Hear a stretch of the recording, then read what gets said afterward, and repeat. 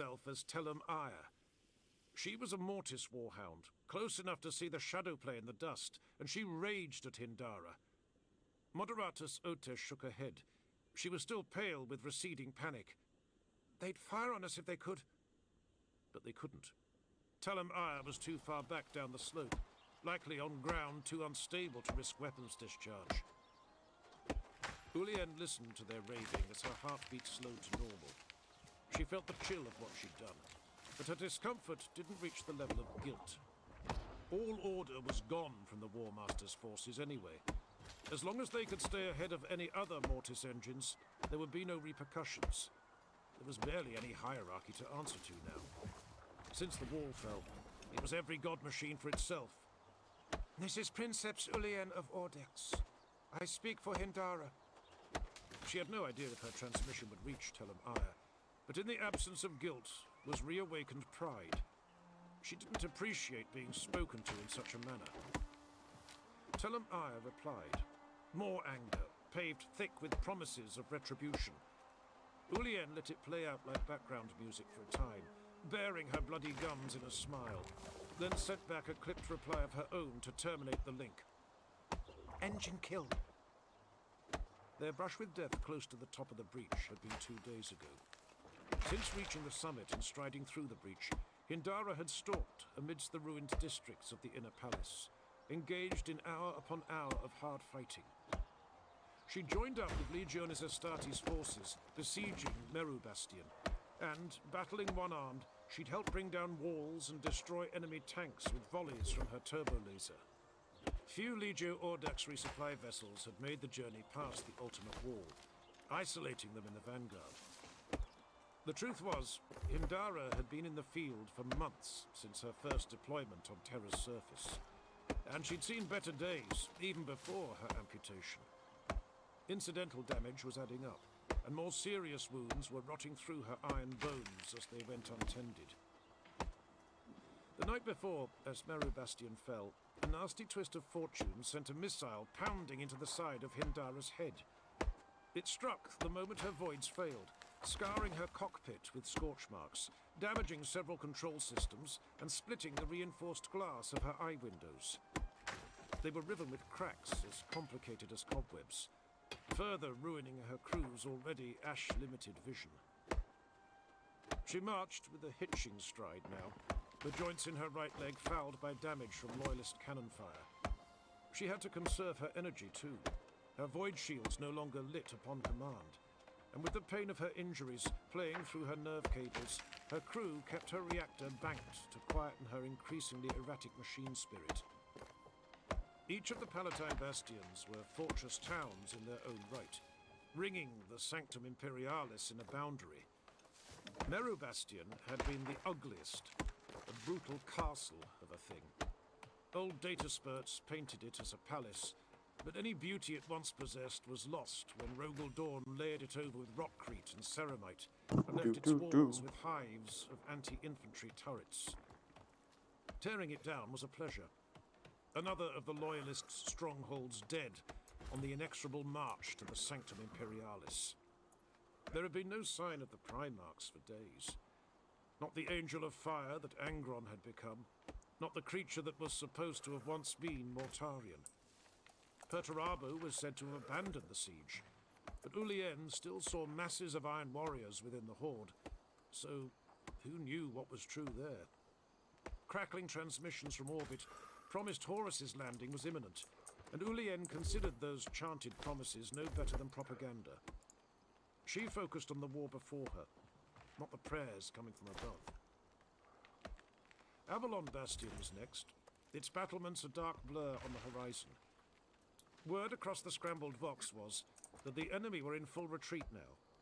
Without organized reconnaissance, no one could be certain, but the few officers still relaying orders promised that Avalon was already deserted. Its defenders had fled in a refugee tide over the course of many days, running for the other bastions. It's probably another bot. They're fucking everywhere. Hindara's spirit was impatient, Maybe not. psychosomatically jabbing inside Ulien's mind with dull red throbs. Her crew had to keep her reactor muzzled to prevent her warrior soul forcing them to charge out of cohesion. For now, World Eaters and Death Guard and Alpha Legionnaires ran before Hindara in a Ceramite flood. No gunships backed them up from above. The air support phase of the war was adamantly over.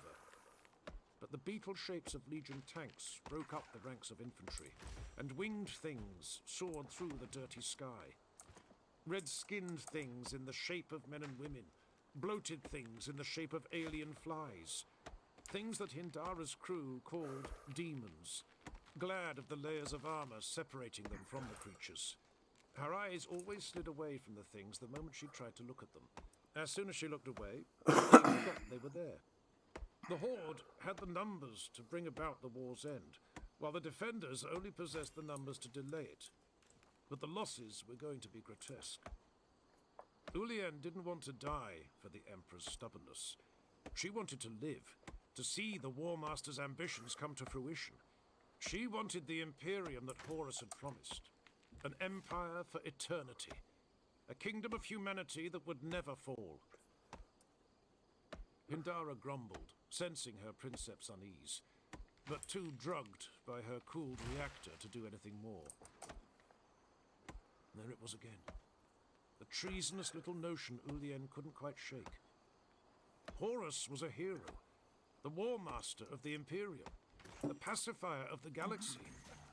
Of course she'd followed him.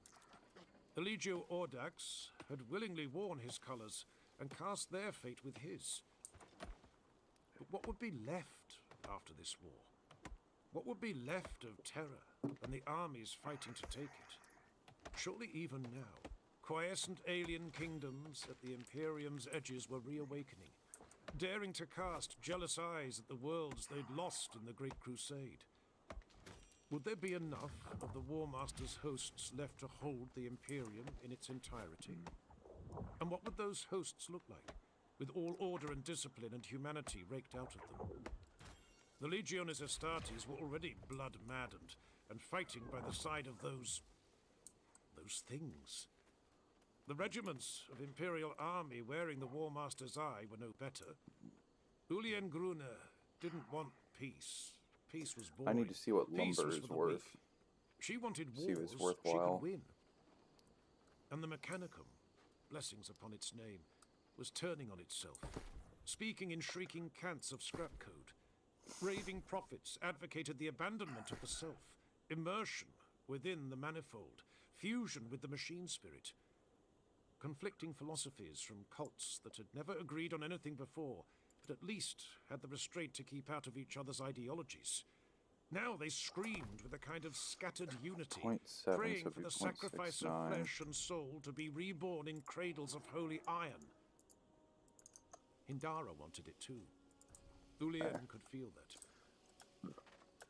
For now, Hindara waited, and the woman serving as the God Machine's mind stared at the armored tide rolling ahead towards the silhouette of distant battlements. This was the first moment of stillness Ullian could recall in a long, long time. For months now, her physical world had been wholly within the Where's confines of Timberworth? Hindara's Timber is the cockpit. one I was looking at, not She fucking escaped lumber. it only by blending her senses with her engines, living through its eyes and its guns, feeling Hindara's movements as her own. When had Ullian last breathed fresh air, instead of the sweaty reek coming out of the filtration slits behind her head? When had she last drunk anything but the recycled piss of her closest comrades? When had she last moved from her control throne? Ullian breathed in, catching the smell of her own shit. Her The output fuck? filters had failed. When? Days ago? Weeks ago? Her legs were caked with her own waste. Her uniform was patchy with vomit that stank of stale nutrient paste. Once noticed, the stench of the various filths crusting her to her throne was omnipresent, practically overwhelming. Blearily, she caught sight of her arm. Her hand was a black claw, fused to the metal of my princeps. Jolted from her reverie, she turned her gummy eyes towards Otesh. Yeah, Charcoal ain't going for Nataratus. shit. But She Timber's not watched. bad. Sands of Mars, but she was tired. So damn tired. Awaiting your order, my princeps. Ulien stared at her crewmate. Otesh was carrion, her skin sick and sunless, her eyes dry. Ulien could smell her now, too, the spoiled meat sweetness of her. Ah, but it does cost 4, so charcoal is actually even before they'd attempted the only crime. costs 2, I believe. At some point before she'd died, the Moderatus had bitten through her own tongue. Flies were growing fat on her face, crawling in and out of her open mouth. Ulien opened her eyes. I don't know why people buy the shit out of this crap. The dream stopped, or perhaps started again. She wasn't sure which, nor was she sure if it really mattered anymore. More steel. My princeps? Otesh said again. You're dead, Ulien said, or thought. She couldn't tell if she was speaking or thinking. Even banked, Hindara's reactor was pressing at the back of Ulien's mind, a constant pressure right in the grey meat of her skull.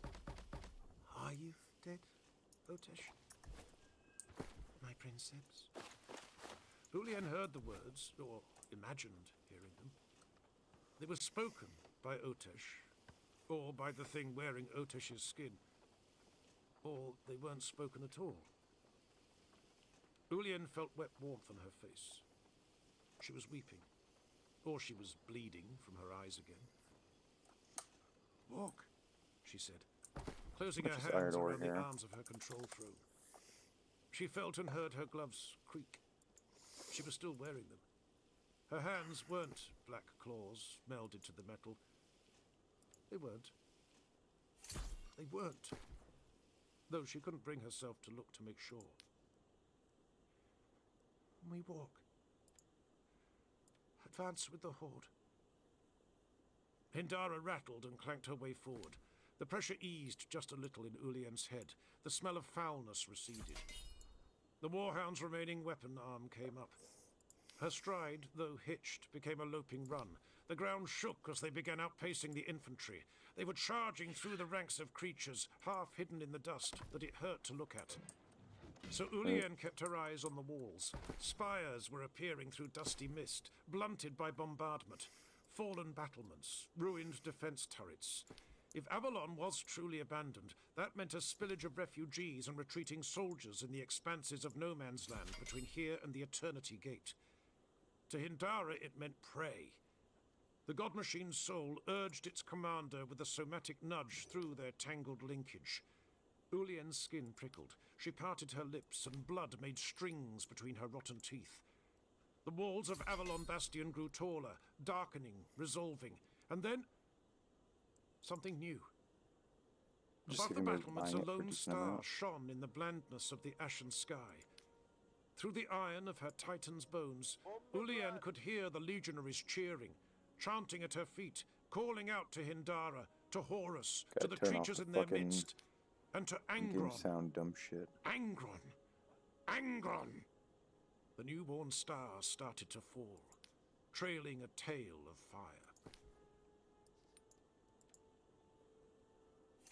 Chapter 4. The Path to Glory. Kargos. Huh.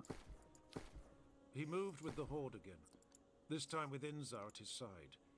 The endless march was a matter of placing one foot in front of the other, his thudding bootsteps sending twinges through the nails in the back of his brain. Really, there's none? They had fangs these days, but they hurt less in Inzar's presence. He was one of the voices that eased their poisonous drip. Thinking came a little easier too. He was starting to remember things.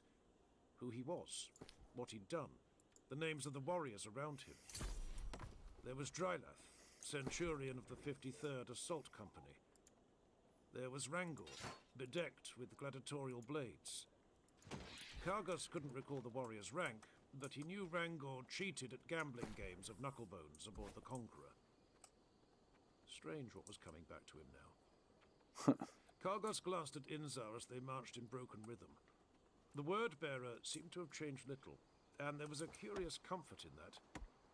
It put Kargos in mind of older days. When the word-bearers had sent their chaplains to the other legions at the apex of the Great Crusade, many had regarded it as an act of needless fraternization. The World Eaters were among those that had come around to the secondments relatively swiftly.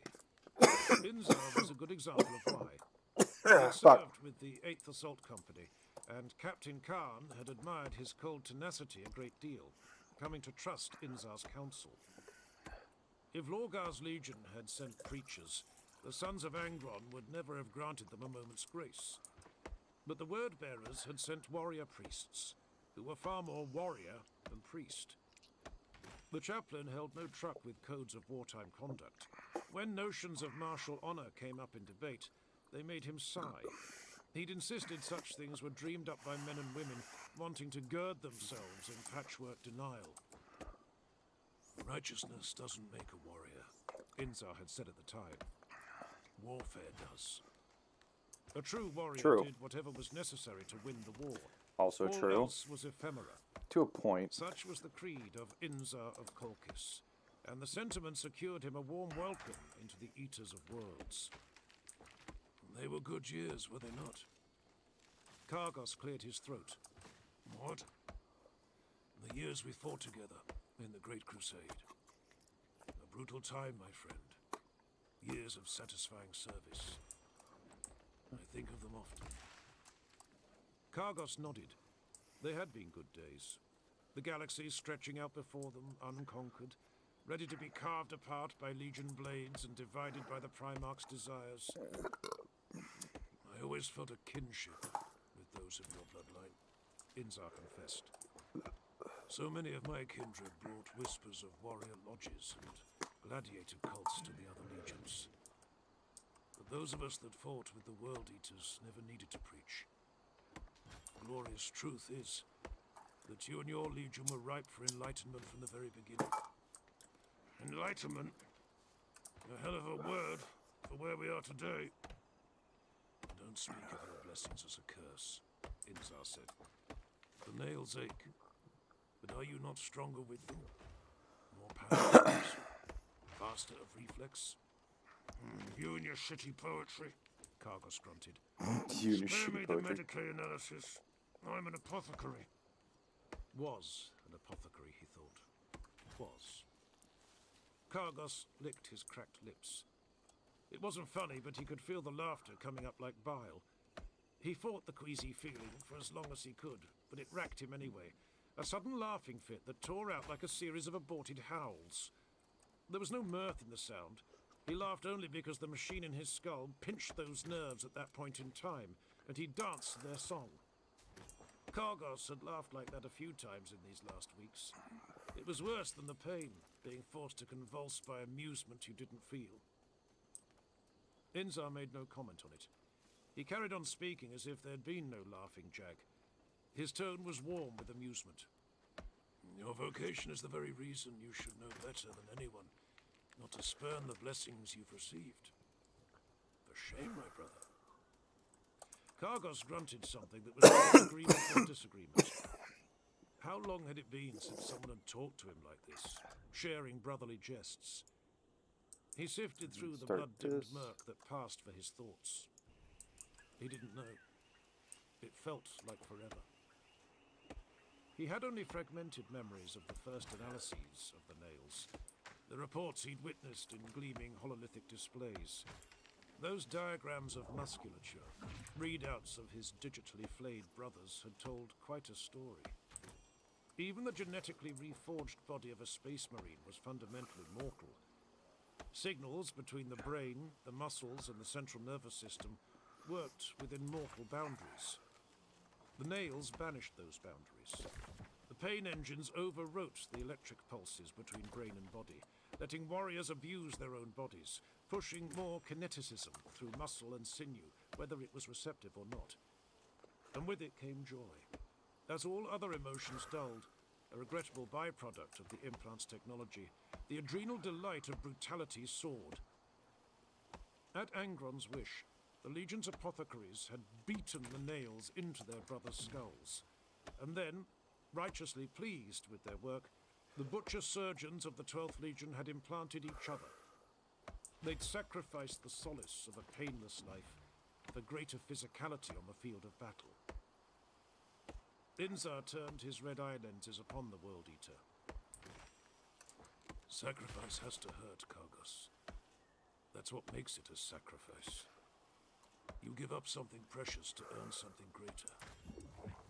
I don't pity you, brother. I admire you. Your strength, your sacrifice, is an inspiration to us all. After that, silence reigned. Exactly how long it lasted, Kargos didn't know. He was the one to break it, that unknowable time later. Khan, he said into the dust. Inzar turned his helm towards the World Eater. Brother, I was the one, Kargos told him. The one that found Khan. Inzar's deep voice turned kind, knowing. You speak of Istvan. I know the tale, my friend. You've told me before.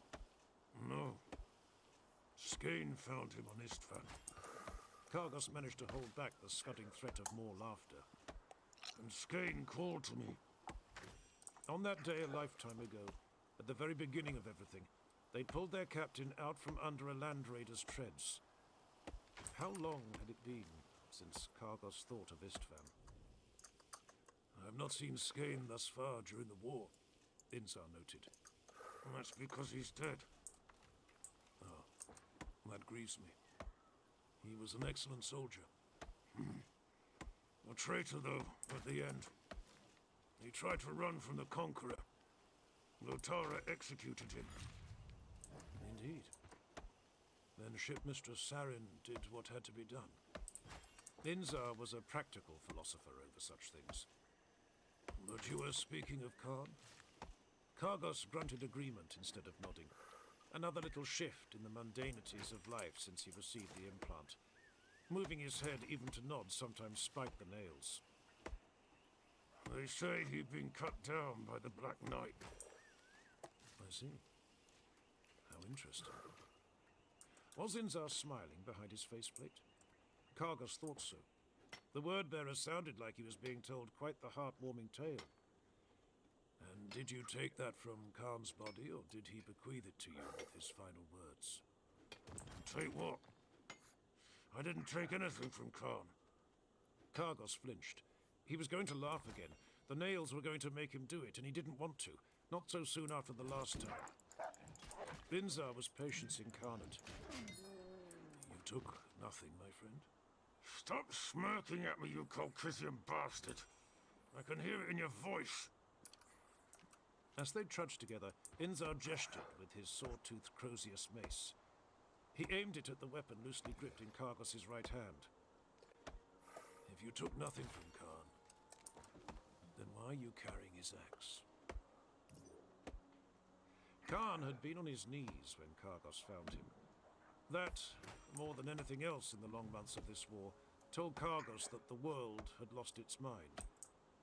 As he drew near I to think his that's going command, to make me fortune overburdened. favored Yep. him with the respite of lucidity. How long ago was this? Hours, days, weeks? No one agreed on how time worked anymore. No one agreed what hour, day, or week it really was. The haze had cleared more, the closer he came to Khan's fallen form. He wasn't sure where he was, at the border of one of the outer bastions, he figured. But enough of who he was came back to him, that he felt a sense of uncomfortable horror at the sacrilege of his brother captain's pose. There was no shame in dying, but to kneel. You knelt to tyrants. You knelt to slave masters. You knelt to emperors. A bad omen, brother. Kargos crouched by the corpse. A bad way to die. Charged. Khan's axe lay in the rubble a few feet away. The binding chain was cleaved close to the captain's wrist. Khan had died without a weapon in his hand. People just sit there Another bad spamming that shit trying to one get Kargos tips. didn't want his brothers to see. He called out for aid over the Vox, summoning a gunship he knew might never arrive in the ash. When he heard his brother's footsteps approaching, he dragged Gorechild closer to Khan's slack fingers. The moment he closed his fingers around the haft, Khan spoke to him. It was Sigismund. Khan's head stayed bowed, the crest of his helmet tilted in defeat. He was colourless in the dust, as they all were. His blood had long since dried around the rents in his warplate, giving the dust something else to cling to. He wasn't breathing. Kargos didn't need the tools of his trade to see that. And yet, he spoke. Sigismund. The name echoed with uneasy sincerity in Kargos's mind. For a moment he was back in the arena, in the Conqueror's fighting pits, watching Khan and Sigismund chained together at the wrists, dueling side by side. The truth was, back then, neither of the two captains had built much of a reputation for themselves in the gladiatorial arena. It was a truth universally acknowledged that with lives on the line, they were among the fiercest warriors in the Legiones Astartes. In war, they were supreme. But that was war. In the fighting pits, they were famously middling combatants. Always fighting to first blood, rarely to third blood. Never sanguis extremis, never to the death. Kargos had been the 8th Company's gladiator. Bloodspitter, they called him, because he loved to fight dirty, spitting into his enemy's eyes. They all had names, fraternally bestowed, and each more bombastic than the last. Bloodspitter, Black Knight, Flesh Tearer. Fighting alone or chained to his pit brother, Kargos had no preference. He scarred his skin with kill cuts to mark the deaths he'd dealt. He'd beaten Delvarus that day aboard the Conqueror, when the Centurion of the Triari had succumbed to bloodlust and abandoned his post. Only then had Kargos showed mercy, letting his opponent live at his captain's request. If it wasn't to the death, it wasn't worth doing. Why fight at all if nothing was on the line? There's no prestige in playing games. They were the words of his arena partner, his brother in chains. True then, true always. Killed by your own chain brother, Kargos said softly to the kneeling figure. The bitterest blow. Khan's faceplate was cracked open, showing most of his face. He'd lost half his teeth with the blow that had shattered his helm. The wounds to his face and chest, let alone the fact he wasn't breathing, should have ruined his speech, but he sounded perfectly clear. I walk the eightfold path, Khan said, without moving his lips, without moving at all.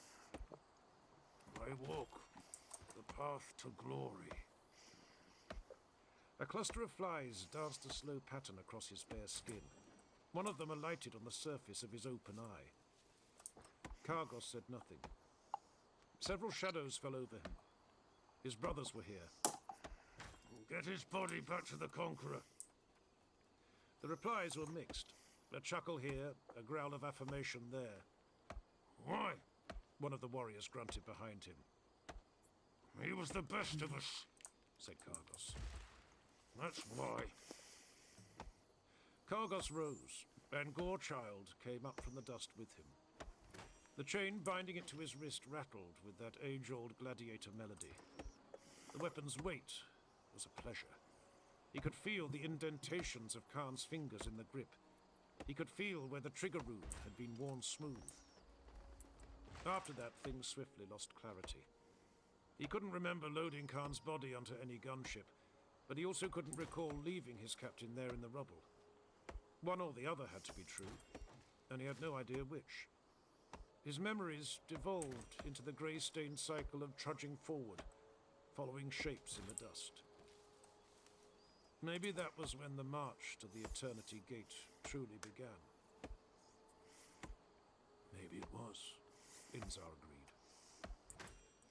Kargos was silent as he watched the horizon.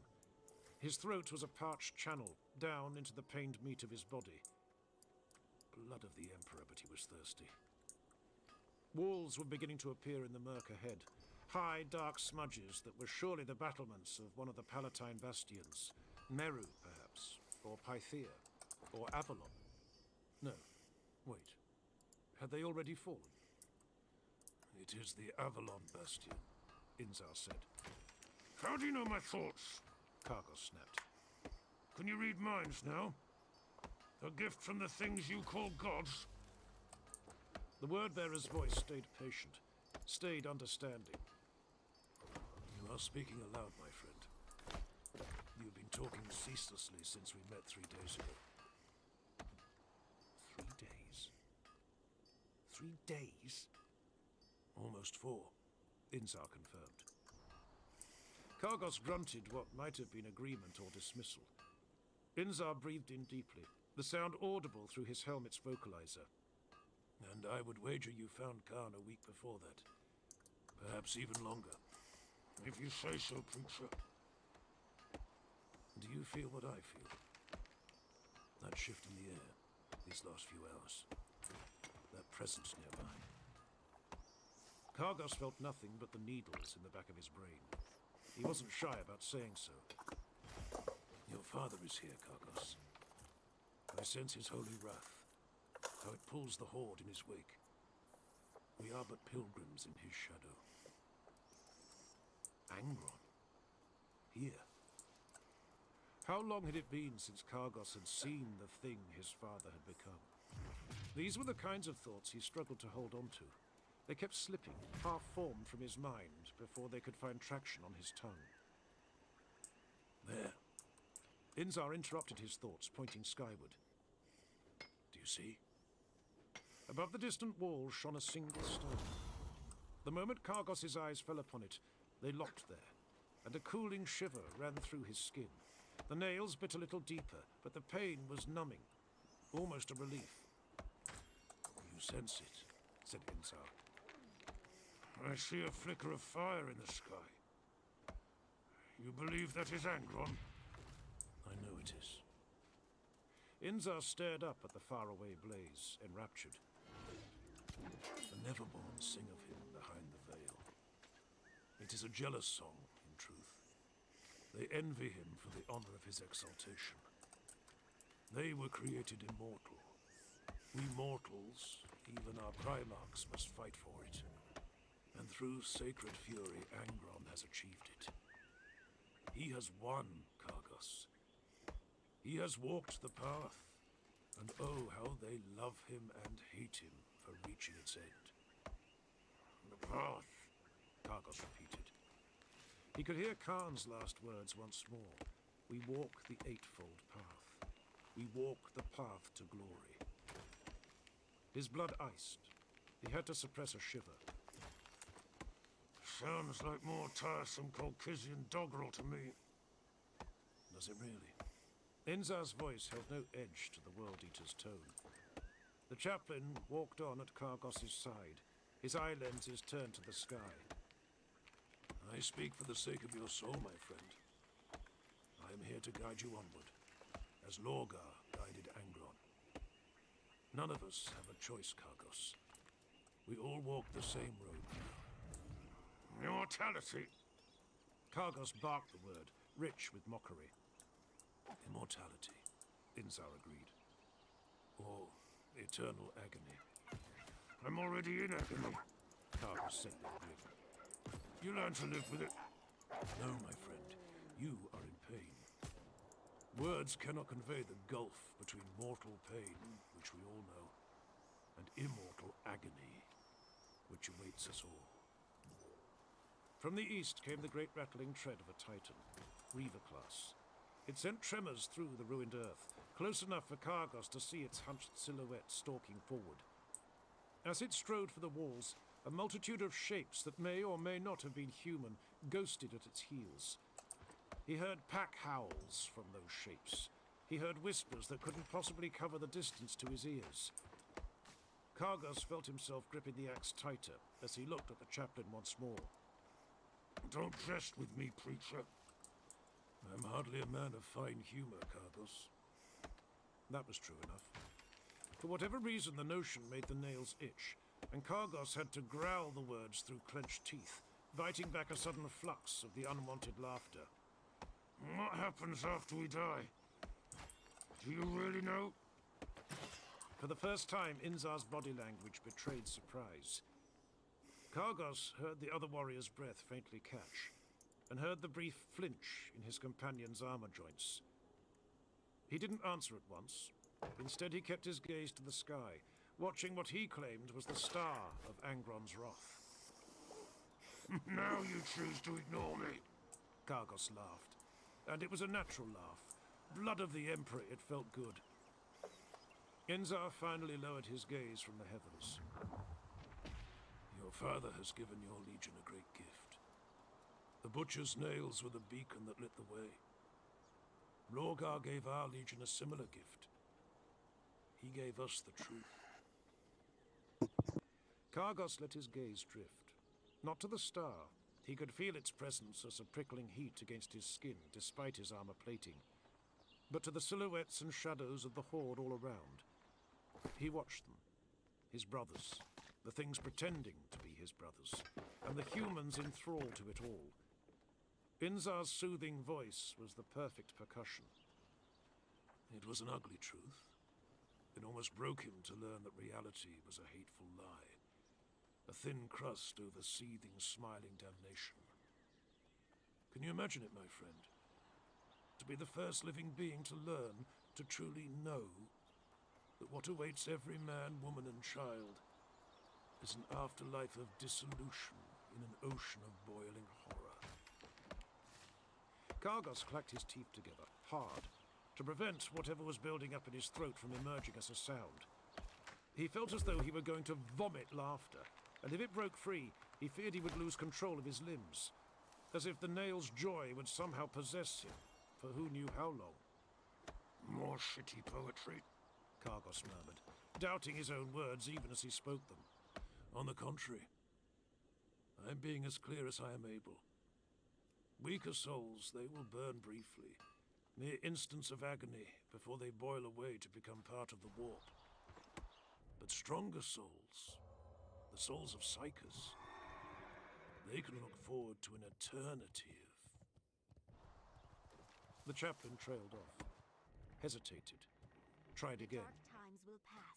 And we all face a simple choice. Salama, Ashalinori. No faith in the false god emperor will serve even a single soul. Oblivion awaits the weakest of us. Torment and eventual annihilation will be the reward for the strong. The gods behind the veil are wondrous beings, my friend. But they are wrathful. And by any measure of human perception, they are insane. The word-bearers raise icons to the pantheon out of worship, yes, but there is pragmatism in our faith.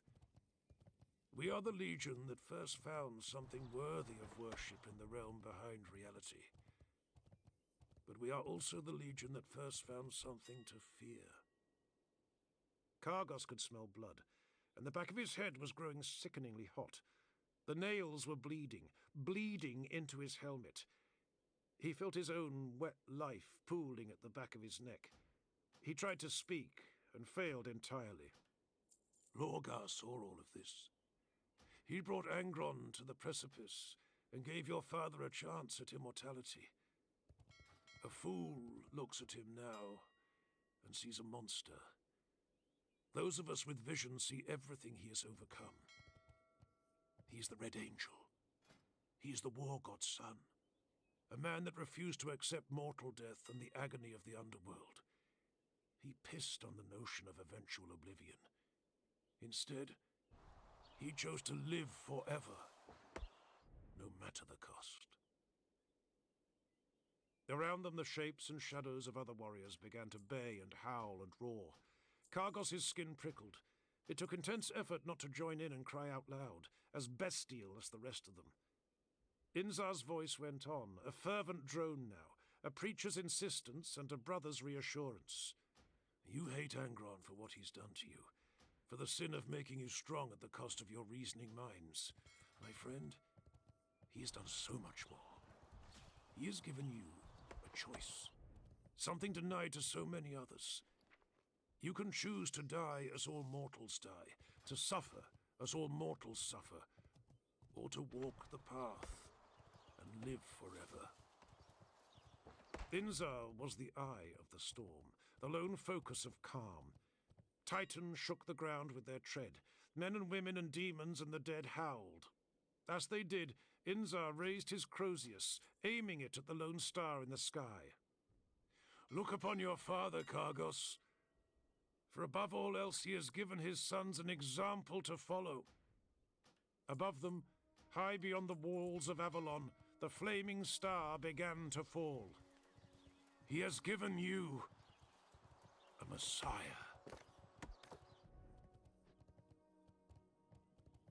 Chapter 5. Immortality through annihilation. Angron. Pain can destroy people. It's possible to suffer so profoundly that no personality can exist in whatever space is left. Among the dying, that degree of suffering happens often enough. But it isn't limited to the terminal and the doomed. Pain can make a man scream himself out of his mind. Pain can hurt so much that it overwhelms everything except the body's capacity for agony.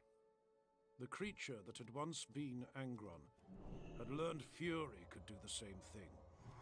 Insofar as he was still a he at all, Angron was reduced now to a boiling snarl of synapses. He possessed no capacity to reason, because the vortex inside his head allowed for no sensation or memory to ever evolve into thought. In place of a brain, he possessed toxic soup, riven with sparking cables. In place of a layered mind, he possessed rage so naked and profound that it bordered on exaltation. With no higher thought, everything was instinct, bleached red, backlashing against itself. The bitterest layer was that there was no longer enough left of Angron to lament his own fate. His Primarch brothers, deceived as they were, still possessed cores of tortured empathy at the heart of their delusions. No matter the deceptions they'd been offered and the lies they fed to themselves, some iota of cognition remained inside them, further feeding their power with the flow of regretful misery. But Angron, the brother that had screamed loudest of freedom, wasn't even allowed to see how much of a slave he'd become. Immortality came in many flavors. Not all were as sweet as they seemed. Maybe it would have caused more anguish had Angron been permitted a sliver of consciousness, enough to let him suffer with this knowledge. Another patron deity might have allowed such an awakened shard to exist within its puppet, feasting on the helpless realization of the soul in its grasp.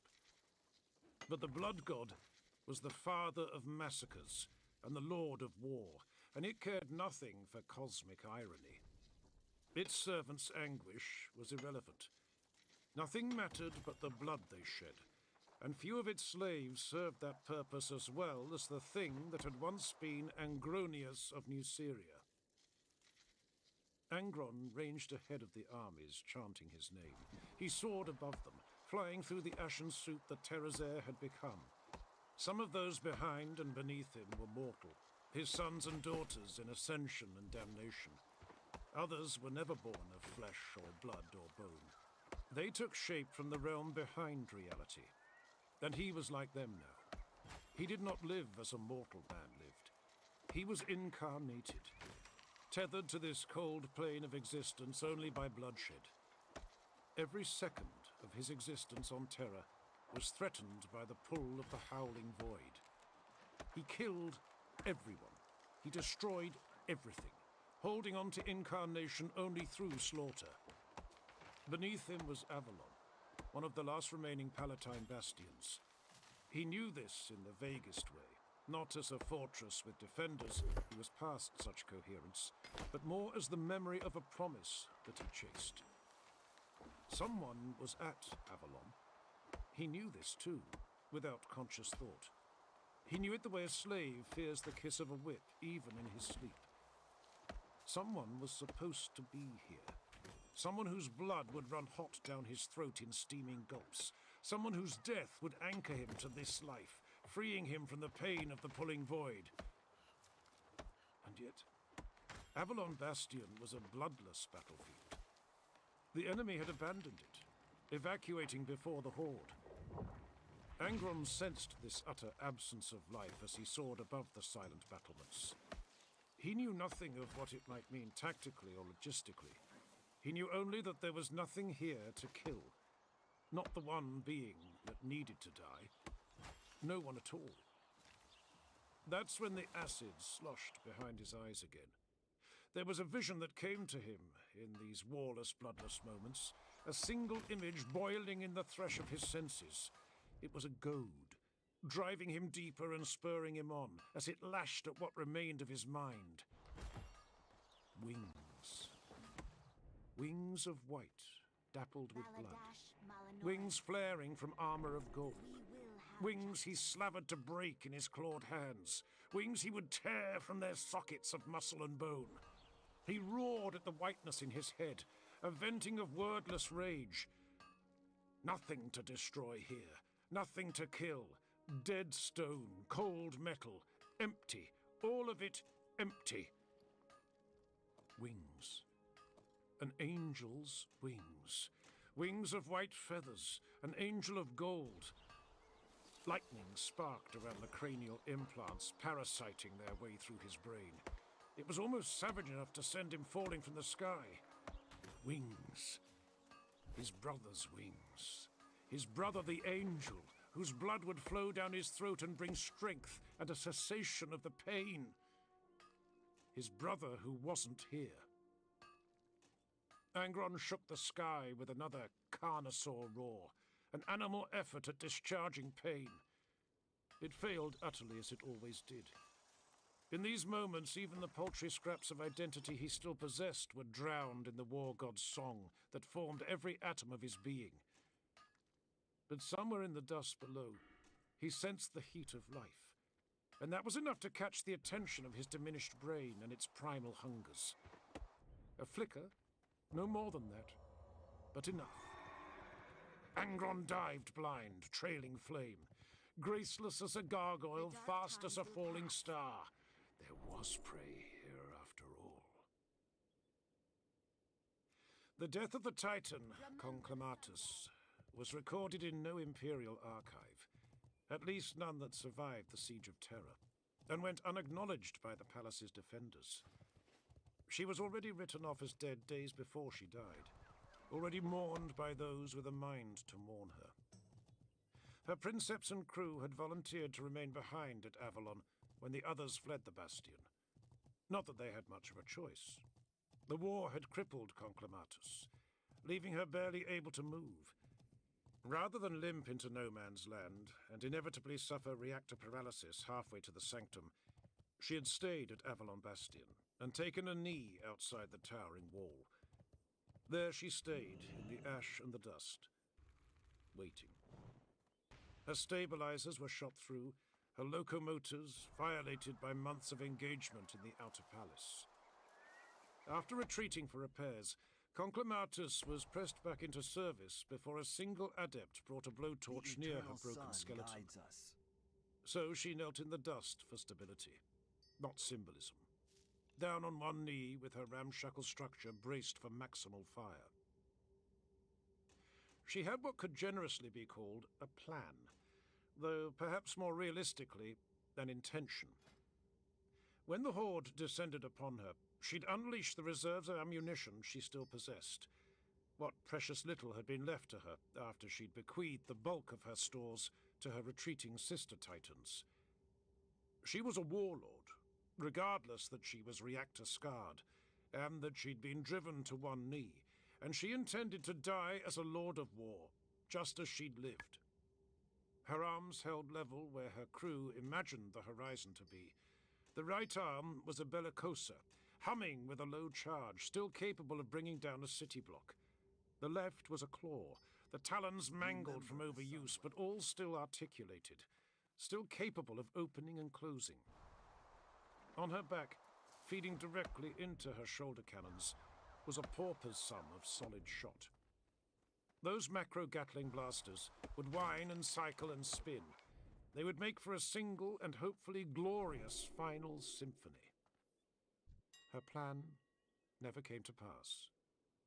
What went through the minds of her princeps and crew can only be speculated upon. The truth, perhaps cruel and perhaps plain, is that Conclamatus's last stand was just one among tens of millions in this war.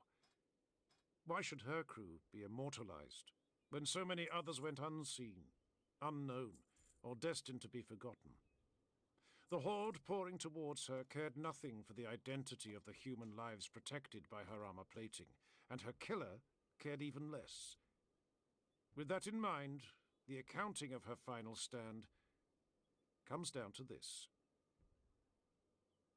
Angron's prey was sheathed in unsatisfying iron, so he struck not to kill it, but to shatter its shell.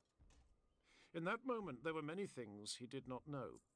He didn't know that he'd struck Conclamatus between her shoulder blades, with enough force to break the machinery of her backbone and rupture dozens of pistons in her vertebrae. He didn't know that the Titan's princeps, who had racked up honors within the Legio Ignatum for 46 years of unbroken loyalty, had his sight burned away by the appearance of Angron so close. He didn't know that the princeps' soul was already torn from its housing of flesh and boiling in the warp before the man had even finished screaming. And had Angron known any of these things, he wouldn't have cared. Such truths were meaningless to the creature he'd become. What he knew was that within the Titan's body were lives he could end and blood that would flow. He tore out Conclamatus's reactor heart, heedless of the burns inflicted on his flesh by the core, venting its fire of artificial fusion. The warp essence that comprised his physical form regenerated even as it was destroyed. This was how he survived, thriving by destruction. Angron had achieved that most dubious apex, treading the final steps on the path to glory. He had attained immortality through annihilation. Insensate with rage, he hurled his burning burden at the walls of Avalon Bastion. There was briefly the flare of a false sun, a detonation among millions of others across this scarred planet. Then another wall fell, in a world of falling walls, and Angron cried out the only word he was still able to say. He screamed his brother's name.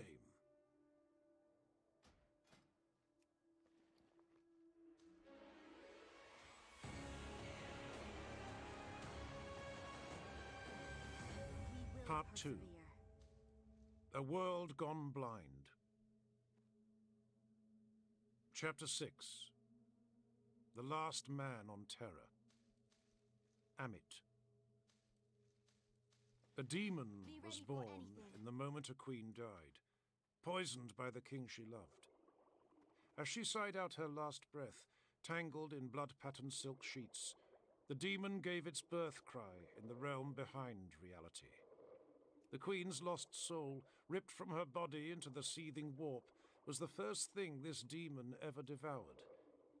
There was, arguably, a bleak poetry in that.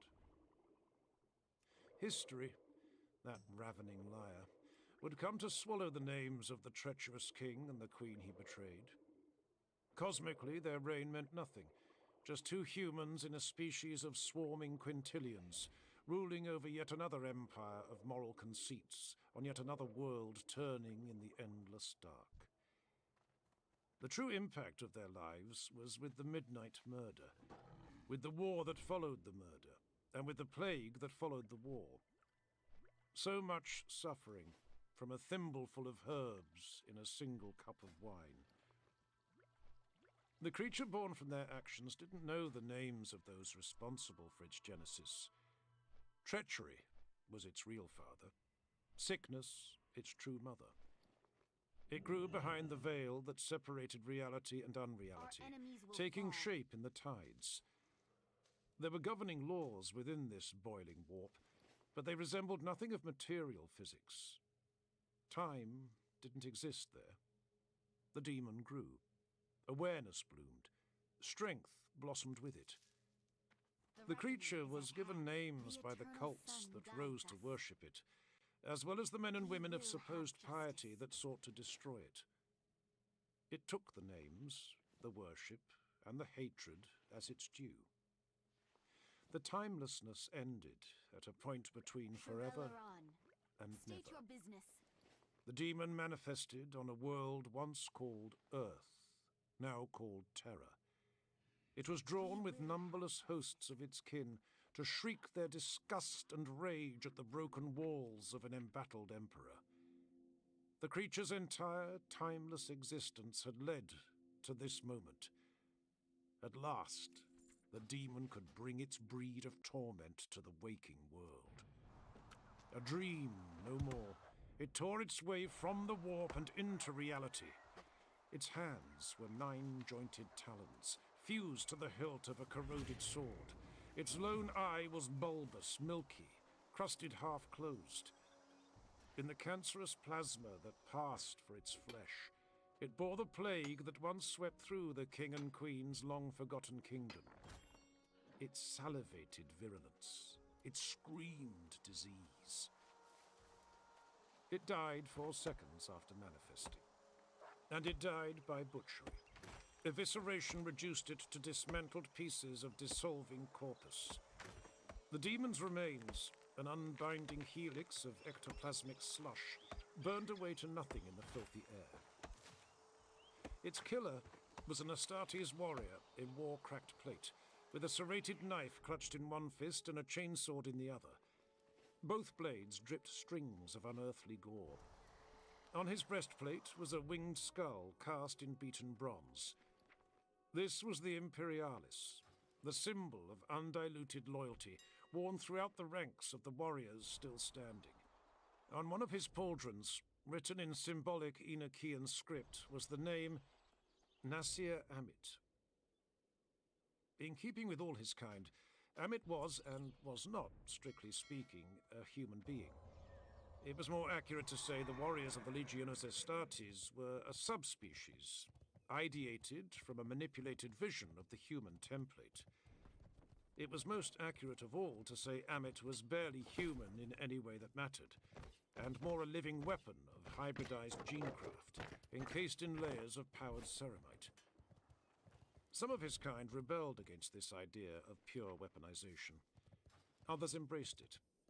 There were adherents of both principles on both sides of the war. Amit was firmly one of the latter. The concerns that burdened humankind were a distraction from the pursuit of his purpose. He'd left his humanity behind as something that bored him. He could see nothing in the dust. Not the laid-waste rubble of the palace's skyline to the north, east, and south. Not the final barrier of the Delphic battlement to the west. The world was a winter of ash and smoke. The sounds of shelling had been a constant sleep-sucking companion for months on end, and now even the drumbeats of bombardment had fallen quiet, diminished to thick whispers by the ash that choked the air. The ash that was the air. And the extra-dimensional Xenos were here. The creatures. Demons. You know they are demons. Why do you resist that word? Had only rarely manifested within the Palatine Ring. The Emperor in his glory held them back. But no longer. Amit stood in the heart of a world choked by ash and voxed yet again for reinforcements, for reports, and for orders that no longer came. It was the 19th time he'd made the call since Pythia Bastion fell. He hadn't seen another survivor, or even one of the enemy for hours. Even before the Vox failed, the survivors had known it was over. The Khan was wounded unto death. The ultimate wall had fallen, and the districts of the inner palace with it. They knew, too, what was coming next. It had been repeated 1,000 times and more across the traitors' lines of communication in a tone of smirking triumph. Horus was ready to make his landing. His herald, Angron, was clearing the final path, ending every life between the ultimate wall and the Eternity Gate. Then the Vox had started to die. Fewer strained voices replied from the other embattled outposts. They offered no aid to each other, giving only recitations of their own straits, some with grim humor, some with pained curses, some with maudlin, naked honesty. The words that crackled back over the decaying Voxlinks were variously breathless or taut with the suppression of pain and emotion. Each tone hinted at wounds the speakers wouldn't confess. Gunfire was a backbeat behind every message, and blindness was the unifying factor. Everyone was surrounded. No one could break out, and no one could see a thing. Pythia Bastion fell 3 hours ago. Amit had added his own final report to the Voxweb's audio miasma before abandoning the fortress. He'd been one of the last defenders to leave, with the bastion shaking around him, raining debris as it came to pieces. South, he'd ordered his surviving warriors, and the refugees they were forced to protect. Don't go for Razavi. They're already evacuating there. Make for Golgotha Bastion. If you can't reach Golgotha, run for the Sanctum. For all he knew, he'd sent them to their deaths in the wasteland. No one reliably knew which way was south now anyway. Most instruments projected random directional data and registered the passing of time in random leaps. 2 patrols meeting up in the ash would report that it was 2 different days of the week. Everything was scrambled by the dust, or by interference from the demons. They are demons. From the immaterial Xenos, drawn from their reality into this one. Amit didn't pull his helmet off to face the quiet unprotected. Even his gen-enhanced lungs struggled with the ash contaminating the air. Instead, he walked along the uneven ground, through the dips and craters that had been roads and plazas and colonnades, all of it churned to meaninglessness by orbital bombardment, by Titan fire, by artillery, by the vanguard warbands of Horus's horde, all of it wrenched up and pulled down in acts of stupid hate. The ground was infected. He was careful where he trod, moving around patches where the earth was plagued with calluses and warts, keeping clear of rippling pools of unwater that stank like cancer. Who had known that marble could sweat pus? Who would ever have guessed that soil could bleed? There was no recovering from this. No matter who won the war, terror would carry this sickness within its core forever. Amit kept walking. He had to link up with one of the convoys. For a time, he was kept company only by the sound of his own footsteps, and by now he was far past tired, deep into a weariness that ate into his bones. When had he last truly slept? A half hour, snatched weeks ago at Gorgon Bar, before the great battle to hold the Saturnine Wall. It felt like another life, one that belonged to someone else. He passed bodies, some of the foe, some of those of his brothers and cousins, or the soldiers they'd commanded. Most of them were being claimed by the churned earth, tendrils of unreal matter closing around the dead and fusing them to infected stone. Other bodies were being slowly amalgamated, linked with gluey filth, swelling into masses of necrotic flesh. A garden was growing in the wasteland, filled with fruit that had no right to ripen. On he walked. Amit's targeting reticule drifted unlocked in the nothengscape of white dust. He wasn't looking for living enemies. He was looking for anyone alive at all. These lulls happened in war. Sudden, unearthly silences between protracted hours of battle. Times when even the distant peals of artillery thinned away into dubious silence. And the opposite, too. Sudden explosions of sound and adrenaline between slow-rolling hours of nothing. Still, though. Still. An unwelcome notion crept its cold way up his spine. A sense of isolation. That the war was truly over. And he was the only one still alive. The last survivor in humanity's necropolis. This thought was followed by another. That he was dead himself. Perhaps he'd died in battle and now wandered lost in these white wastes. Maybe death had delivered him here, an exile in ashen purgatory. This is Dominion Nasir Amit of the 9th Legion, south of Pythia Bastion in Palatine. Static. Pythia Bastion has fallen. Static. Is anyone out there? Static. How long had it been since he saw his father? The last time he'd been in the presence of the Emperor's Angel, Sanguinius had been on the edge of exhaustion himself, seeking to fight everywhere at once now that the calm was gone and dawn was encircled. Was the Primarch in one of the Palatine bastions now, organizing its defense? Or was he still out there, soaring through the ash in search of foes on the ground? Amit came across more bodies, more humans dead on the flight from Pythia or one of the other bastions. The dust had already settled over them, covering their radiation burns and shrouding them with a fraction of dignity. One of them had died with his mouth open. It was full now, full of grey powder, and his slack hand rested on the churned stone, his fingers curled an inch from his fallen las rifle. They died so easily, these Imperial army forces. What was a human, really, but a sack of blood and bone that burst with the merest pressure? But bless them, they could fight. Anyone still alive in the war's last hours was some worthy mix of skilled, resolute, and damn lucky. Every rifle counted now, as did every heart that beat behind it. With the front line reduced to fiction, this was enemy territory now. Amit had been in enemy territory more than once during the war, seeing great poles of iron supported by scrap scaffolding sunk into the ground, decorated with the dead. Gallows of detritus stood proud, cradling the forms of executed defenders.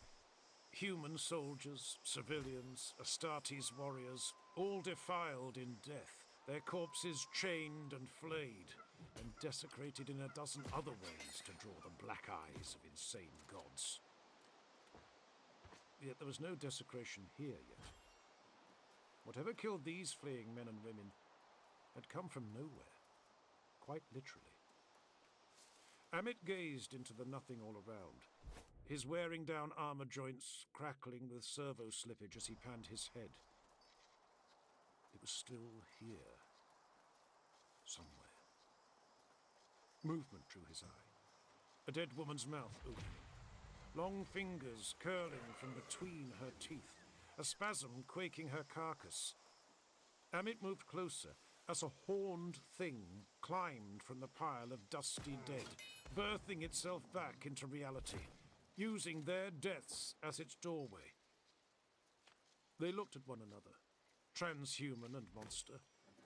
The demon was drawn to Amit's presence, suckling on the anger that beat in his two hearts. The red-skinned thing bared its teeth at him, preening atop its mound of the slain. It yelled and lashed its tongue and proclaimed its primacy. It spat its name in a language that humans had no hope of understanding. Amit had heard it all before. He raised both sword and dagger, whirling them slowly to loosen the soreness in his wrists, and started walking forward.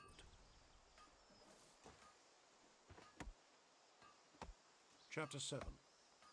This leprous womb. Zephon. He woke in the quiet dark, and as awakenings went, it was an unpleasant one. Transhumans of the Legiones Astartes usually came up clean and swift, a synaptic jerk into full consciousness. This was different. This was less an awakening from slumber, more a reclamation of awareness, dredged from the depths of a coma. For want of any other option, he lay there on his back, watching the low-powered lights flickering above him and listening to the beat of his two hearts. One was slow and regular. The other beat only once every 10 seconds or so, its chambers held in reserve for moments of extreme exertion. Beneath those drums, his armor was an active thrum, purring on low power. When he tried to call out, his voice emerged as a drawl, thick with disuse. "They've ranged the main line," he said to the flickering illumination globes above. "You cannot stay here." He hadn't meant to say that. He didn't know why he'd said it or what it meant. A voice he didn't recognize said a name he didn't know. He couldn't see who it was. He still couldn't even turn his head. And he tried to say this, to tell the speaker he didn't understand what was happening, but again the words came out wrong. "The foe is close to the outwork line. Artillery. If our war guns are firing, so are theirs. We both possess weapons of great range. Why are you here? You are not militia? The other voice returned, as calm as before. This time it conveyed more than a name. Interesting, it said, coming with a speaker crackle that made it tinny and weak. A human voice, though. Remnant memories. Perhaps the very last words pre-Acedia. They have ranged the main line, he said again. It felt vile speaking those words, like someone had their fingers inside his throat, pushing the muscles to make the wrong sounds. He wanted to shout, to free his throat of the blockage of bizarre words, but he feared his cry would come out calmly as, "They have ranged the main line. You cannot stay here." "Listen to me," the other voice continued. "You do hear me, yes?" "Yes," he tried to say. "Yes, I hear you." "They have ranged the main line," he said instead. "Have they indeed?" replied the voice. "As fascinating as your pre-stasis murmurings are, and this is very much not the time for such considerations. I must extricate you from the leprous womb of your rebirth. Now, make a fist.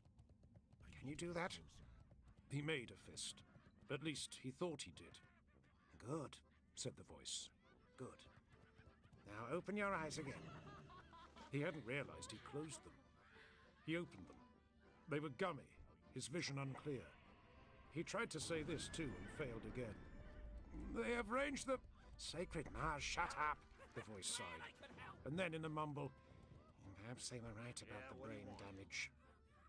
Other voices joined in now, murmuring in similar concern. Have a good one. "We must attend him," one of them said. "By all means," replied the first. "Perform your function."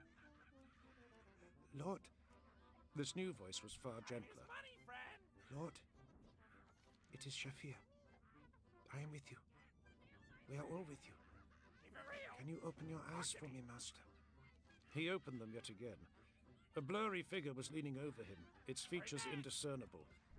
There was a spraying sound, the tingle of moisture cold on his face, the drag of a cloth around the edges of his eyes. It helped a little. The figure moved away, and the ceiling resolved into clarity above him. The sight brought no enlightenment, because what he was seeing made no sense. "How?" Time is he money, said. friend. "How can metal rot?" None of the voices chose to answer that. He heard several figures moving around him in the half-dark, heard their shuffling steps and the pneumatic whine of bionic replacements. He heard the strangers breathing, their respiration slow, calm, yet somehow forced. These were sounds he recognized. That was how servitors moved, how they breathed. "Master, can you sit up?" He rose, armor joints growling. And that's when the pain started, a sickening flare in the back of his head. Pain he could deal with. The dizziness and queasiness was somewhat less welcome. Nausea was rare for his kind.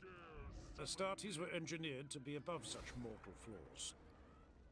He moved slowly, lifting himself on limbs that purred with the smooth function of exquisite bionics. As the sickness faded, he looked at his hands, seeing palms and fingers of polished metal, feeling them hum with the silken joy of augmetic perfection. Both of his arms were bionic, as was one of his legs. Not the crude and functional replacements of Legion warfare, but beautiful, artisanal bionics shaped and nerve-sensed like human limbs. They didn't feel false. They felt like his hands, his arms, his leg. They felt natural. "I can sheathe them in skin, you know," said the first voice, somewhere out of sight. "It would be an achievement of artistry. Covering your bionics in cloned flesh. In a way, rather tempting. Not that there's time for such a thing now." Zephon lowered his silver hands. Chemical feeds were jabbed into his chest and thighs, through sockets in the armor, intravenously flooding his system with fluids from a steel tank buckled to the side of his surgical slab. Now that he was sitting up, he felt strength returning, and clarity of thought with it. It was slow, though, a reluctant return. The room around him was infected somehow. corroded not by rust and natural ruin, but malformed by abscesses. Veins bulged, hideously ripe inside the metal. Many of them bled a wet blackness that moved nothing like oil and smelled like diseased blood. He was in a Medicae chamber, one that was far from empty, populated almost exclusively by the dead. Men and women in war-torn uniforms lay silent on cots and surgical slabs. From the way they were bloating, most had been dead several days, yet a covering of dust coated all of them in shrouds of fine powder, as though they'd lain there for months. The ceiling and iron support beams were riven by corrosion. They looked decayed, their ruination impossibly biological. Stasis pods lined the walls, some open and empty, others with the slumbering shapes of Astartes warriors in a state of suspended animation. Several of the pods, still with power, emitted weak blue light onto their blood-stained cushioning. The true smell hit him then. The smell of several hundred people left for dead and slowly splitting open as their organic processes broke them down. It made the pain flare again in the back of his head. "What happened here?" he asked. "It's still happening," the first voice snapped, as if that of all questions was somehow a bridge too far. "You may address your prayers of thanks to the Omnissiah that I found you, before it was too late." He looked around as his vision continued to clear. His surgical slab was ringed by several saviors, some of them human, some of them servitors. The latter stood with slack jaws and dull eyes. They were a ragged pack in filthy jumpsuits, their heads scarred and tattooed with incarceration codes. Each one of them displayed crude installations of bionic punishment. Arms were replaced by metal claws, or the bulky weight of heavy bolters. Spines were threaded through with muscle cable. Scratched red lenses stared out in place of eyes. One of them was drooling down her chin and making the same repetitive murmur to herself, a nonsense syllable she mumbled over and over. The others stood quietly, not quite silently, as breath was forced in and out of their bodies by their brutal, simple cybernetic implants. The humans, though, he knew them at once.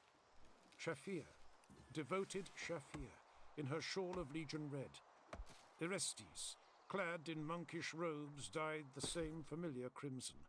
And Shenkai, looking as exhausted as his parents, with his dark eyes narrowed and shadowed by a raised hood. "We are overjoyed to see you, Lord," said Orestes. They did not look overjoyed, Zephon noted. They looked afraid. "It is good to see the three of you." Until recently, this would have been a lie, spoken out of politeness, or more likely, not spoken at all. When he'd been exiled to Terra as part of the Crusader host, the presence of his armory thralls did nothing but remind him that he would never fight again. He was the crippled captain, the invalid angel. What use were arsenal servants to him? Lan's augmetic gifts had changed that. First, the ad hoc surgeries that allowed him to fight in the webway, then the more intensive augmentation that followed, restoring him to primacy. Zephon regarded his servants and the servitors accompanying them. Two of the servitors stood either side of him, one managing the chemical feeds plugged into his armor sockets, the other gazing dead-eyed at a handheld Auspex scanner, clutched awkwardly in its gloved hand. Ignoring the servitors for a moment, he looked at the tank of chemicals being used, at the runic markings on its metal side. All of this, the chemical ritual taking place, reknit the frayed edges of his memory. He'd seen this before. He knew what it meant. "Why are they doing this?" he asked. There was a pause in the wake of that question. His thralls didn't answer, but the first voice did, sounding concerned. "They're reactivating you from Astartesian stasis, flooding you with the chemical purges necessary to flush out the toxins of suspended animation. That should be obvious, even with your disorientation." "You misunderstand me," Zephon said. "I am aware of the process. But why are they doing this?" Why servitors? Why not Legion apothecaries? Because most of your Legion's apothecaries are dead. Most of everyone is dead. Something in the voice's tone tendrilled through his mind, kindling more memories along the way. He saw a face, an old face, the expression dismissive and disgusted. Yes, the last of the fog was lifting now. A name came to him. Where are you, Arkan? I cannot see you. The buzz of a cheap, scratchy anti-grav system sounded above. A servo skull descended with a quivering lack of grace, the polished bone implanted with sensoria needle clusters in the eye sockets, and its jaw replaced with a dented vox speaker. The fundaments of memory seem intact, the skull noted in its crackling tone. Red lights blinked at the tips of its sensor needles. You know me, at least. And presumably these 3 slaves? They are not slaves, Zephon said at once. Yes, they are, and we're not going to argue about it. Do you know your own name? The warrior felt a flicker of discomfort. He actually had to think about it for a moment. Nor was he blind to the worried glances passing between his thralls. Zephon, he said. Dominion of the Blood Angels. Exarch of the High Host. My brothers know me as the Bringer of Sorrow. The voice, Arkan Land, barked a nasty little laugh. Astartes dramatics. It isn't enough for all of you to set the galaxy aflame. You also have to insist you're heroes for doing it. Worthy of titles everyone else finds ridiculous. The waking warrior showed no temper at the old man's attitude. Somehow the disrespect felt familiar and ignorable. Master. This was Shafir, foremost of his servants. Can you stand?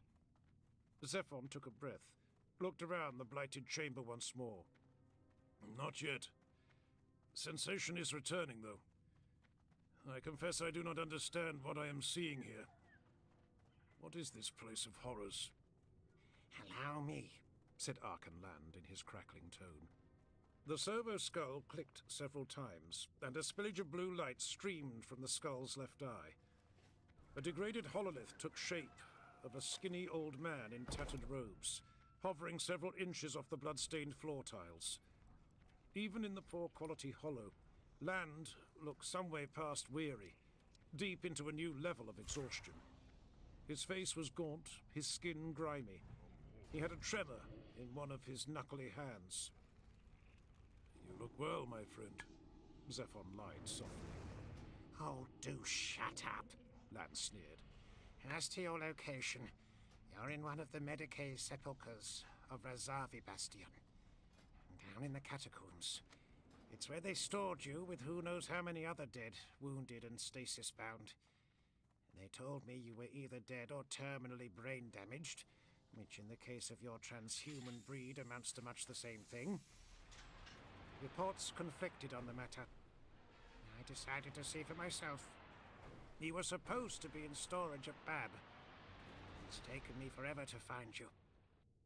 Zephon didn't like the phrasing of being in storage, but now wasn't the time to debate it. He raised a hand to slow Arkan's diatribe, to bid him speak slower, but the Martian wouldn't be stopped. The skull continued transmitting Land's voice a half-second out of time with the Hollow's movements. The subterranean levels have already been abandoned, and the surface levels are being prepared for evacuation. I gathered your menials here, and sent a team down to find you. Against all good reason, I might add. Nothing Land was saying made sense.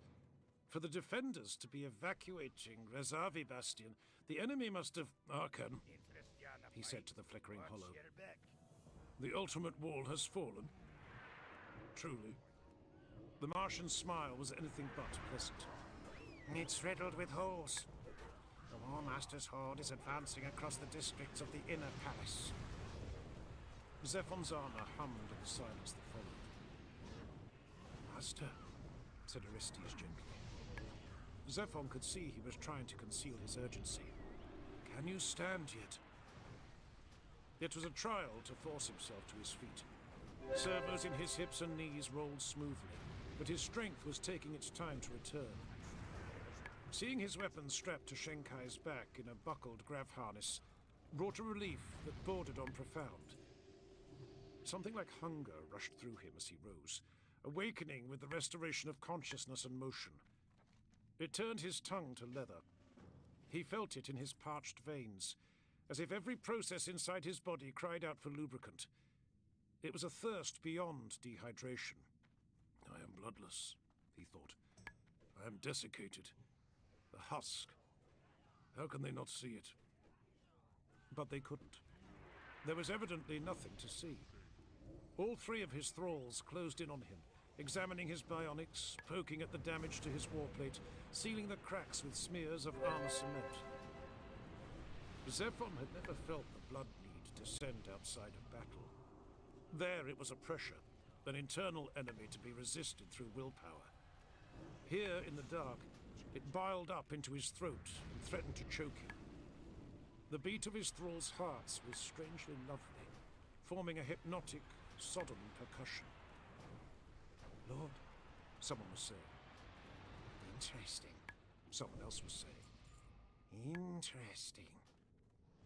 Zephon breathed through parted teeth, refocusing. I need you to tell me all that has transpired, he said to Archenland. The Hollow Ghost shook its head. I'm not going to detail every loss we've suffered since your injury.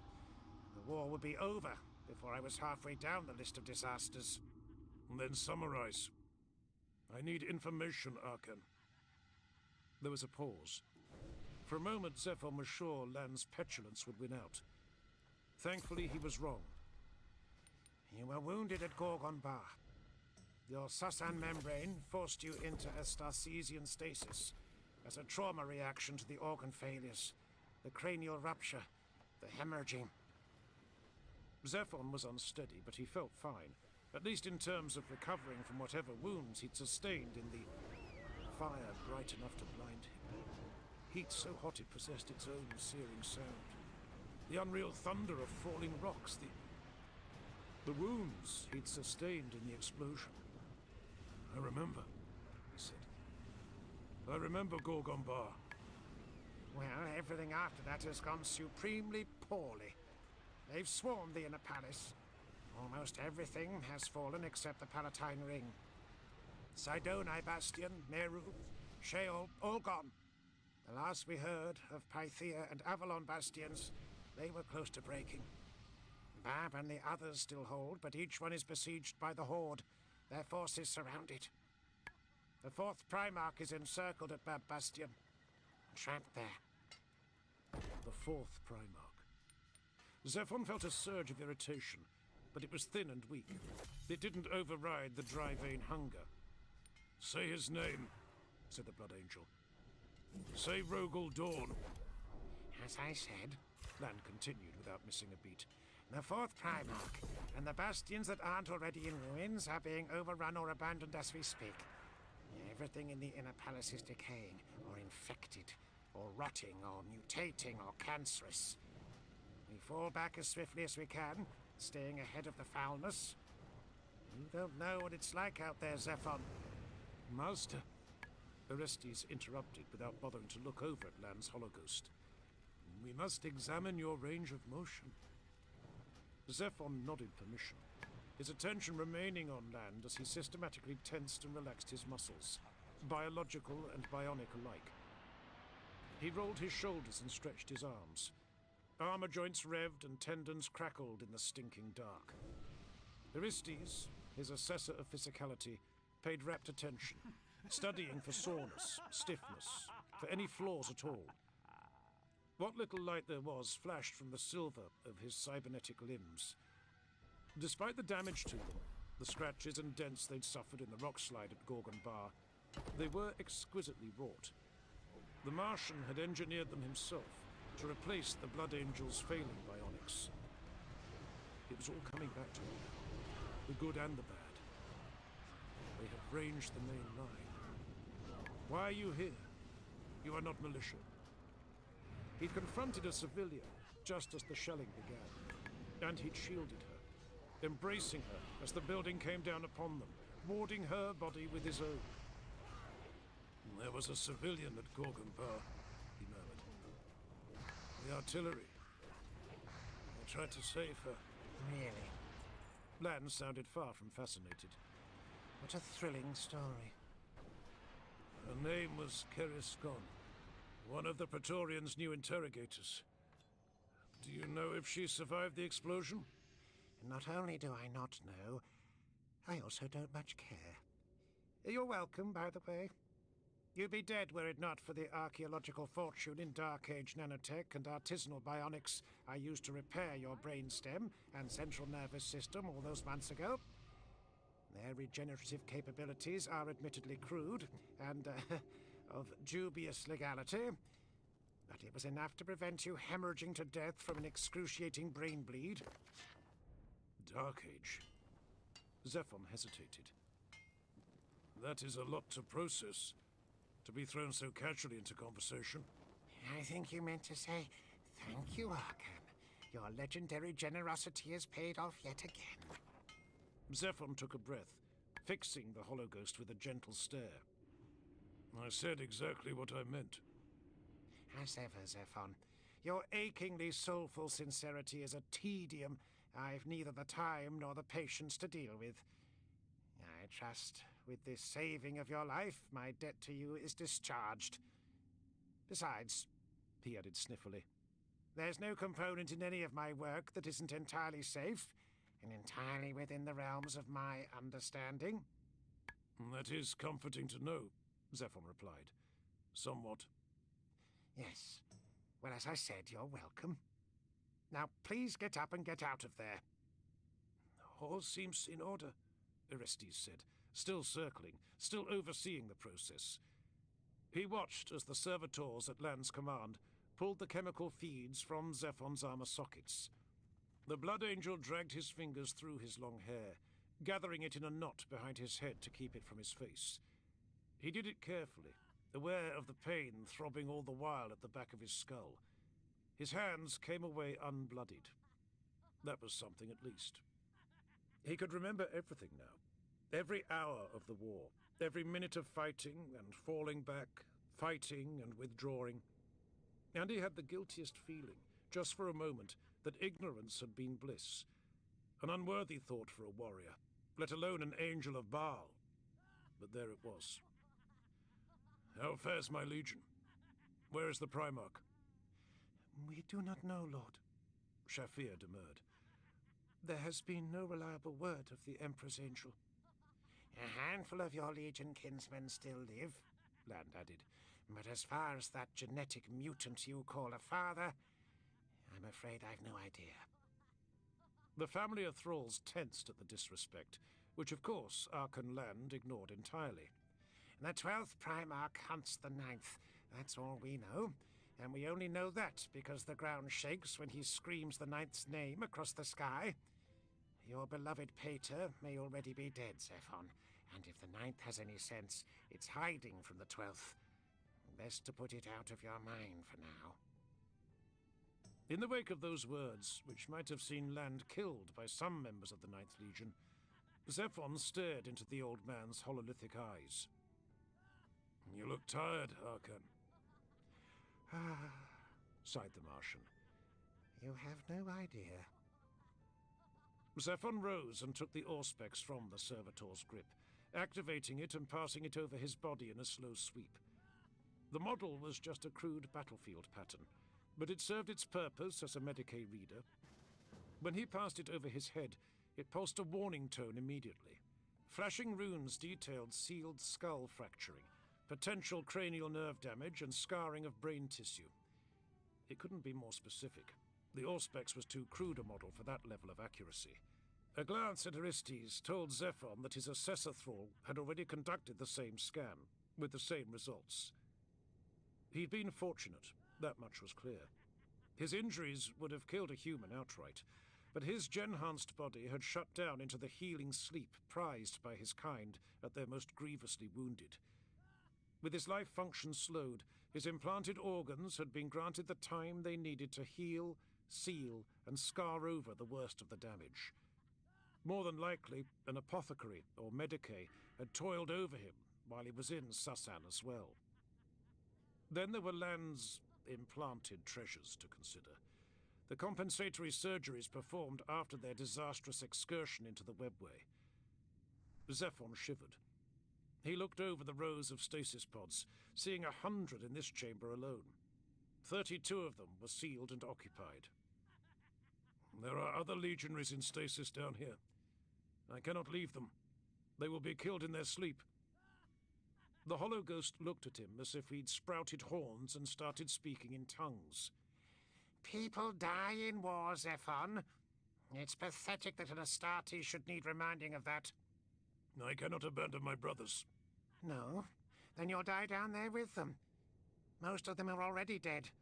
They're stored here for gene seed harvest, not because they'll be capering around after surgical recoveries.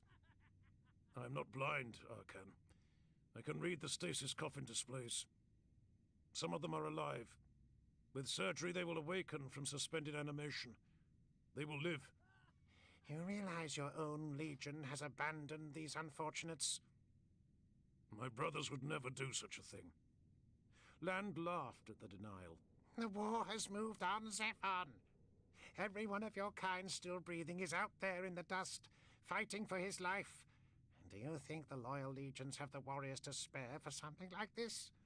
To blindly push stretchers and gurneys over kilometers of no man's land? I didn't send servitors and slaves down into the dark for you because they were the best souls for the purpose. I did it because there was no one else to send. Everyone else is out there fighting, dying, or already dead.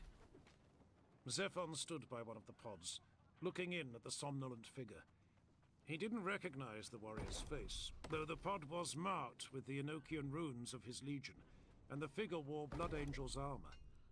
The corruption eating at the walls had started its work on the slumbering Astartes, blackening the left side of his body, twisting it with supernatural rancidity. Zephon, enough.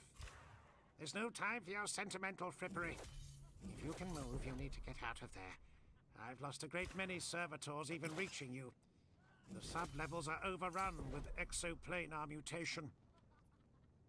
Sensing it was time, Shenkai reverently turned his back upon his master. Cradled in the straps of the grav harness on his back were the tools of Zephon's trade. His sheathed power sword, his bolt gun, his pistols. Even one of the weapons would be a burden beyond easy human capacity. But the harness Shenkai wore lightened the load to tolerable levels. Zephon didn't reach for them right away. Shafir? He asked Shenkai's mother. She was his weapon bearer. The grav harness was hers to wear, and the weapons were her honor to bear. Shafir managed a slight smile. It was time, Lord. Perhaps even past time. Now that it was spoken, Zephon couldn't miss seeing it. Aristes and Shafir were getting old. He'd paid his servants almost no heed since they came with him to Terra years before, and age showed at the corners of their eyes, the thinning of their hair, and a dozen other ways that Zephon's kind instinctively overlooked just beneath their notice. Their son Shenkai was, close to 25? Perhaps even 30. The muscles of hard training showed beneath his red clothes. Clearly he was ready. Zephon probably should have elevated Shenkai half a decade ago. Thank you, Shenkai, he said to his new weapon bearer. He drew his blade slowly, leaving the scabbard bound to the thrall's back. With his free hand, he reached for one of his pistols. The weapons were clean, repaired, perfectly maintained. He'd expected no less. This is all very touching, said Land. But please, hurry. You're the only living beings down there, but not the only things moving. It had not been a swift escape. Rezavi Bastion, in its entirety, was the size of a township, and much of its scale was beneath the earth in the form of elaborate catacombs. The Emperor had wrested it from a techno-barbarian warrior queen in the Unification Wars, and the Imperium had done what the Imperium did best, annihilating all traces of the previous owners and reclaiming what was useful for their own purposes. Dozens of kilometers of tunnels and chambers comprised the fortress's underground levels. Zephon had never been this deep, not while conscious at least, so he followed Lan's drifting servo skull through the subterranean halls. The servitors hadn't followed, even when Zephon had beckoned them. Let them die down here, Land had said, his projected image wavering with distance distortion and another spurt of static. They're useless now. Follow me. And so Zephon led his servants through the trembling dark. Eurystes, untrained in weaponry, walked with an air of forced calm, pretending not to hear his master's conversation. Shenkai was consumed with his burden, seemingly uninterested in Lan's recitations. Only Shafir openly listened. She shook her head with distaste at the Martian's commentary. Evidently she thought very little of Arkan Land. "Where are you exactly?" Zephon asked the hololith at one point. Far above you, making ready to leave Razavi Bastion, Arkan replied, plainly distracted. With one of the convoys making for the Sanctum Imperialis, along with everyone still possessing a modicum of sanity. But that's not what you really want to ask, is it? What's the question behind the question? He didn't want to say it. Even asking felt treasonous. Are we losing the war? Arkan Land laughed so hard that his hololithic image flickered with distortion. It wasn't long before Zephon came across the first of his dead kindred. A cousin rather than a brother, an Imperial fist, slumped against a corridor wall, his cracked armor overgrown with pulsating moss. Don't touch it! Lan's voice crackled from ahead. He, Zephon murmured, not it. Show some respect. This warrior gave his life for the Imperium. He was watching the fleshy moss, how it pulsed with its own uneven heartbeat. As he stared, a crusty spread of the growth over the dead Space Marine's face swelled and slowly burst, birthing a flow of clumsy, blind spiders. The things were the color of human flesh. They fought eyelessly, feasting on each other with stupid hate, bleeding human blood. Zephon stepped closer. Sensing his movement, several of the spiders reared at him, spreading their palps and forelegs in feral challenge, hissing and throwing up their discolored guts. Zephon weaved aside from the sprays of intestinal acid, moving away without looking back. The servo skull projecting Arkan's image drifted ahead, pausing often to play its scanning web over the corridors and chambers of the abandoned bastion. There had been a battle here, and it was increasingly clear which side had claimed victory. The unburied dead lay everywhere. Uniforms marked most of them as Imperial Army, but not all. A great many were unarmed, wearing rags and robes. Pilgrims, civilians, refugees, families. Rounding a corner, the Blood Angel stared down a long corridor carpeted with the fallen. Blade wounds, sore wounds, showed on their flesh, declaring deaths that had seen them carved apart in their final moments. Several had sunk into the steel, somehow rotting into the walls and floor. Avoiding them would be impossible. Hurry up, said the hollow ghost, untroubled as it drifted several centimeters above the dead. Zephon walked over them, the weight of his armor pulping them beneath his tread, no matter how gentle he tried to be. He could hear his thralls struggling behind him. It was almost pitch black for them. They were relying on hand torches. But he was anything but human. He could see exactly where he was stepping and upon whom. Arkan, there are children here. Of course there are, said Land, drifting ahead. Razavi Bastion sublevels were a refugee holdout. One of the last outside the Sanctum Imperialis. How did the enemy get down here? They appeared. Manifested, you might say. I do not understand, Zephon admitted. The servo skull turned in a slow arc, and the projected ghost offered a merciless gaze. Then you're in fine company, Land said. No one really knows what's happened since the ultimate wall fell. Everything has gone sour, Zephon. Hundreds of millions have died. We're all in the dark. They bombarded us from orbit. They leveled the plateau. Most of the inner palace is a wasteland of rubble. Communication between the bastions was unreliable for weeks and has been mostly down for days. Zephon kept moving. He looked back at the others. They were close behind him. Land droned on, having found his conversational stride. Exoplanar Xenos are manifesting across the wasteland and inside the last bastions. The Omnissiah's will no longer holds them back. We saw them in Sidonai Bastion at the end. Before we ran from there to reach Rezavi, they burst from the dead. They pulled themselves out of the living. Soon enough it was happening down there too. It's happening everywhere. Blood of the machine god, the planet's crust is unstable, and the atmosphere is choked by dust. This world is dying. Horus is killing Terra in his quest to take it.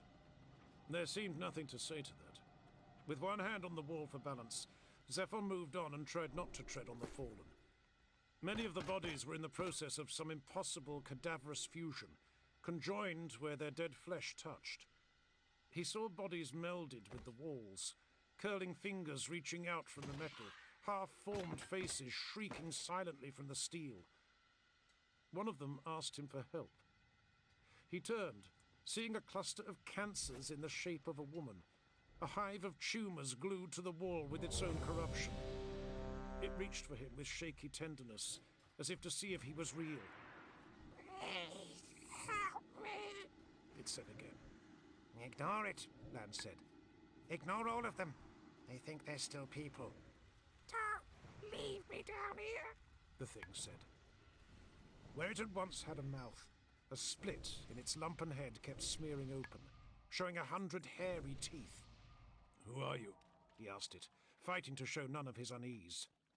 Jenna. The thing said, its tone like gargling gruel. Jenna Van Halen. Please help me. Help my family. Don't leave us here. It fell silent, hanging there, bleeding, rotting. Zephon recognized nothing human in the living malformation. He feared saying so would cause it yet more pain. I cannot help you, Jenna. Though he could. He felt the weight of the pistol in his hands. She, suddenly laughed, the sound thick and wet. They have ranged the main line. Keep moving, Lance snapped. Don't let it get inside your mind.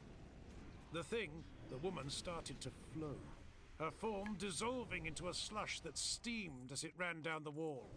They have ranged the main line, She said through loosening teeth and a melting mouth. son of Sanguinius. We see and hear through iron and stone and ash and dust. We know, we know, we know. Zephon pulled the trigger. The remains of Jenna Vernai decorated the wall in a sizzling pattern that behaved nothing like blood. Blood didn't dissolve metal. Blood didn't run like tar. I believe I am somewhat more cognizant now of what threatens Terra, he said to Arkan's hollow ghost. We shouldn't delay here, Master, said Shafir. Yea, indeed, Lance said. Listen to the slaves. Keep moving. And this time Zephon did. Chapter 8. 1,000 Points of Light. Rykath. Humanity has always managed to summon a poetic turn of phrase for the projected end of everything. Scribes love to speak of how things fall apart, the center unable to hold, contrasting the rise of oceans with the fall of empires. Philosophers claim the end will come not with a bang, but with a whimper. And of death? Nothing to fear, they promise. Death is merely another path. These sentiments are always composed by men and women far removed from any experience of what the end of all things would really be. It's easy to fall back on sanguine philosophy when you can't comprehend the truth. Yes, the center cannot hold, but its dissolution means the genocide of trillions. Yes, death is another path, but that path leads to the soul of every man, woman, and child, sliding into the open mouths of mad gods. Had the ancient wise ones seen such things with their own eyes, perhaps their scrawls would have been somewhat less serene. But a coin has two sides. Twinned with the serenity of ignorance is the spectre of hope. People will resist the end, even against the evidence of their eyes and the workings of their minds. Logic plays no part in it. This is the arena of hope, with survival instincts baked into the brain of every living being. Emotions like that burn through anything as cold and blunt as reason. And so it was here, in the war's final days. It didn't matter that the war was over. It didn't matter that terror burned day and night beneath a funeral shroud of dust. The defenders fought on. The idea of a front line in the war for terror was fiction, already threatened with the first breach in the Ultimate War, by the hour of Jagatai Khan's charge to retake the Lionsgate spaceport. It was plain myth. Rogel Dawn had mapped and planned a nation's worth of fallback points, barricades, strongholds, weapons caches in the inner palace, and they were reached, defended, drained and abandoned in inevitable succession. Those that weren't abandoned were pounded out of existence from orbit, erased by blind bombardment from shipmasters unable to restrain themselves, or overrun by the War Master's horde. The bastions that yet survived were encircled in their own sieges, the defenders fighting on, selling their lives to delay the horde's advance. It was no longer one war. The scale of Horus's invasion had always eclipsed that description, but never was it more obvious than now the defenses were broken. The mitosis of warfare was rampant, and countless separate wars raged across the face of terror. Cohesion had given way to isolation, with the Emperor's remaining forces surrounded in their very last strongholds and foxholes, cut off from each other. 1,000 points of light across the Eurasian landmass, going out one by one. There, in the infinite ash, was the warrior Rykath, though even this first fact was, in a way, a lie. Rykath was his imperial name, something he wore like an uncomfortable cloak for the sake of other sensibilities. His Fenrisian brothers, oathed and bloodlocked into the old ways, called him by his deed name. They called him No Foes Remain. He was a hunter and a warrior, and proud of the distinction between both. To Imperial scribes, he was just another space marine within the amalgamated mess of the Space Wolves Legion. Their eyes didn't see past the clashing knotwork of company and squad markings, impenetrable to outside observers. They didn't know his place in the cry of the grieving Dragon Warband, nor his role in the pack called Howl of the Hearthworld. Around his neck was a cord of plain leather, bearing a talisman of Fenrisian amber, granted a lifetime ago by his High War Chief, Layman of the Rush tribe. Receiving it had been the proudest moment of his life. He would wear it until his death. Rykath stood on the battlements of Arjuna Bastion, a palatial sky spire bound to Meru Bastion by kilometers of arching walkways.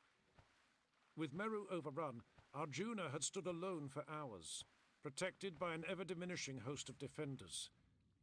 They'd done well, but they weren't gods to rewrite the flow of fate. The enemy scaled the walls, came over the skywalk bridges, and brought the walls down with sustained cannonades. This was the end of Arjuna. Gunships couldn't fly in the dust, not reliably. The ash in the air lethally abraded the sky support of both sides, frost-blasting cockpit glass, chewing through internal machinery and causing Thunderhawks to choke, to stall, to die gasping. Gunship jets ran brutally hot, melting the ash into glass which choked turbine blades and stalled engines. There was no clear patch of air through which to soar and recover, no matter how high or low a craft went, and none had safely reached orbit in days. Pilots couldn't see. They flew blind with dead instruments through a burning city the size of a nation, spiked with buildings the scale of mountain ranges. They wrestled with the controls of vehicles whose engines couldn't breathe. But that didn't stop either side trying. Desperation forced the hands of some. Hope galvanized others, and bloodthirst was ever a motivating factor for many. Rykath, surrounded by his dead brothers, was close to one of the last remaining gunships still on the wall. He wasn't a fool, nor would he ever be accused of being an optimistic soul. He knew he was dead. In his ears, over the roar of the flames and the crashing of 1,000 bolters, a voice forced its way through the scramble of the Vox, imploring him to run. But he didn't run because, as noted, he wasn't a fool. He'd rather die with a blade in his hand than in the mangled metal of a gunship crash. He wept for the slain. There was no loss of dignity. Fenrisian culture, as with many other Legion homeworld traditions, saw no shame in sorrow. At his feet were the brothers he'd fought beside for 2 human lifetimes. He loved them above life itself. Of course he wept. A machine couldn't. A coward wouldn't. There was Kargia, called 13 Stars Falling, born beneath a meteor shower, the greatest omen of the northern tribes, and dead now of a blade in both hearts. There was Vega, called Echo of 3 Heroes for the ancestors he resembled, born in the endless Fenrisian winter and killed by a bolt in the head. There was Ordum, called Kin to the Night, born to hunt in the darkness, dead in a war that should never have been fought. They were the last. The others of his pack had died weeks ago. Hardly any wolves remained on Terra, and of those few, almost none still drew breath. The beseeching voice didn't stop until he severed his link to the Vox. Rykath stayed where he was as figures moved past him in the dust. Humans, masked, running, limping. Defenders fleeing. Why? Where was there left to run? What was so special about dying over there, instead of right here? He crouched and placed a hand on the ruptured breastplate of his officer and brother, 13 Stars Falling. Filthy, armored fingertips pressed lightly to his brother's broken Imperialis. He smiled through the bitter tears, because the accidental symbolism of the moment was so blunt, so on the nose, that he couldn't help but grin. They came for him then, the enemy pursuing the fleeing defenders. He rose, holding not just his own chainsword, but the powered blade of his fallen chieftain. One sword revved into angry life, the other sparked with killing lightning. In the sagas of his homeworld, and the legion that rose from those icy roots, heroes always had worthy last words. They extemporized oh so valiantly, and issued grand last challenges that forced their foes to listen with reluctant respect. But Rykath had never been one for the saga poems. And these enemies, these bellowing world-eaters and chanting thousand suns, were too drunk on the milk of their black gods to respect their enemies. Nor did they deserve respect in kind. He faced them, and he fought them. That part, at least, matched the sagas of Fenris. But there was no joy at the slaying he did for Storm. To kill one's enemies was what was expected of any warrior.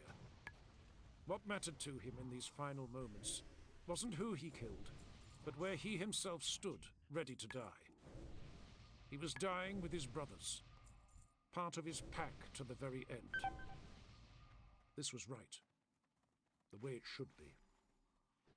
No foes remain, named for his enduring tirelessness, admired by his brothers for always fighting until no foes remained, finally failed to live up to his name. There was no shame in this. How could there be shame in defeat when there was never any hope of victory? When the moment came, Rykath couldn't stop grinning. He was grinning as he stood shin deep in the dead, with the steel of his enemy's blades meeting inside him. He was grinning even as he dropped, life pumping from him in a flow of proud Fenrisian blood. The warrior that killed him, one of the Thousand Sons, took the power sword from his dying fingers. Less than a minute later, that warrior was killed by a stray torrent of las cannon fire, and the blade, once treasured by the warriors of Howl of the Hearthworld, was vaporized, forever forgotten. Such were the whims of war. By the time Rykath was giving his last grin through a mouthful of blood, the Imperial Fist's gunship further down the ramparts had taken off. To stay on the wall was to die, and the pilot took his chances in the sky. The Thunderhawk sucked ash into its mechanical respiration with long heaving roars and left the ground behind. It clawed skyward, already laboring, already doomed. When its engine strangled on fusing glass, its pilot dived, forcing cooling air through the intakes, hoping to freeze and shatter clear the clogged turbines. His name was Ektar, a Terran-born Imperial Fist. No one saw what he did, but the maneuver was magnificent. The soldiers aboard were hurled against the inner hull and against the restraints of their flight thrones, many of them believing they'd been hit by anti-air fire, not realizing their pilot's skill had bought them a few more seconds of life. But there was no clear air at the end of the dive. There was no clear air left on Terra. The tumbling gunship cleared its throat only to fill it back up with ash and dust. It choked on filth again only seconds after expelling it. The Thunderhawk fired its orbital boosters, an act of absolute desperation, and afterburned hard through the blinding dust. For 3 seconds it gained altitude at the cost of its abrading hull and dying engines, cannibalizing itself to fly free. It collided with one of the Baroque walkways, stretching between Meru and Arjuna bastions, which its pilot had no hope of ever seeing. With much of the gunship's left side sheared away, the wreckage spiraled down on engines that screamed until the dust strangled them fully.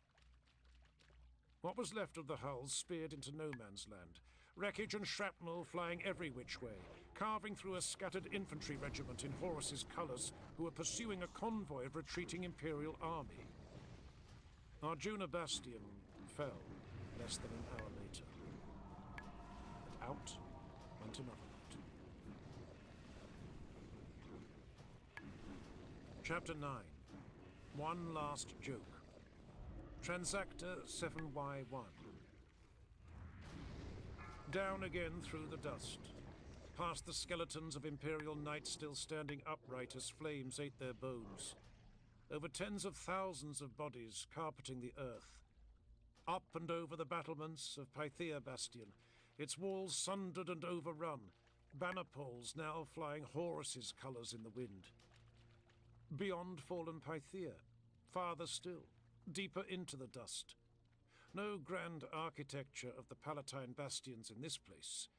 Here the fighting was in the rubble-strewn wasteland that was once a series of streets around the Principa Collegiate, where ambassadors from conquered worlds came to learn the ways of the Terran Imperium. An academy of great libraries and data archives that housed 6,000 off-world souls, and the 2,000 tutors carefully selected to oversee their re-education. Now, a hollow ruin. Transactor 7Y1 couldn't blink, for even a momentary closing of her eyes represented a potential data loss. An intolerable supposition to her masters and mistresses who adapted her, and most of her kind, to function without eyelids. She stared at the dying world around her through the cracked plastic of her monovisor. The lens kept clicking and rotating, trying to focus, trying to see in a world gone blind. She was Martian-born and Martian remade. Her cradle was warmed by the heat of the blessed forges, and she was conditioned against the terminal holiness of the weapon she carried. She was Skitarii. Transactor 7Y1 stalked through the marble ruins, carrying out the last order she received. Do not loiter. Defend Principa. The words still flashed in Gothic across the insides of her eyes. Defend Principa. Defend Principa. In the beginning, all those months ago before the war had devoured all reason, her orders had been vocal deliverances, coming in the adrenally rewarding tones of her overlords. As time went on and communication degraded, orders filtered down to the Skitarii macroclades through sacred encryptions, then standard Binharik cant, then plain operational codes, and, at the very last, through routine text commands. She hadn't heard the holy speech of her overlords in 3 weeks, 5 days, 9 hours, 31 minutes and 9 seconds. 10, 11, 12. Defend Principia flashed at the edge of her vision, and she knew the order was pure. It came with the correct allegiance signifiers when it started flashing up 6 days ago, but she no longer knew how valid the order remained. After all, the Principia Collegiate was rubble. There seemed little worth fighting for, and precious few of her cladekin were still functional enough to defend it. No other orders had been received in that span, not by Transactor 7Y1, not by any of her brothers and sisters wearing sacred red. This brought a sense of unease. She didn't like to process the possibility that her masters and mistresses were dead. Only slightly less uncomfortable was the notion that they had issued an order that lingered on, uncorrected, unupdated. Unless, she reasoned, her overlords were aware of this outcome when they issued the order, having cogitated the inevitabilities. In that case, she'd been assigned here to die fighting, spending the coin of her life to slow the enemy. And in such an instance, no further orders would be forthcoming. It was the likeliest eventuality. It wasn't perfect, it wasn't clear, and the idea of enacting a potentially incorrect order caused her far more discomfort than the thought of dying to a correct one. But, she reasoned, not without precedent, that if she and her cladekin were sent here to sell their lives, that would have been referenced in the initial order. No matter. She had done the best with what she had, and trusted that she hadn't deviated from her place in the Omnissiah's plan. Tea, Envaric said to her left. Transactor 7Y1 turned to him. He was dying, and she kept experiencing tremors of emotion at this. The enemy was not killing him. Her weapons were. Proximity to her holy arsenal was blackening his skin and making him cough up blood. He knew this. She told him when they first grouped up, explaining as best she was able that the holy aura radiating from her weapons was both invisible and lethal to unconditioned humans. You mean radiation? Envaric had asked. And Transactor 7Y1 had nodded, because yes, that was the banal name for the divine aura emitted by her weaponry. Envaric had glanced at the carbine in her hands, with its brassy casing and glowing internals, and he'd shrugged. I'll catch a bolt in the air before the rag gets me. Ain't none of us getting out of Principia. Alive, anyway. What's your name? Do they give you lot names? She pointed to the serial code engravings on her chest plate. Envaric made an expression she couldn't decipher. He said, That ain't a name. It was, though. It was her name. She pointed to it again, tapping it that time. Fine, Transactor 7Y1. I'm Sergeant Silas Envaric of the 12th Helian Rifles. Looks like we'll all be dying together. They survived 2 days since then, fighting in the Principia ruins. Now Envaric was visibly decaying. Tea, he said again. The word turned to gravel by a coughing fit so bad that he had to remove his mask and spit blood onto the ground. Transactor 7Y1 couldn't speak. She couldn't even remember a time when she'd been able to make sounds with a human tongue. Her overlords had removed the ability when they remade her.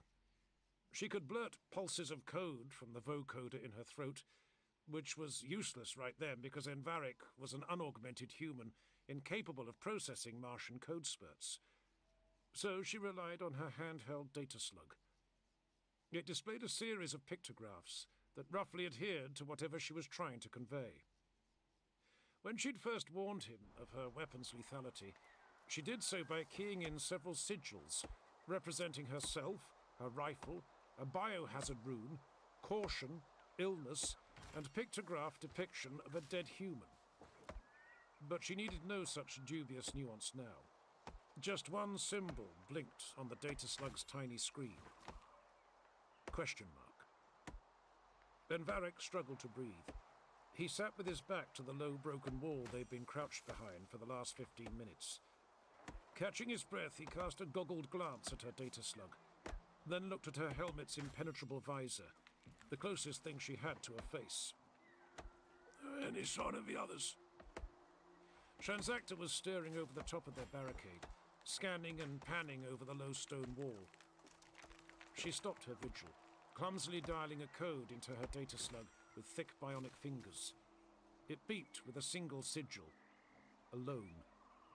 Then Varric nodded, and Transactor 7Y1 read what she thought was disappointment in what she could see of his expression. Between the rebreather and the goggles and the grime, that wasn't much. Well, He said with a laboured breath. you and me, T. We've got this. The others were just holding us back anyway. She knew he was trying to be funny. He kept doing this, kept trying to make jokes. Perhaps he was even being funny, but Transactor 7Y1 was profoundly ill-equipped to recognize either failure or success in that regard. What she felt, weak but true, was a sense of kinship and gratitude that he chose to stay. He wasn't of her clade, and she didn't process loneliness or fear in anything resembling human terms. But his presence was a curious comfort, even though it was temporary, even though it was killing him.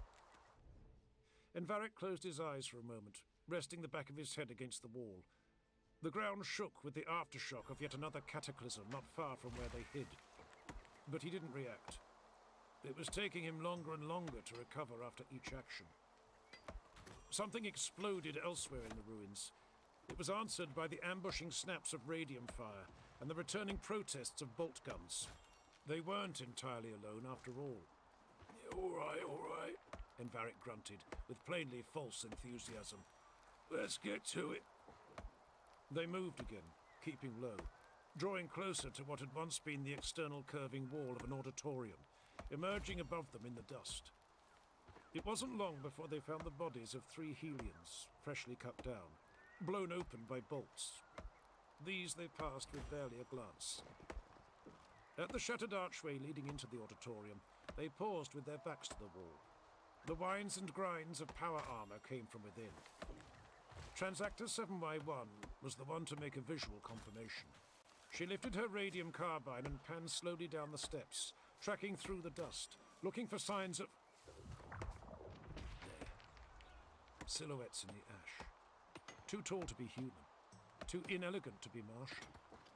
The warriors stalked through the ruins, seemingly without direction, like ants that had lost their trail. Transactor 7Y1, who had never seen an ant, likened the Astartes down there to low-grade slave units cut off from their higher mind. She moved back into cover. How many? Envaric asked her. She keyed in a symbol and tossed him the data slug. The symbol for multitude showed on its slit screen. Envaric tossed it back to her with an expression of pain. His gums were bleeding inside the plastic rebreather. Oh, you're shitting me, he said. His bizarre axioms were familiar to her now, and she knew he wasn't speaking of biological excretion. Transactor 7Y1 emitted a quiet negative code spurt. She was not, as he phrased it, shitting him. Pissfire, he swore, which was a new one, and one she couldn't work out from the context. A urinary tract infection, maybe? Who'd have our luck, eh? She had no reply to that. The concept of luck flew in the face of the Omnissiah's divine plan, and was therefore a falsehood. She felt an anemic amusement that her companion believed in it, but then his brain was entirely soft and unsupported by mechanical augmentation. Transactor 7Y1 made a fist, a symbol they'd agreed on at the beginning of their companionship. They both tensed, making ready to move. Surprise was on their side. Nothing else was, but they took what they could get. But Envaric had one more thing to say. T, tell me something before we die, yeah? She turned to regard him, gazing at his deteriorating form through her monovisor. She said nothing, but he had her attention. The look in his eyes was what she suspected to be amusement. This was it, then. One last joke. Are you pretty under all that? It took her a moment to process this. She'd never been asked such a thing. Beneath her armor, she was an irradiated foot soldier of the machine god. Her skin, deep brown at birth, and not unlike Envaric's in that regard, was a starved and sunless grey. She'd been ritually de-limbed, her extremities replaced with arms and legs of inexpensive cybernetic purity. Much to her honor, she had attained such a state of grace within her mechamorphosis that more of her body was now comprised of holy iron than what remained of her flawed birth flesh. Under her helmet, she was pockmarked with cryo-controlled radiation tumors. She possessed no eyelids, no hair, no teeth, and no nose. And what hadn't been surgically removed had rotted off over the course of her years of sacred service. In short, she was Skitarii. Transactor 7Y1 keyed in a symbol and tossed him the data slug again. He caught it with weakening fingers and read the symbol there. Affirmative. He gave a blood-stained smile. Yeah, I thought so. Though neither of them knew it for certain, they were the last of their combined platoons. When they attacked a few moments later, killing 2 of the Emperor's children from ambush, it was the final act of resistance in the defense of the Principa Collegiate. Transactor 7Y1 went down first. Her radium carbine smashed from her hands before she was punched from her metal feet by the force of a power maul. They left her for dead in the ranks of elevated seating. Envaric fought for a little longer, desperate to avenge T. He failed, naturally. He was one dying man against 7 transhumans, and unfortunately, he was still alive when they impaled him on a banner pole, where they watched him twitch and strangle on his own blood. Luckily, however, he was dead before they set the pole over an open fire and roasted him. These noble sons of the Third Legion, once foremost in the Emperor's regard, devoured Envaric's rad-soaked flesh for their early morning repast. And so fell the Principa Collegiate. Out went another light.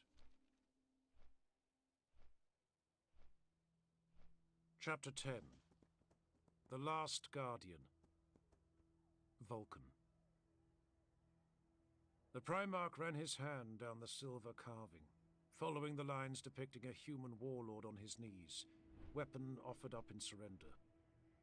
A scene of great mercy, with the Emperor himself rendered here in the artful techno-savagery he wore in the Unification Wars, accepting the surrender with a bowed head and good grace. Vulcan treasured these insights into his father's life. Here was the Emperor before any of the Primarchs came into being, before any of the grandest steps of the Great Plan were brought to fruition. A time before the Imperial Truth. A time before the Imperium. Were you lonely, Father? Is that why you made us? Vulcan stepped back from the carving. The great doorway was resplendent with these bas-relief images, reaching from the stone floor to the chamber's vaulted ceiling. They called it the Silver Door now, but here was the original Eternity Gate, a monument to ancient triumphs, serving as the barrier, warding the Emperor's throne room from the rest of his laboratory labyrinth. You could walk a Titan through the doorway when it was open, though it was far smaller than the great gateway on the surface that had come to eclipse its subterranean forebear and steal its name. Still, this relic possessed a breathtaking charm of its own. Since coming to his father's throne room, Vulcan had long speculated just how many artisans had worked on this masterpiece, and just how long their efforts had taken them. Like so much of the Emperor's work, it had been commissioned and constructed in secret. Did the artists and engineers demand payment for their sweat and genius? Surely some did. Were they understandably mercenary in their mortal interests? Surely some were. Or was it enough, for most, that they were to be honored like this, permitted by the master of mankind to contribute their craftsmanship to the very door of his throne room? Whatever the truth, it was a tragedy for this work to be seen by so few. The new Eternity Gate, the inheritor to the name that stood locked far above these chambers, was the most reinforced and defended portal in the Imperium. The forgotten doorway down here was armored in nothing but art. Footsteps drew near. Vulcan's senses were tuned beyond mortal limit. Even with the grinding industry of the Emperor's laboratory going on all around, he could hear the other man's creaking sinews, the rustle of robes, the clink of a familiar black staff against stone. Greetings, Malkador, he said without turning. Is it time? Malkador nodded wordlessly. Vulcan ran his fingertips over the image of his father's face once more. He looks almost serene here, does he not? Accepting this man's surrender, with the future still unwritten. A time when the madness we now face was impossible to conceive. A lifetime ago, Malkador replied. He sounded weary, and something worse than weary. He sounded shattered. No word yet from Sanguinius, nor anything from the Khan's forces at Lionsgate. The tone made Vulcan turn. Defiance gleamed in eyes of predator red. We will win, Mal. Banish the defeat from your voice. Malkador, Regent of Terror, leaned on his staff and met the Primarch's gaze from beneath his hood. Depending on which stories one believed, Malkador was ancient, ageless, or immortal. Yet he looked withered, gripped by a weakness that grew more profound with each passing hour. Victory may come, yes. He sounded thoughtful, at least, rather than defeated. But I wonder who among us will be around to savor it. Vulcan rested a gauntleted hand on the old man's bony shoulder, gently, carefully, the merest pressure. Any word from Rogel? Bab Bastion holds. He still cannot break out. Vulcan shook his head at Malkador's diplomatic turn of phrase. Bab Bastion was the secondary heart of the siege, the core of Imperial logistics and vital to the coordination of the defense. The Bastion systems were one of the few comm nexuses able to breach the atmospheric distortion. Dawn and his command staff oversaw not just the warfare in the Inner Palace, but remained attuned to the near-infinite conflicts raging across all of Terra. Rogel Dawn would leave Bab Bastion when it fell, and not a moment before. Not while tens of millions of soldiers still in the field needed his command expertise. Whether he can break out or not is irrelevant, said Vulcan. He is too selfless to try, and too bound by duty to abandon his post. He is trusting us, Mal. Trusting us to hold without him. We will not let him down. Malkador looked distinctly uncomfortable. He also sent word that the dead have started to walk. Vulcan stared for a moment. Did he qualify that statement? Malkador leaned on his staff, exhaling slowly. The dead from both sides. He says they are rising. That they march upon the sanctum. Vulcan took a last look at the carving of his father, then turned away, moving back into the throne room. Priestlings and various Mechanicus adepts moved aside as they went about their work, laboring at the Emperor's secret engines. The throne room was different every day, forever expanding, undergoing repairs, losing burnt-out machinery and accumulating fresh clanking ironworks. The ever-present hum of Dark Age power set many of the mortals' teeth on edge. Vulcan heard it as a song, a melody of half-mastered artistry from mythology. The crashing of these overworked machines was the sound of a lost age, and this too was wondrous. Taking up the whole of one wall was the webway portal. The great circular aperture no longer showed the alien realm beyond, nor did it show the throne room's engraved sandstone wall behind. They had tried to kill it, flash frying the awakening machinery and breaking the power sources to terminate the opening for good, only for the doorway to remain partially open. It wouldn't close. The things on the other side refused to let the wound heal. Now the Emperor held it sealed through force of will. It existed in a state of perpetual low power, a huge grey eye that sighed white mist into the throne room in a ceaseless exhale. Even the mortals and menials working in the throne room could feel the weight of psychic pressure. Noses bled, eyes ran red with tears of blood. The augmented among them kept suffering bionic failures, implanted organs and limbs malfunctioning without cause. The unaugmented endured muscle wastage and slow-building embolisms. Sometimes they spoke in tongues, conversing in languages they'd never learned. They dreamed waking dreams of lives they'd never led.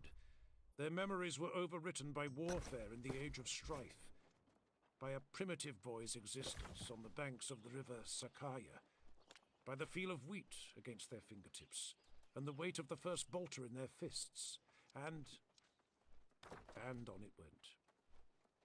Above everything, suspended in a vast cobweb of cables and support struts, the Golden Throne was the nucleus of the song. Some of the humans in the chamber wore goggles against its light. Others shielded their eyes with their hands when they had to turn in its direction. Many simply tried never to look up. Vulcan saw no blazing aura, just a faint nimbus of light, no more painful to the eyes than a candle flame. His father sat enthroned, eyes closed, features tensing with pulses of silent pain. The Emperor gripped the armrests, gloved fingers squeezing in rhythm with each flinch. His sun-bronzed flesh was sallow, his cheeks sunken, as though a cancer devoured him from within. Attendants stood upon platforms at his side, wiping away the blood that leaked from his closed eyes. Vulcan. At first he heard his name in his father's voice, a bitter irony indeed. He turned to the webway portal, gazing at the grey mist of aborted ambition. Vulcan, came the voice again. brother, come to me. Malcador was at Vulcan's side, watching his features closely. Is it him? It's him. Vulcan's heart began to beat harder. One last time, then. Let us see what he has to say. Vulcan closed his eyes and sank into the precious lie. In his dreams, his brother still looked like his brother. The landscape around them was a volcanic nightmare, a realm of black skies and boiling earth, a dragon's delight. The two brothers took counsel together in psychic silence, the two of them facing one another here in the arena of the unreal. His brother was the one to bring them both here each time, and if it wasn't his brother's will, then it was the whim of the things with their talons around his brother's heart. Vulcan no longer believed there was a difference. When he saw his reflection in a pool of volcanic glass, he appeared the way he felt, weary to the point of ruination, a fact he could mask easily enough in the throne room, yet had no hope of hiding here. In this place, he appeared as a dragon on the edge of decrepitude. His scales no longer shimmered with an emerald luster. Instead, they were faded to flawed jade. His eyes, which had been searing red, were tight and dull with torment. Even the fire within him was down to an ember. a guttering flicker of warmth. His brother, the sorcerer, descended slowly in a haze of purifying light. The light warmed the dragon.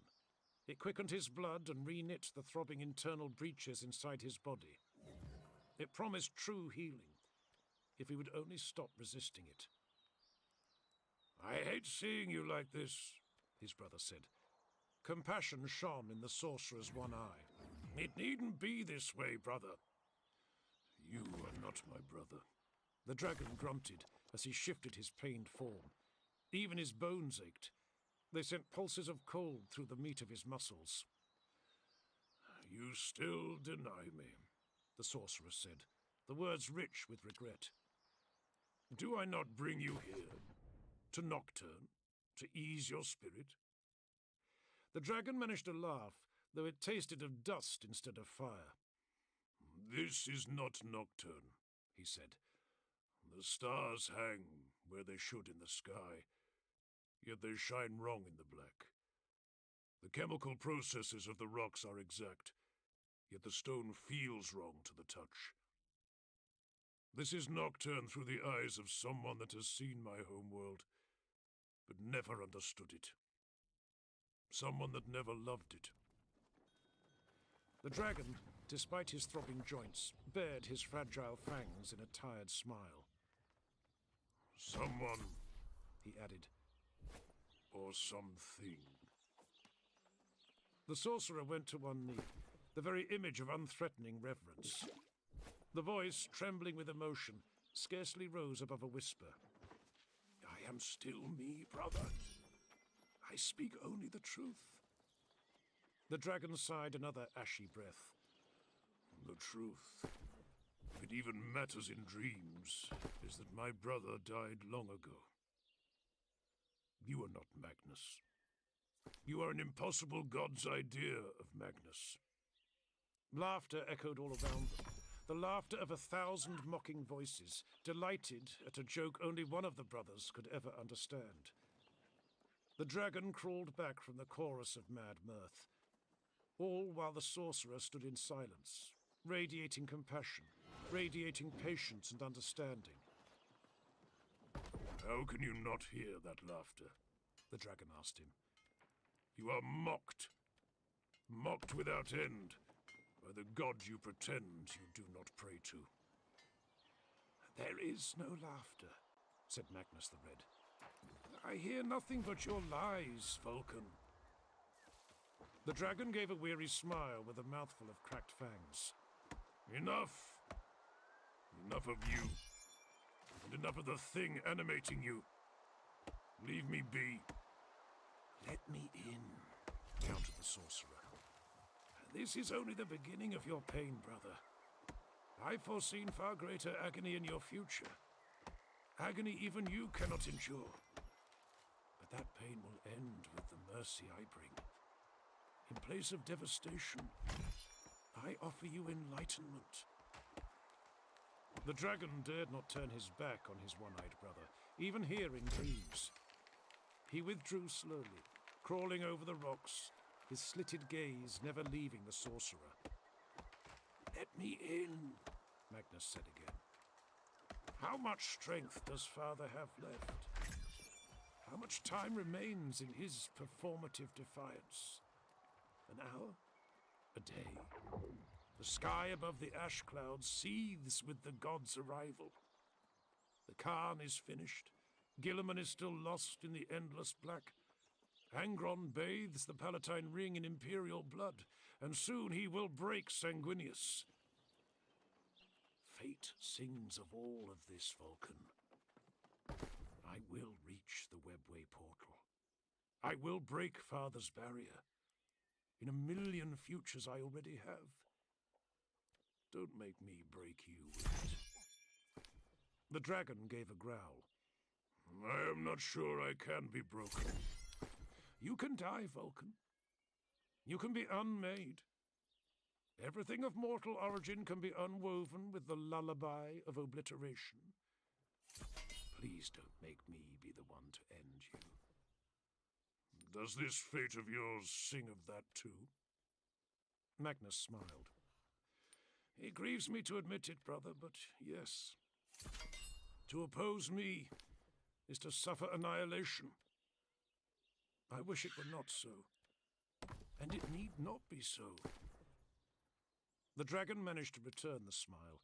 He was too weary to be amused, but the sorcerer's insistencies still kindled something like mirth deep within. Of the many failures in our family, the dragon said through clenched teeth, you stand exalted above the rest of us, wrapped so comfortably in your delusions. At least the others have the courage to face up to what they've become. Only you, Magnus. Only you still cannot see who you really are. The dragon kept crawling, slowly retreating. The sky fractured with knives of laughter. The illusion before him broke apart. Magnus was gone. Or rather, Magnus was finally there. The sorcerer was no longer Vulcan's brother. He was a towering monstrosity, a beast of cloven hooves and with a crown of fire, a monster with wings that shed mother-of-pearl feathers. The dragon stared at this thing of mutation and mutilation, this thing that stank of all the lies it didn't know it had devoured. There you are. The dragon breathed the words, feeling the fire awaken inside, tasting the smoke running between his sore teeth. There you are, brother. He has to die, Vulcan! Bellowed the creature that had been Magnus the Red. He will damn the species to extinction. Let me in. Let me heal all the damage he's done. Stand with me. You need not die with the others. In the face of this anger, the dragon said nothing. He crawled away from the inevitability of his brother's victory, from the laughter of his brother's god, and from the dream itself. He had to conserve his strength. He couldn't waste it here. His father needed him. The dragon opened his eyes. No time had passed. Malcador stood by his side, looking up with the expression of hawkish concern Vulcan had come to know all too well of late. He revealed himself, the Sigillite said, his voice barely carrying over the rising hum of the Emperor's awakening machinery. Didn't he? He did not intend to. I doubt he realized he had let the mask fall. Truthfully, I doubt he even knows what he looks like now. Righteousness radiates from him, thick enough to choke us all. He is blinded by the light of his own code. Malcador looked up to the golden throne. There are those who would say Magnus is very much his father's son in that regard. Vulcan's stare glinted with fatigued amusement. Do you criticize our Emperor, noble Regent? Merely an observation. An insight into the perceptions of others. Malcador showed neither amusement nor shame, remaining preternaturally neutral. Vulcan had already looked away. His gaze was drawn inexorably to the half-living webway portal, that vast arch of Terran steel and alien stone that led into the dimension between dimensions. He could feel Magnus in that realm, drawing closer. Soon the Crimson King would knock on the door. His eyes narrowed, his knuckles tightened. Let it be finished. Malcador nodded at the Primarch's murmur. Come then. Everything is ready. He wouldn't have long. Malcador had impressed that upon him, though he hardly needed to be told. The Sigillite's compulsion to make the obvious even clearer was the closest Vulcan had ever come to seeing Malcador show nerves. Those arrayed in loose ranks behind him also needed no reminding, and no rousing speech before it all began. The men and women armored in Imperial gold were among the finest of those still fighting, slowed by the fewest wounds. Malcador had worked for days, and to the best of his ability, to gather them from across the besieged Palatine Ring. Every one of them had withdrawn when ordered, accepting the likelihood they were being asked to sacrifice their lives in the Imperial dungeon for for the sake of an insane gamble. Is this your will, Father? Vulcan expected no answer, and sure enough, that's what he got. So be it. He refused to look back at the Golden Throne, or the phalanx of warriors behind him. He faced ahead, the great hammer, Urdrakul, in his hands, and kept his last question sealed behind stern lips. He would show no doubt to those around him. Not to the adepts now holding their ground in defensible groups, not to the men and women that stood ready to die to give him this one chance. Maybe it didn't matter if it was the Emperor's will or not. It was Malcador's will, and that was a voice that carried no small weight. But more importantly, it was Vulcan's desire that set them on this course. Once decided, the Primarch of the 18th Legion was a difficult man to move. This had to be done. He raised Urdrakul high. Fractals of electric light reflected from the weapon as the throne room's machinery reached the crescendo of its techno-magical song. The Emperor's engines whined, roared, spat out warning klaxons. In the very same second, without even half a heartbeat between their unity, every custodian and sister of silence behind him raised their weapons en garde. The hammer fell. The Golden Throne, keeping the doorway between dimensions closed, shrieked with a cacophony of iron-breaking release. Grey mist became golden light, flooding into the chamber through the great portal, and the army of every species hell raged its way into reality. Vulcan ran for the Webway Gate.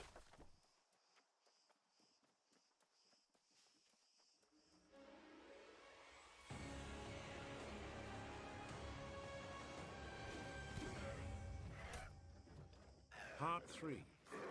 The Road to Eternity. Chapter 11. A rose watered with blood.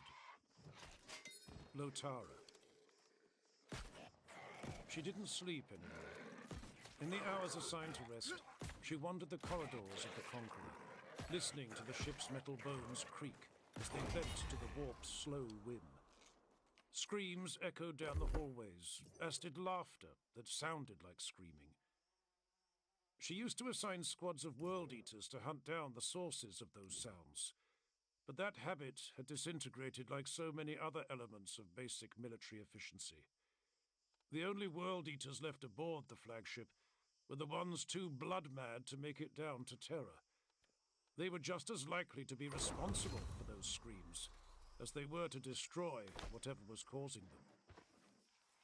Lotara moved slowly, frail as an old woman. Dehydration and starvation leached her strength, and she was acutely aware that the feeling of broken glass in her joints wasn't a green light, medically speaking. Even so, she moved through her ship with a fearless air for whatever lay around each corner. The World Eaters watched her pass and took no further notice of her.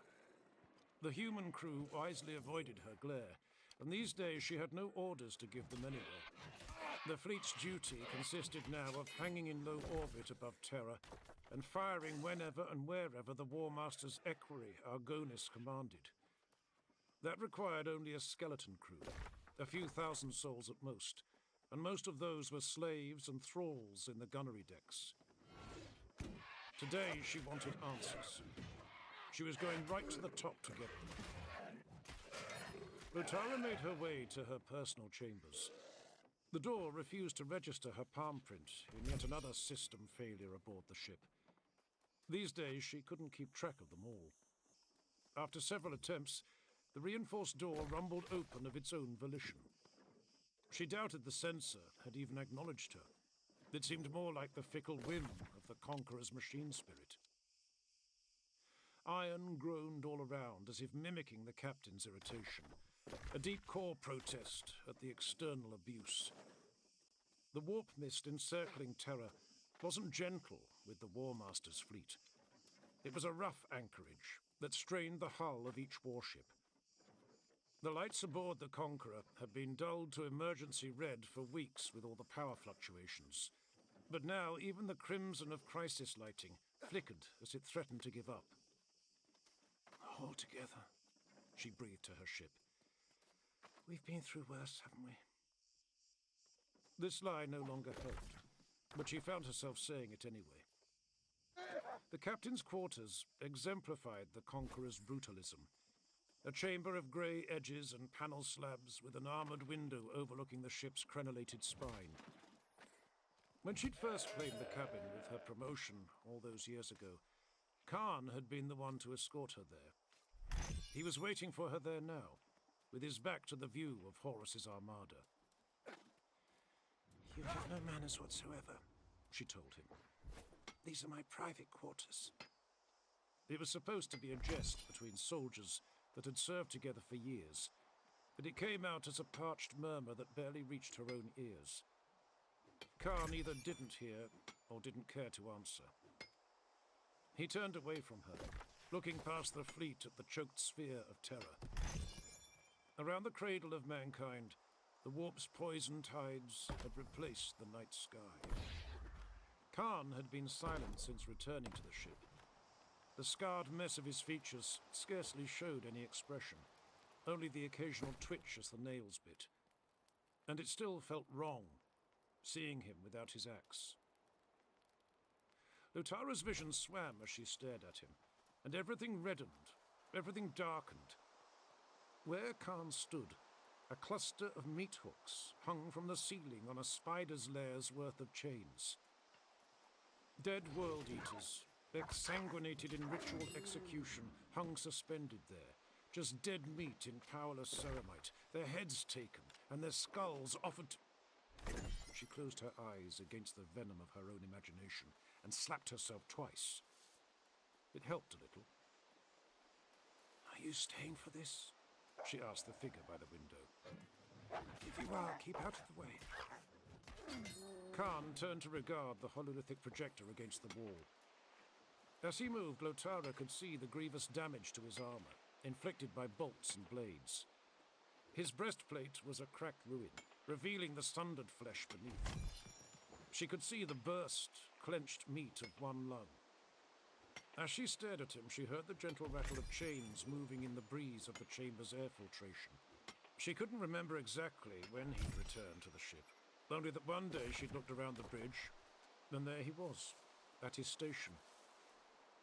You are lucky to have survived, she told him. Khan tilted his head, the way he always did when he sought the right words. Lotara felt tears on her face, real tears, which was impossible. She hadn't wept real tears since she was an adolescent in the Zerskan Academy for Gifted Youth, on the day she received the notification that her brother had died in the cholera outbreak ravaging the capital. But you didn't survive, did you? A year ago, the question would have been madness. Now she truly wasn't sure of the answer. She knew only that she was too tired to be afraid. His only reply was to turn back to the window, facing the dying world in its kaleidoscopic sky. Lotara felt blood dripping from her nose. It hurt to look at Khan for too long. It always made her bleed, and her blood came out unpleasantly thick. The hololithic terminal gave a white noise connection screech, and she turned to it, leaning her fists on the control panel for support. She was shaking all over, and she wasn't sure why. Conqueror! Crackled a voice over the box. This is the Vengeful Spirit. Secure channel established. You may speak. This is Sarah. Lotara willed her voice back to its original strength. Link your holo, please. The projector clicked and spurted out a flickering image, aggrieved by distortion. It was one of the Astartes, the color of his warplate bleached by the hololith, but the talismans and spines on his armor detailed his allegiance without doubt. Lotara's heart sank. I wanted the War Master, she said. I used my Ultima clearance. With all due respect, I'm tired of seeing your face with every report, Argonis. Kainor Argonis, equerry to the War Master, inclined his head in sympathy. I speak with the voice of Horus Lupercal, from his lips to your ears. Lotara fought not to grind her teeth. It felt good to be angry again. It felt cleansing. If it's coming out of your mouth, it's not the War Master's voice, is it? Argonis stiffened. It was obvious even through the wretched quality of the hollow. Lotara was walking a fine line between her authority on paper and the hierarchy of reality. She was one of the highest-ranking officers in the Armada, and she had every right to speak with the War Master. But she was also human. It was becoming evident to her. This was a Legion war, a confrontation between demigods. Increasingly, Lotara felt as though she and her kind were just so much chaff and chattel to the legionaries. This discussion wasn't disabusing her of the notion. As she watched him, Argonis silenced the audio channel and conversed with at least one unseen crew member. It was her considered opinion that the Equerry's diplomatic skills had eroded significantly in recent months. Captain Sarin, he said at last. A pleasure, as always. Please elaborate, Equerry. But he didn't. His hololith blinked out of existence with a spurt of static. Lotara stared in silence. Had Argonis really played the most cringeworthy card in his deck? Had he really severed their private channel just to avoid a conversation? Son of a bitch, Lotara said with almost unreal politeness. It was the most she'd felt like herself in months. You childish Astartes bastard! The hololith flared back into life towards the end of her curse. It wasn't Argonis this time. The figure was enthroned upon white ceramite and twisted metal, slouching with wounded majesty. His eyes were sunken and edged with lines of pain, bright with fever rather than awareness. Metal talons the length of swords drummed on the armrest of the throne with a click, click, click audible across the vox. The ghoul, wearing the War Master's armor, stared at her with a sort of fevered, confused intensity. Then he smiled, and he was Horus Lupercal once again. The pain fell away from his beautiful features. "I trust you weren't addressing me?" he asked. Lotara saluted, fist against her heart. My War Master, I was speaking to your Equerry. He has been something of an irritant. Horus waved a hand, gesturing his acknowledgement. But for a long moment he said nothing more. Lotara heard her name murmured out of sight. By Argonis, she was sure. Horus smiled again. Captain Sarin. Captain Lotara Sarin of the warship Conqueror.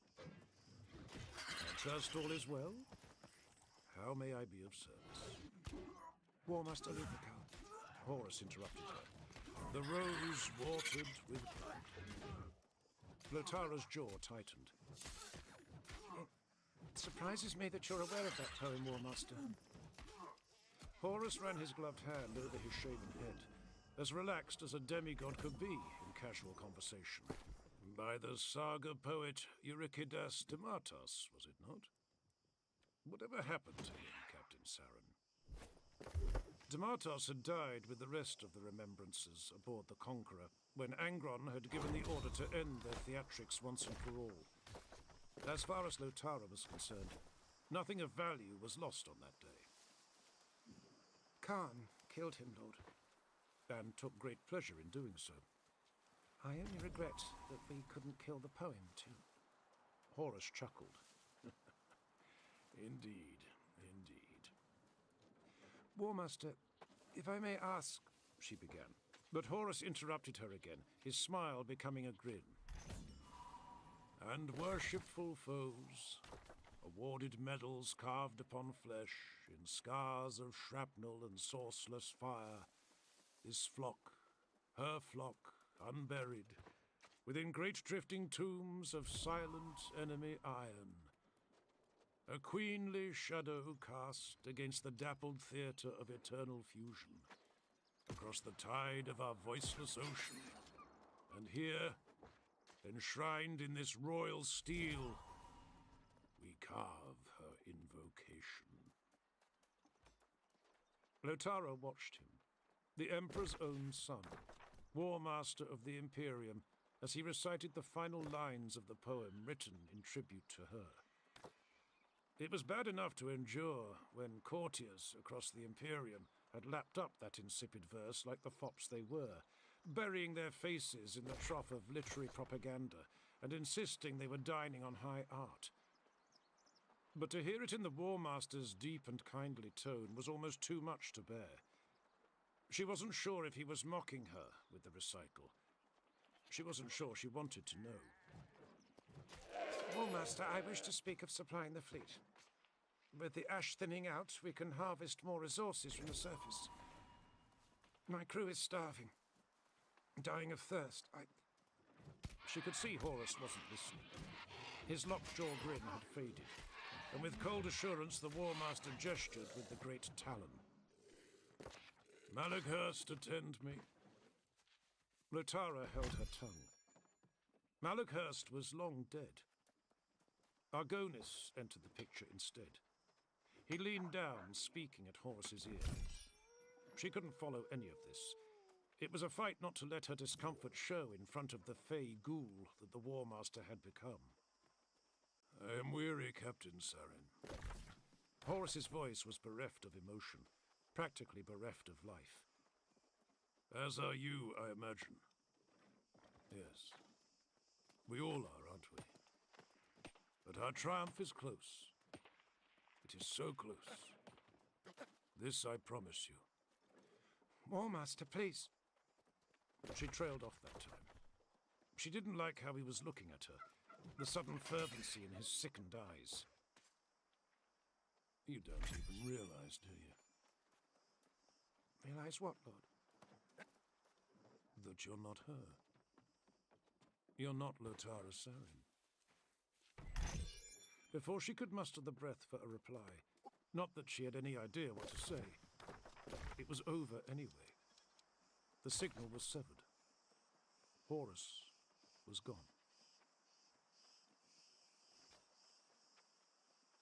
Chapter 12. Brothers in Chains.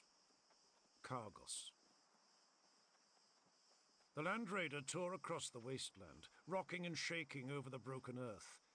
In the gunner's cupola, Kargos gripped the handle of the heavy bolter, sighting down the barrel at the shapes resolving through the dust.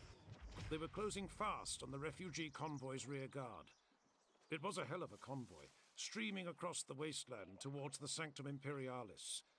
From the size of it, several refugee trains and retreating Legion forces had linked up to make their final run for Sanctuary. The War Master's horde had the numbers, though. Kargos felt an itch at the back of his head. Soon, he told the nails. Almost there. They bit back in reply, unsoothed. The nails had no patience. Logistics were meaningless. They fed on emotion. They wanted adrenaline. They wanted blood to flow, and he would be punished until he made it happen. It would be a risky assault, this close to the walls of the Sanctum Imperialis. The Delphic battlement ringing the Emperor's castle was only 5 kilometers to the west, leaving them practically in range of the wall guns. Within range of Titan guns, certainly, and just as definitely within Thunderhawk range. The forces at the Sanctum wouldn't bombard their own arriving convoys with blind fire, and the ash reduced all hopes of precision targeting at that range. Gunships, though, they were a possibility with the dust thinning day after day. Titans, they were a risk too. They were starting to venture away from the Delphic battlement, punishing any raiders that struck too close. Kargos's eye lenses had long since lost their ability to zoom and refocus. Endless incidental damage to his helmet over the war's course had killed that functionality. He had to look through magnoculars to make out the convoy's scale, or at least what the ash would let him make out. What do you see? Inzar called up from the tank's innards. It's a big one.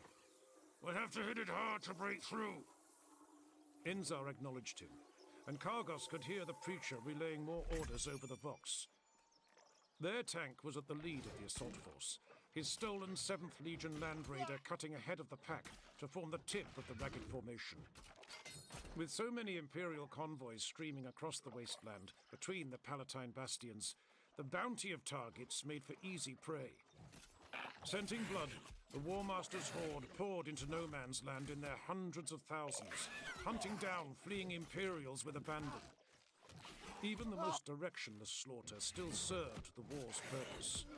Every soul killed in the districts of the Inner Palace was a soul that would never pick up a weapon to defend the Sanctum Imperialis.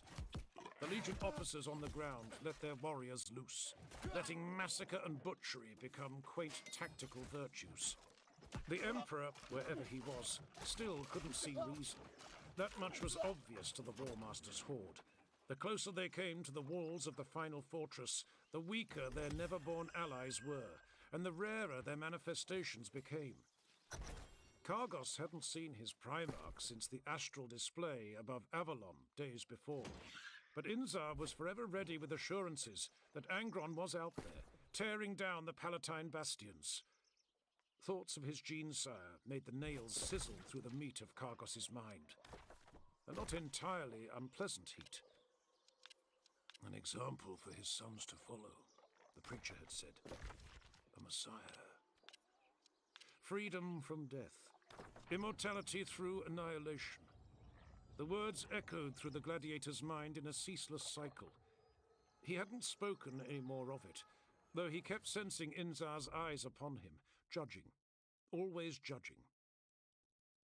As they drew closer to the convoy, the World Eater panned the viewfinder across the distant shapes of Legion armor and army transports. Given the Horde's advance, all retreat would soon be cut off. Fewer and fewer reinforcements were reaching the Sanctum. This column might even be the last.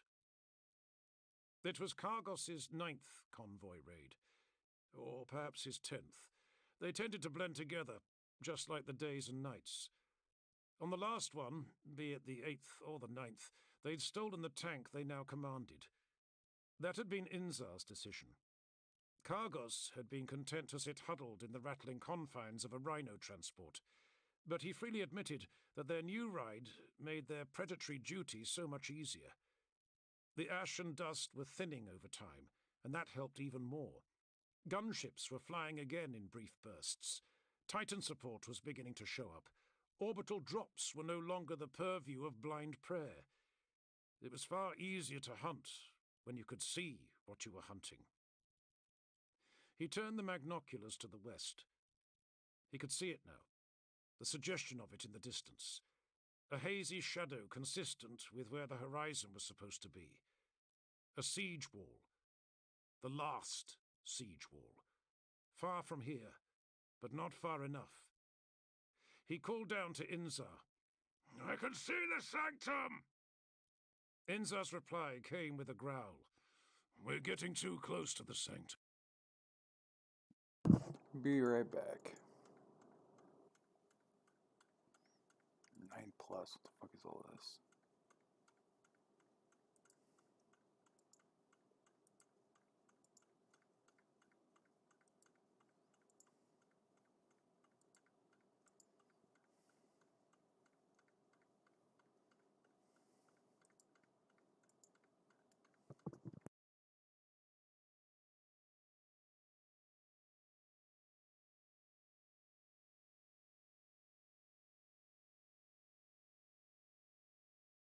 Sports.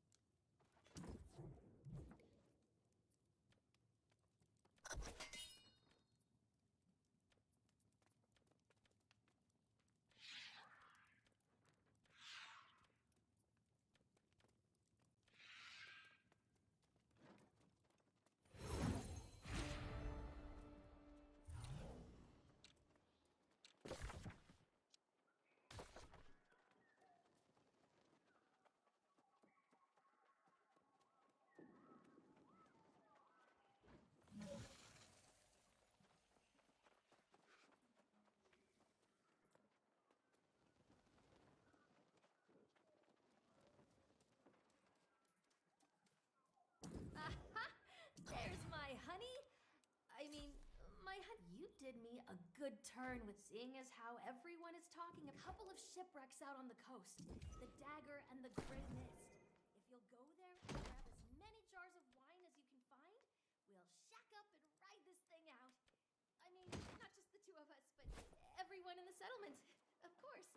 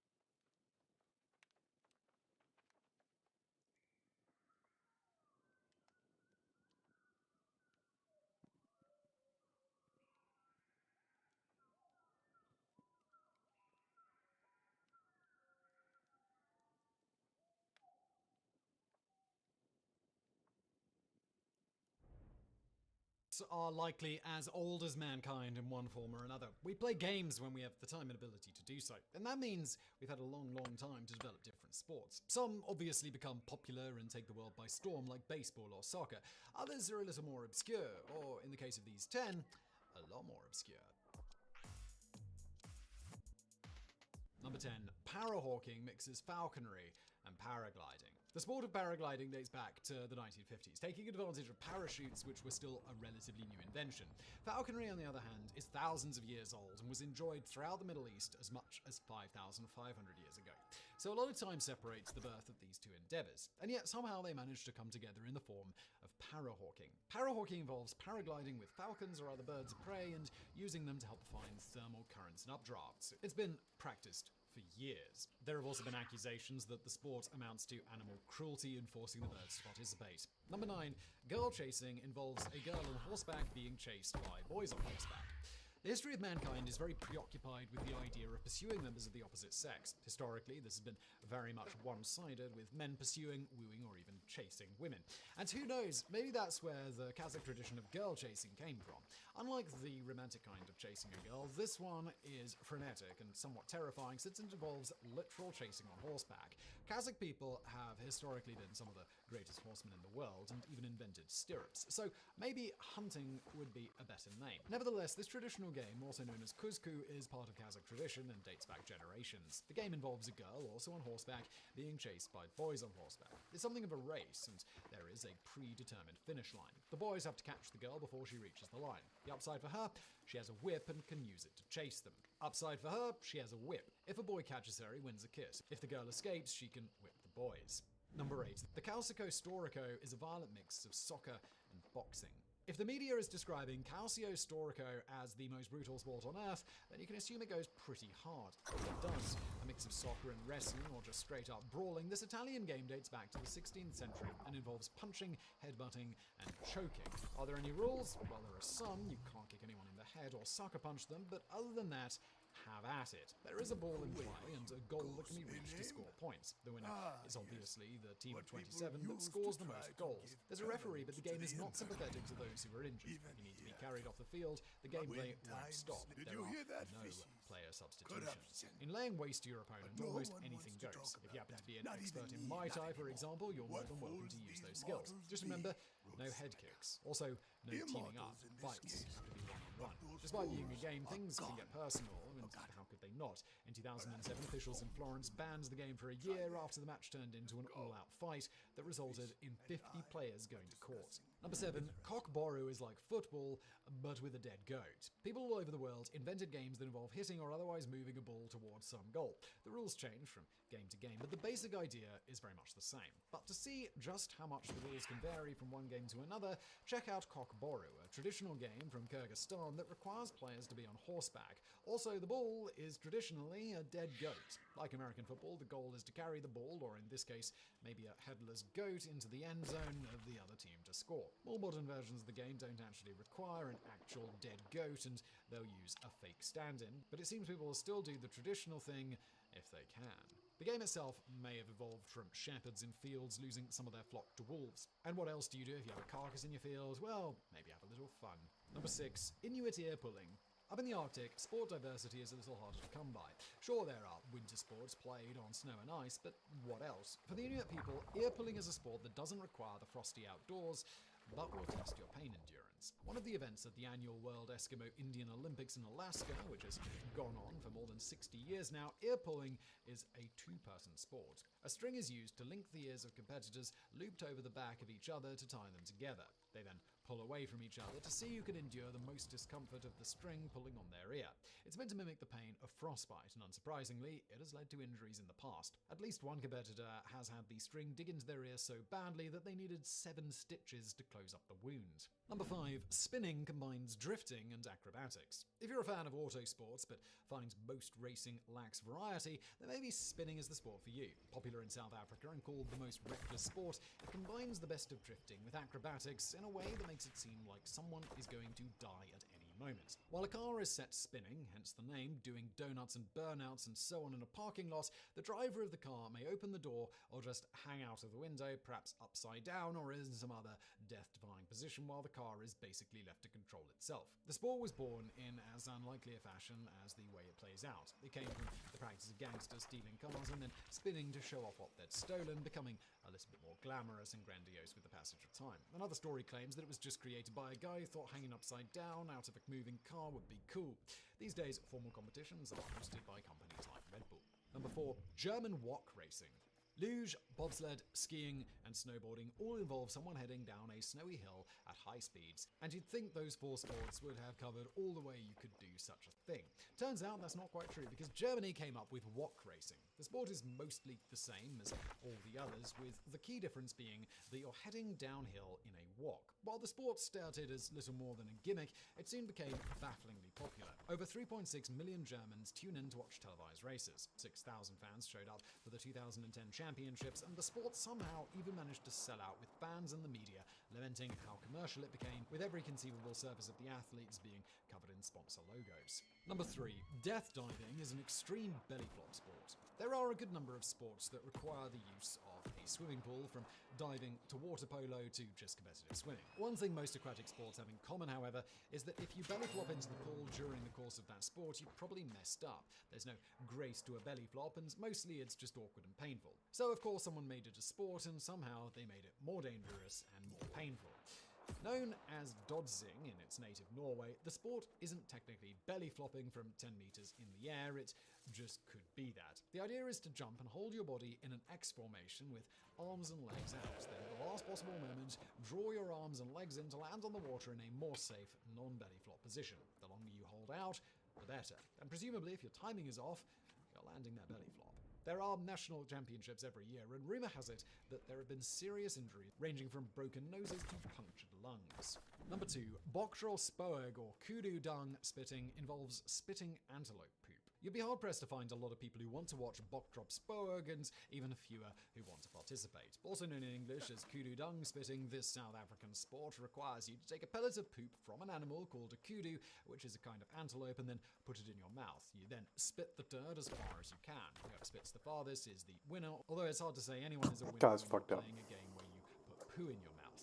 Despite the fact that kudu is a decent-sized animal, their feces is almost rabbit-like in appearance, just little piles of round pellets. It's hard to say what inspired the first person to try the sport. It bears a strong resemblance to just spitting out watermelon seeds, and it's entirely possible it came about when someone put one in their mouth thinking it was food and then spat it out after realizing what it was. No word on how popular the sport is, but it does have a Wikipedia article, and you can see videos of it on YouTube, so that's got to count for something.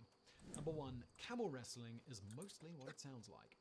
Some sports are very much born of the time and place in which they were created. No one in Idaho was going to invent surfing, and snowboarding was unlikely to come from the Australian outback. So the western parts of Turkey were only going to come up with so many different sports on what was available for people to play around with. And that's how camel wrestling was invented. Amazingly, this sport has a solid 2,400 years of history, and the name isn't metaphorical or misleading in any way. In 2011, 20,000 people showed up to watch camel wrestling in Selkirk, proving just how popular this unusual sport really is. Camels are naturally combative, and they think they're going to mate, and there are other males that they have to compete with. So in the sport, males are exposed to females in heat and then put in an arena together.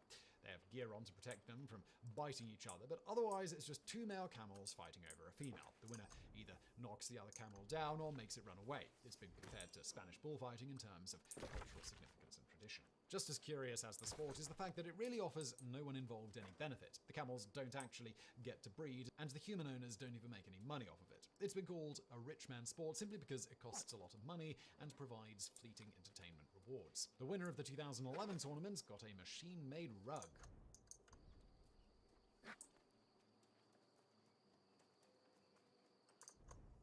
That was fucking random. Just before we get started today, my apologies. Sports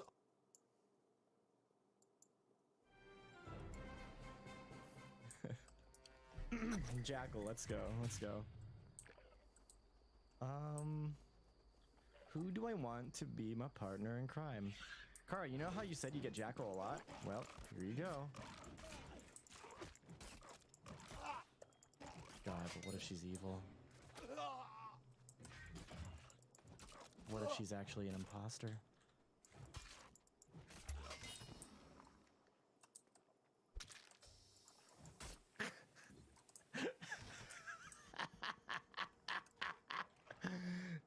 No one saw anything. What the heck? You didn't even let me teabag it, Skosh. Oh, she did when we went in there. Unless there's somebody in Specimen right now, one of Shy, myself, and Raph is a vampire. There is someone in Specimen. I just checked I'm in Specimen. No. Wait, who and who? Skosh, it didn't have to be us. And Shy. I'm in Specimen right now. How do you It tell did the have to be vampire? us with how long Sophie was next to me. She was the first one next to me. And we were together longer than 10 seconds. What does that mean? I say vampire specifically because, to my knowledge, nobody else is around the body, so no one could have been cursed, and this was a delayed kill. She died alone in Top Deaconham. Okay, but Skosh, weird. while you were scanning, I put down the garlic on top of us. It could have been me. It could have been me. This isn't Jorbs, by the way. I was pretty much with Jorbs the whole time. Is there not a role that goes invisible in this one? No. No. No. Unless you just have really bad lag. Let's see. Oh, no, I sounds like a Shy I situation. left Z in lab. I think Sally was doing gas or something. I went down into. Who did I see come out of weapons? Was that George? Me. Yeah, I went down into weapons and Pasto, and somebody else was in there. I feel like I should be getting sus for this. I'm really concerned. What wheels earned? They thought vampire, not me just blatantly killing in top decontamination. Well, I think George and Nerd Out are at least clear. I put my garlic down so I could do my what wheels without anyone fighting. Hey, Raph, did you scan? No, I did not.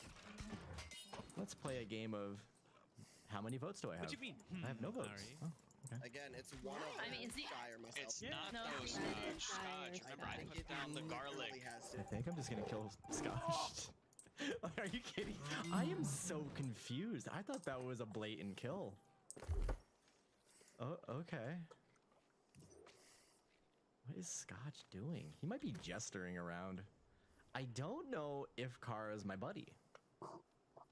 I have not seen acknowledgement from her, which is concerning.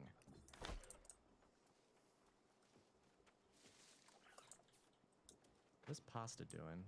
Pasta and Raph might be lovers.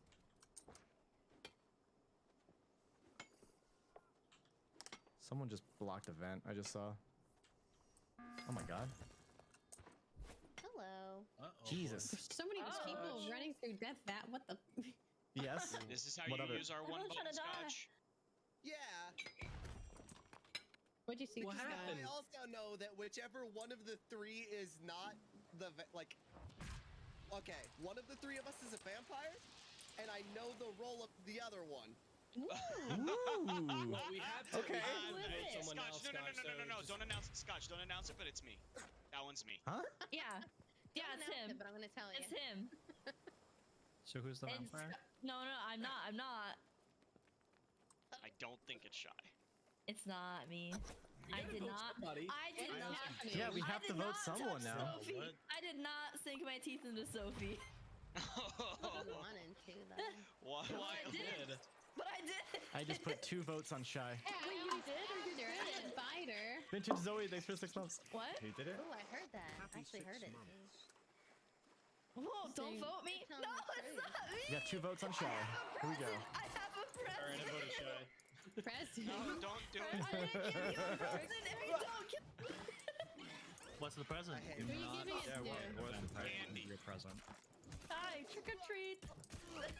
Ari. I'm voting Ari because I'm not voting on Shy. Oh my god! Wait, was that the present? Scotch! Oh my god! Scotch! Well, now I don't have to worry about whether or not she's my buddy. I reign supreme. I don't want to just kill Scotch and just run. It could be funny. Introduce a little chaos into this lobby.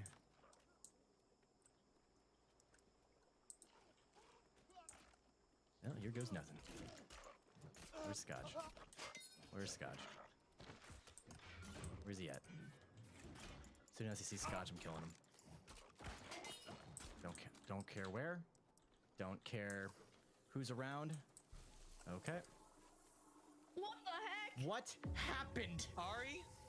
Where is she? She exploded on me as I was running back from the medbay scanner Sounds to about check right. for bodies. Sounds like a sheriff shot. Uneasy just ran into Specimen. Could he be the vampire? I was the one that just Shy. went to specimen. Shy, I'm the reason you're not dead right now. Wait, Me with Scotch, me. I Actually be a thought you vampire. were With me, with me Uneasy. last Jack, round. you went with me, but Uneasy went ahead of me. He was the cycle before us. So wait, where did I don't Ari die again? Medbay. Okay, She died There's on a lot top. of us in that I'm day. pretty near Jorbs and I'm who not else? insane. I didn't see anyone put you in bed. What if? Jack, No. yes, Polly he was passed the me. door What if I got shut, warlocked? and I saw him in the decontamination door, so he was ahead of me. He's a whole Yeah, cycle ahead of us. How did I not? Because I got to the door before you, Jack. The door was Oh, shut. unless you have more vision than me. Oh my god. You know what, Shy? You want me to vote you? No, He makes a good point. I He don't. makes a good point. Okay. I don't. All right. I think this might have actually been a warlock kill over a sheriff shot because I think somebody else was trying to claim something Yes, earlier. but I thought our leading And- theory was vampire. What does Warlock that was Scotch's leading theory. Scotch, how do you feel about your leading theory? Really strongly. Okay. Is it leading? Well, Scotch, then are you the last just two admitting? people- Are you just admitting to being the vampire? Then? The last two people that left here over me were Polly and Jorbs. What does I'm gonna get myself killed here right now, but I'm gonna tell y'all right now, I got shifted by one of those 3 people that I said. I'm not gonna tell you what their role is. You know what I am now. But one of the 2 of them is real bad, and one of the 2 of them is probably pretty good. What does a Warlock We'll skip. Just give us a Warlock name, can Scotch. Voodoo someone and then make them kill, like make a Okay, body fall Raph's over on dead. the. You just voted out your medic. You voted out your medic. You have no. You no longer have a shield Shy. He gave me a present. That was not good. Oh, Swap or no. tiny. I need to kill Shy or Scotch. Oh my god.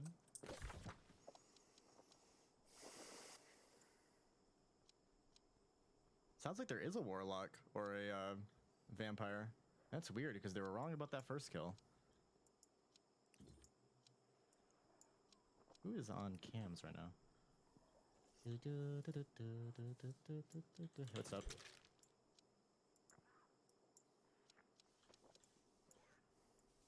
Hey, nerd out. What is Pasta doing? What's Ozza doing?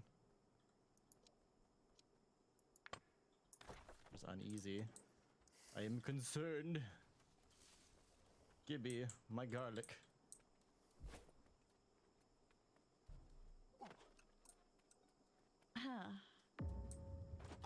I don't know what's happening anymore. Scotch, are you just Chester? Be honest with me right now. No. Just be honest. I don't trust you. I know it's not. Yes. This body is like just going into security. I It's not see. Ozza. I saw 3 in electrical, 1 in storage, saw 1 in Z coming out. specimen. Huh? I saw Z coming out of there. Of where? Holy. Out Has it of really the- been just Z this whole time? What? Z came out of the lights Am I area. just stupid? Nerd out. I But did. Z nerd, has been claiming himself more than anybody else. nerd out. I haven't been to electrical at all. I did the node. I did the node below electrical. Someone who looked exactly like you came out of electrical. No, mean, Scott should no, know I nerd was out, in the nerd out. area. I You know. passed you. I think around outside storage or above comms. Yeah, but I you did the came from- node. I did the node below electrical. Yeah. That's where I came from. Good on easy. I think. I I'll- don't think I don't think it's And I'm back. So Joke, I everybody was said stood I. on one of the cameras That's gonna hurt. that is just above weapons. The camera stopped going, so I ran up to towards where security is. Z came out of there, and I just assumed it was Z on I camera. didn't come out of security. I did the node below electrical. I came from the area, but I wasn't in there. Where did you see him run out of, Jack? I thought I saw him come out of electrical. I didn't walk out of might be- electrical. I mean, I'll be honest, I am it probably so looked confused like by it. It this probably game. looked like it.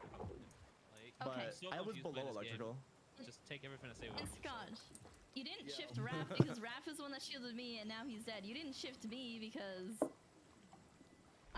would I know? I would know if you shifted me, Oh right? my God, was Sophie the shifter? That's funny. That's funny. Really? Wait, what? Fuzzy. Oh think shit! Sophie What? might have been the shifter then. I didn't. Oh vote. thank God! What? It's not Z, guys. It's Thank not God! Z. Thank God! Swapper is Thank on God! drugs. Thank God! I actually voted. I actually voted Scotch though. I think he. Hey, the jig. Why are there is very slow killing? I think a killer got killed round 1. Sophie might have been a killer. Nerd Out's going up to dropship, which is weird. Trickster. We have a trickster. Okay. There's Uneasy. There's Jorbs.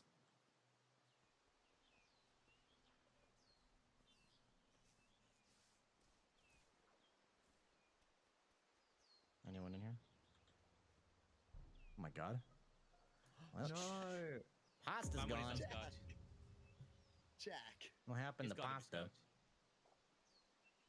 She died in vitals between me and Jack. It's one of the two of us. Y'all are probably gonna vote me. I don't blame you.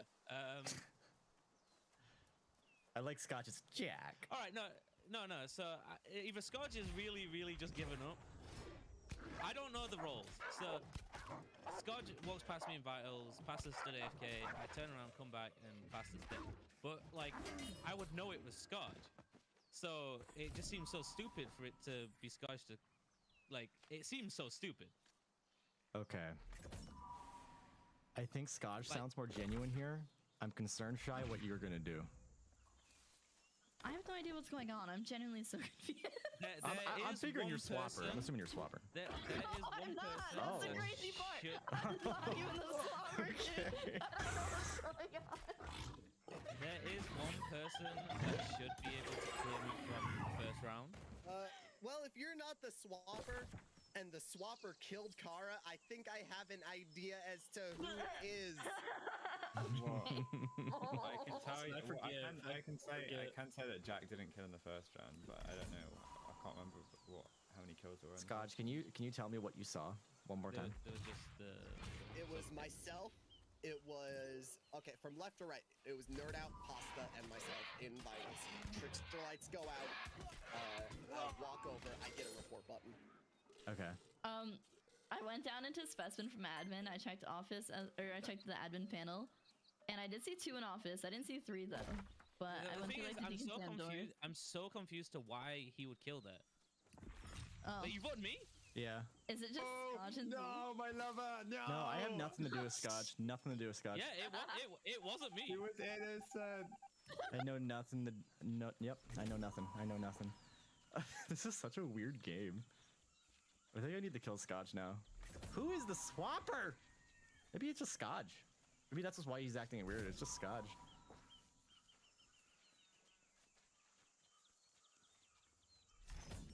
Someone's on cams. Yeah. Where my little hat? Where my little hat? Oh, where my little hat?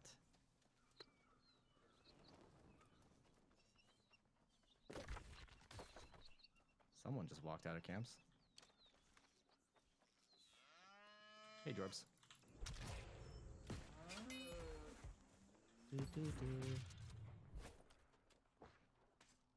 What's up, Shy?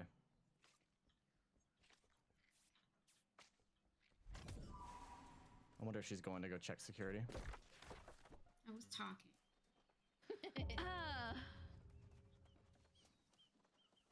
It's actually just Z. Huh? Huh? Is it?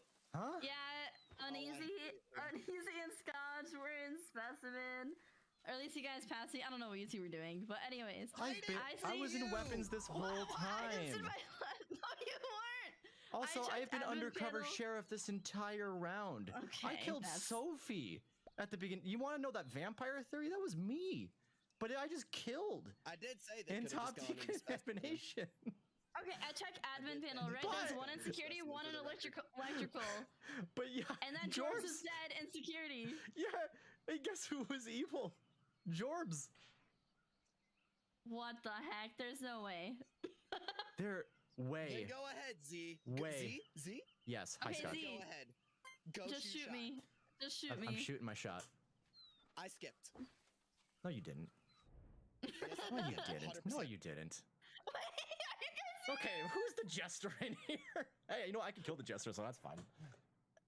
It's not me, Z. Do not waste the shot. Oh my god. Oh, jeez.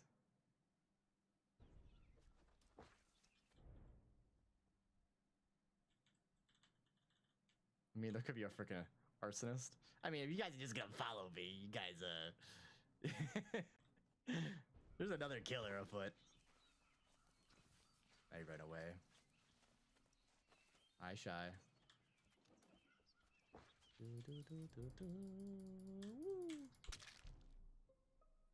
She was chasing me!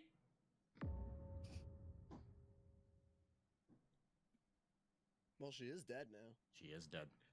Listen, I went into this game wanting to cause violence, but this has gone way longer than I expected.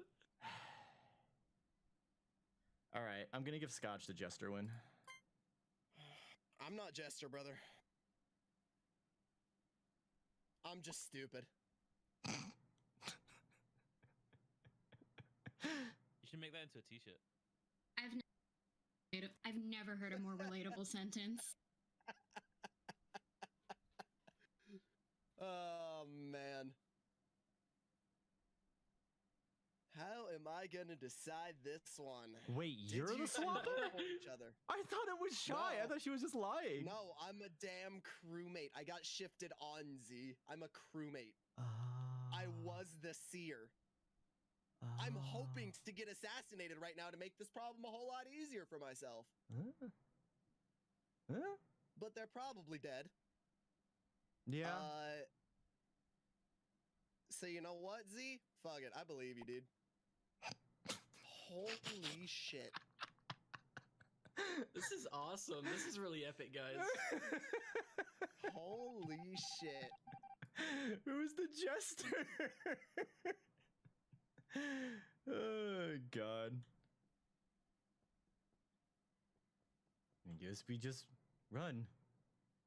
We run away. What if there's an Arso? Secret Arso. Ah! Ah! No. Nope. Sorry, had to leave for work and come back. The only jackal. It shows chaos. Solo win. That's amazing. I voted for myself. What the hell just happened?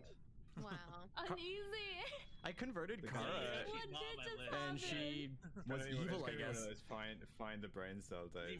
TBT, thanks for the 1,000 bits. Convert me? Yeah, I tried converting you. Oh yeah, I was evil guesser. Oh wow. So me and Scotch were plain old crewmates, by the way, both of us. Liquid Lightning, thanks for that 100 bits. Yeah, I'm so sorry. So what happened was I'm seer, right? And I don't see that bottom decontam door open. And I saw Sophie go in, and I know she died in there. So I'm like, oh, it had to be the late kill. I guess Z just snuck right in there when I wasn't looking. And then straight up admitted it. He's like, that's me. It was like it could have been me. I'm in Specimen. He said he was I did a specimen. I allowed you to reign supreme. Oh, I love that. That is fair. I did like my nerd out play where I pretended to be morphed. Uneasy, you ran in front of 3 people and just sliced. What the? Well, Z kind of did the same thing. I wanted to honor his memory. It's kill blatantly. Boom. It worked. That's my favorite. It did, play. yeah. It got me There's just, killed. I'm sorry, Ari. Oh no, you're good. You're good. No, that was Ari, amazing. Ari, don't stand next to the door. Stand on like the wire so I can't think that you're actually lovers. This isn't Mira, is it? Well, I was just watching This is the Mira. door. We're on Mira again. Oh, I thought you were. We're actually going back to typing. Mira. No. Oh no. Oh no. All right. Hey, Scotch.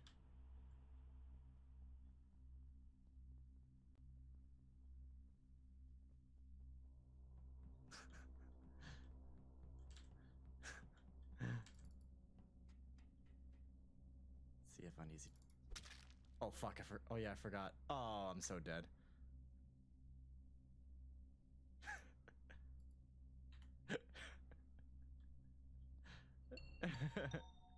What just happened? I don't know.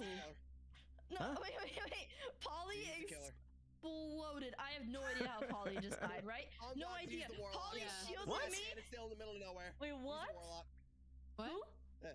walked up. Scotch, I was staring at you. I just walked in. I'm staring at you. I just walked into the bathroom. Oh, wait, so you could have cursed me in the beginning. I was standing on top of him. Okay, wait. Scotch, I just walked into the shower. I can't confirm Z is in the shower. Okay, here's what happened. I walk up on, I think, Uneasy and Shy, right? Black Dragons, thank you for the 8th Prime. Okay, yeah, Paul. Yes, we were sitting I there. completely forgot. Then Uneasy tried to shoot me because he didn't know what happened. Yes. But I think it is Z. I think I got Makes sense cursed. that it's Z is Warlock. I just walked into the locker room. I'm absolutely messing around right now. No, but me and Z spawned on top of each other. Me, Z, and Polly were the only ones that spawned up there, I You think. can't curse right away, Shy. No. He's moving. He's That's moving. true. I am moving right now. Okay. He was still for me. I was loitering a bit. What happened? I'm sorry. Jesus, Scotch. He would have been standing still since about 5 seconds ago. I'm trying to think if who else was near us when we spawned. I think it was just No, us he's good. three. He's good. He's good. He's good.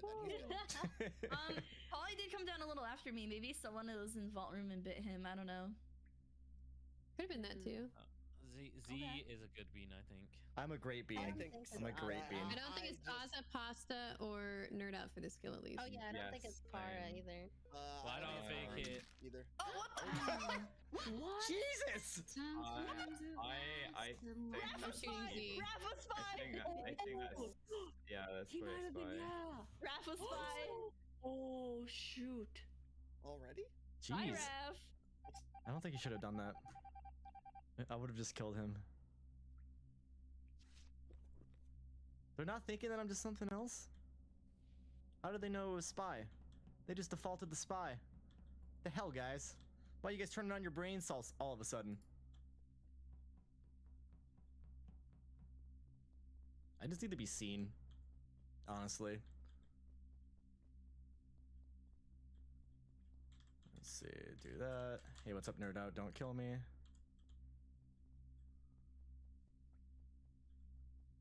Honestly, I should just curse Nerd Out.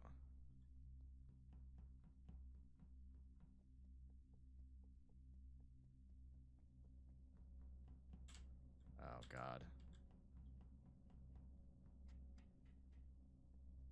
It's Ozza.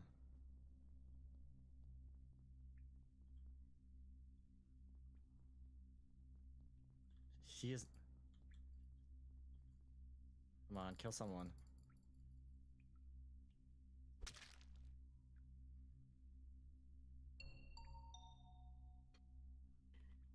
I just walked past Scotch and then he exploded. What? Did you pass by Z, George? I don't think so. I was walking down with Kara, and then Kara went like right, and I went left, and I walked past Scotch, and he like did a Am I being double sussed take again? and walked back toward me, and then exploded. All I'm saying, Z, is I just found you in the shower and you were standing still. That's generally what I do when I'm in the shower. You already said you were. Did you want me to dance in the shower? Yes. You don't dance in the shower? To be fair to I'll Z, slip and fall, he it's didn't dangerous. do a task the first time he went in the shower. Why are you vouching for me, Nerd Out? This is really weird. How do you know if he It did a task or is- not? Because he was walking into the shower. Come on, guys. It's I need to know where the body is. I just got to the shower. The moving platform thing. It's under. Moving platform. Oh, the fa. Yeah, this, like, the corridor Usually I would be below that. all for voting Z out, but I don't think Z did this. Z, No, I but have you a did the other present one, for right? you. No, Is it a he shield? was in Is it the a showers shield? the last round. No. And he's in the something shower this bad. round too. Is it Why? is it 2 votes on me? No. I went back It's something that for way. after this meeting, if you're still alive. know somebody. Is it a gun? Is it a gun? I took a shower with Shy and Ozza, so Shy, is it a gun? It's not so pure shy. Yeah. So here's the situation, right? Z think it is is Z. taking a shower, knowing no one can resist getting into the shower with him, and then he's cursing them I and letting mean, them walk away. And But here's the thing. No. That's Here's not the my thing. I know problem. Z went through electrical and up the ladder to get to shower. Right, Z? Yes. You could have. Yes. You could have passed Scotch and just bit him before that. I passed a bunch of people actually in medical. I passed Ari on the way back. We were both at Vitals, and I think Ari came from Vitals, the- yeah.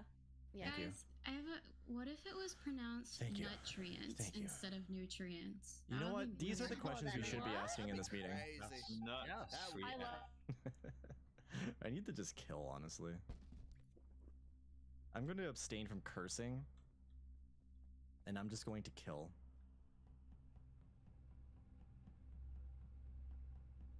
It's pasta.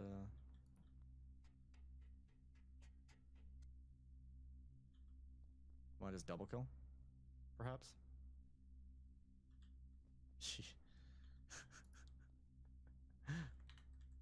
Stick together? I could curse you.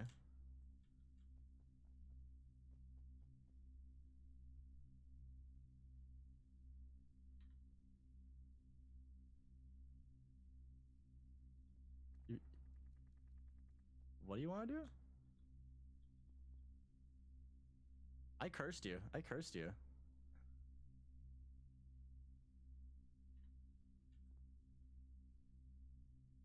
I don't know what you're doing. I don't know what you're doing. I don't know what you want with me. Do you want me to button? Do you want me to button? Wowee. Shy, there's a body on the other side of the vent. Wait, what? You're standing on the vent, right? Because there were 3 people on the table. Yeah, there's a body in viewing deck. That's fascinating. Wait, in viewing deck? Like the room that we... Wait, where's viewing deck? That's not cockpit. The one below, the one below. Oh, okay. Oh. Near the kitchen.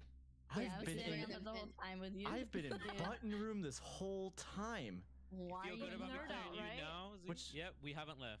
Yup. Oh, because I did see you guys go up Which there. makes me think it's not me or Nerd Out. Who's in the van? Not me or Shy. Who's in the van? Who's being... It's Pasta or Jorbs, because I was on the the whole time. I was taking a ride, giving a ride to my little pink baby Shrek, you know? Oh! Yeah. So You can't Pasta, use that. Jorbs. You can't use cute sharks against me. I'm down to vote Pasta. Listen, I'm Oh telling my you, God. I Why think the last Wait, why one not was Jorbs? Ari. Because last round Jorbs, I was with Jorbs for a lot of the round. I just feel like it's less of a chance of being Jorbs. So I haven't played this map in 6 months, and I've been feeling really bad about how bad I'm at tasks. And apparently, nobody else in the game has done any. No one does tasks. Tasks are so overrated. 2 tasks. I've done 2 tasks. We are not I took a shower. I'm done with my tasks. I'm done. I've done one wire so far. I'm the snitch. I'm the snitch. Speaking of Sorry, I'm just vibe, revealing that now. I'm the snitch. Okay. Oh. I'm just kidding. I'm kidding. Anyway, I think it's Ari though. Nerd Out says, I think it's Kara. Oh, I voted for pasta. I thought we were voting for pasta. I voted Are we for voting on Pasta. 7? Duh. Frick it. That's what you do here, guys. That's what you I do. think Nerd Out was trying to type in his lovers chat. No. No, you wouldn't be lovers. You wouldn't be a lover. What? You wouldn't be a lover. There's no way. There's no way he's a lover.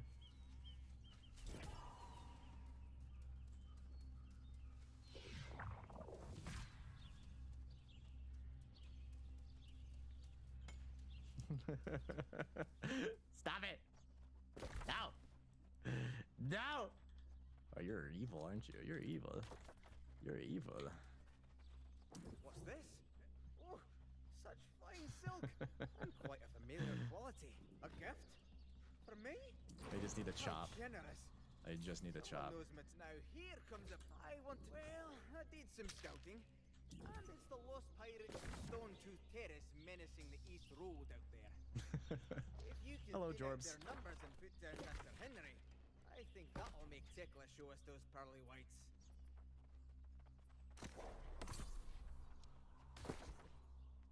Nerd Out, you alive?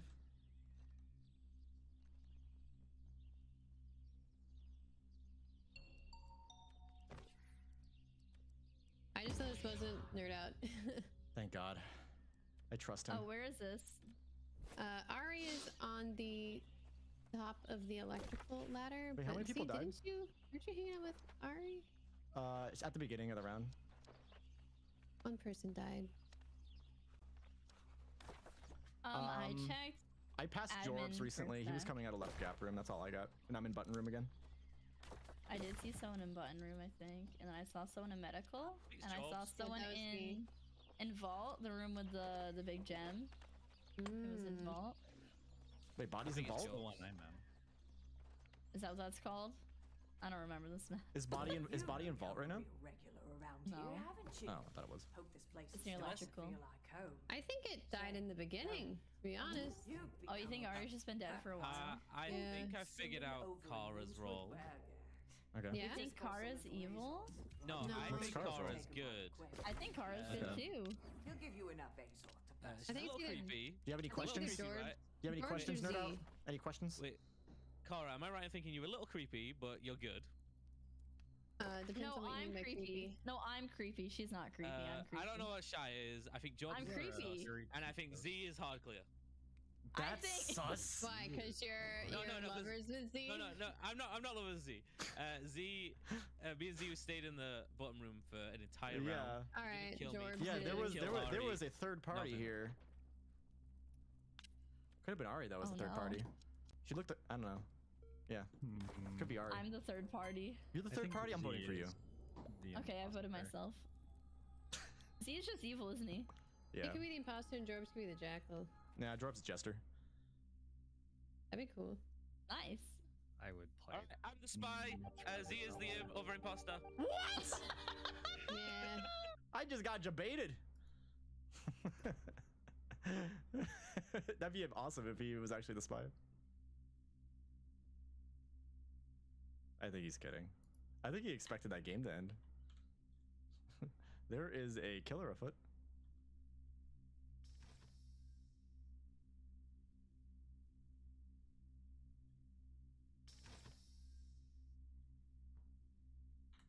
Yeah, fuck it.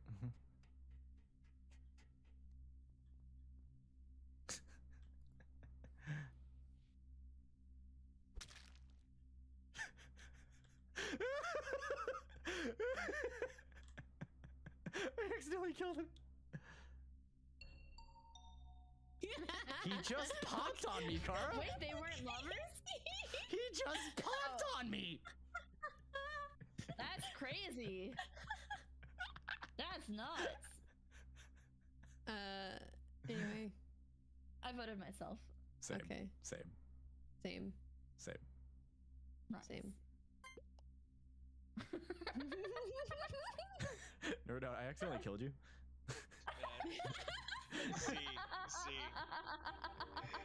If Scotch never rescinds the clear, I shoot him. But he rescinded the clear, so I shot you as spy. Wait, Nerd Out actually was spy the whole time. Yeah. I thought he was just joking at the end. Oh my god. No, he was spy. The game would have been over if that was the case. Wait, you took the shot on me as the spy? Look at all those Yeah, because chores. Scotch gave you the clear. Like, he was like, oh no, he was actually moving around. I knew it was actually Oh using my those god. gestures, so I wanted to keep you alive. Oh my god. That's why he started changing his story. That's incredible. Oh my god. Dude, I thought Raph was a spy. That's hilarious. Imagine being such a good snitch that you could expose yourself and they don't believe you. On the fly was so panicked. I was like, wait, no, guys, he's Yeah, then I just walk away. I just walk. It couldn't have been him. He I walks actually away was all the frozen right there, time. Scotch, but it only lasts so long. Scotch. No! God damn it, Scotch. Gamers. Aw, thank you so much.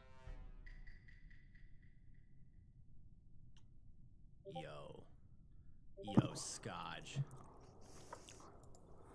Oh, man. No, we're just leaving. We're just leaving. I want to go guns blazing with you, Scotch. Guns blazing right here. Let's go. Let's fucking go, man. You and me. We just go. We just go. Just kill him. Just go.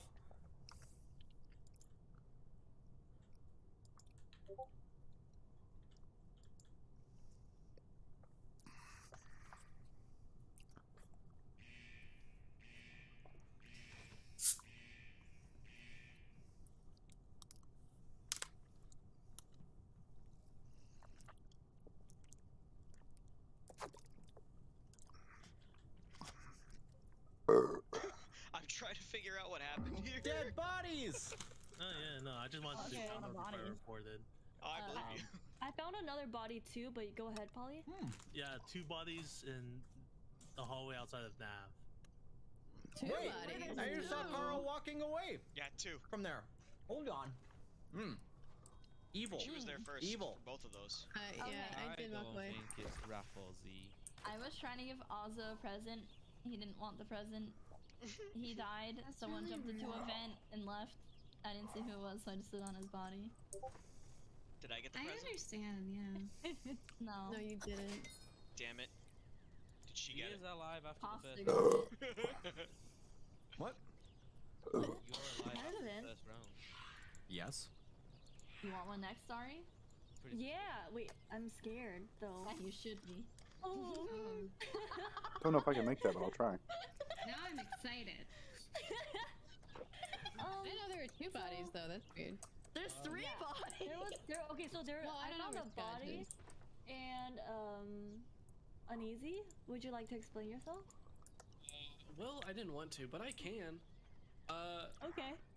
So, shit. Well, I'll just be honest. Scotch shot on Sophie last game and got her out. I was like, you know what? Since I'm this role, I'll just do the same. And I killed Scotch, and I'm still alive, so I guess that's that. I'm the sheriff. Okay, shut up, Jack. Actually, shut your ass up right now. I swear. Jack. Voting for uneasy. This role is being contested. I voted for uneasy. I'm not actually the sheriff. I was joking. Oh my god. Oh my You were god. so I skipped for you. I skipped for you. It's a good job I skipped right on easy. Are you the other body? Your skip did nothing. I can't believe Scotch got murdered. He should have came in the storage with me where it was safe. He chose to stay in comms. He didn't get out of Dodge. I don't know what Nerd Out's doing.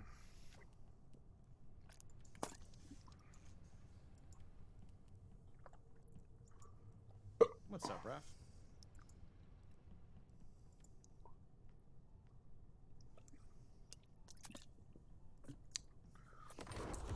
Need a bunch of fish oil.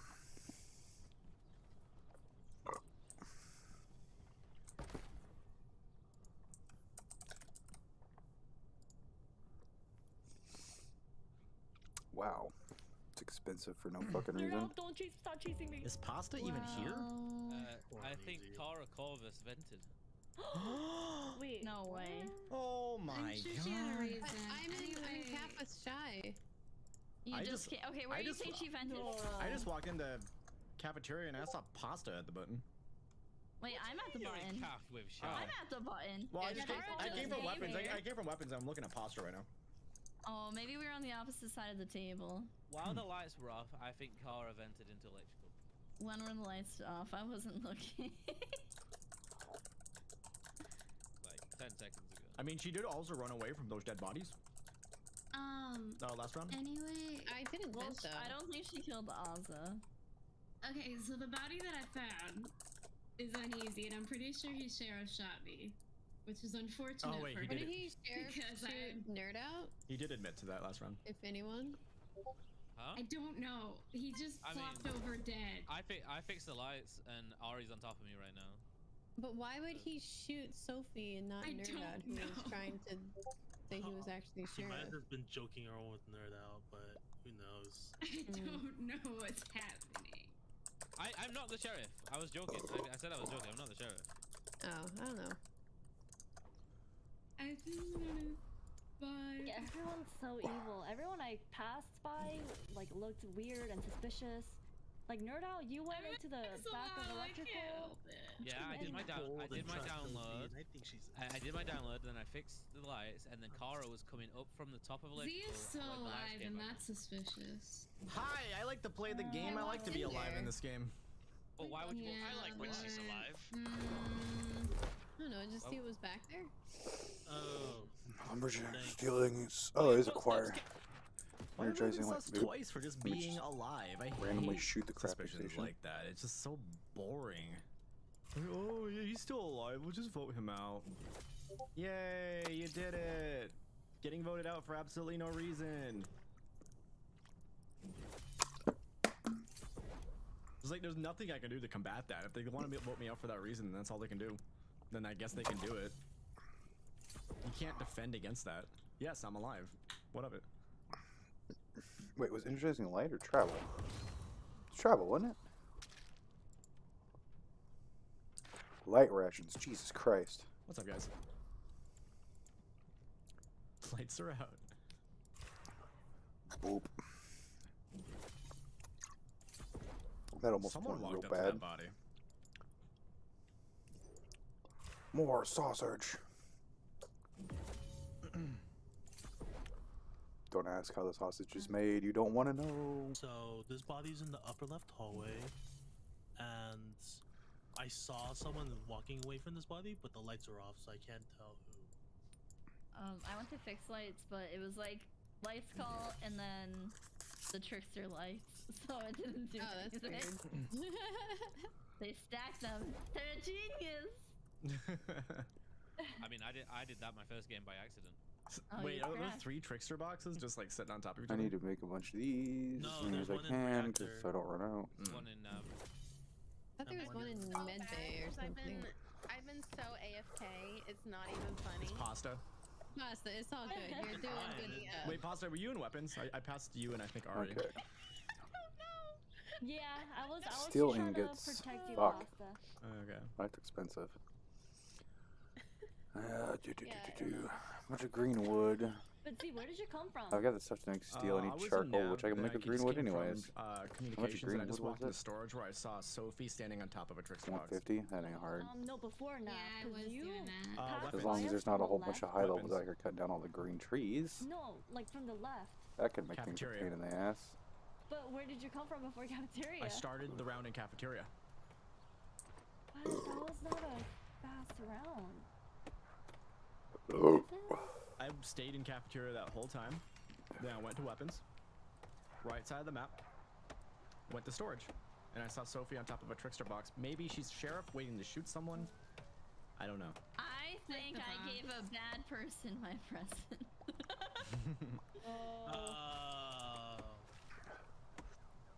I think Kara's a bad person. I am not a bad person. Need to get about 400 of this. A bad bean. I'm not a bee. Okay. Just need to fill my bags with nothing Well, but young shit. trees. Feels like everyone has imposter vision and just knows my pathing and everything. It's so weird.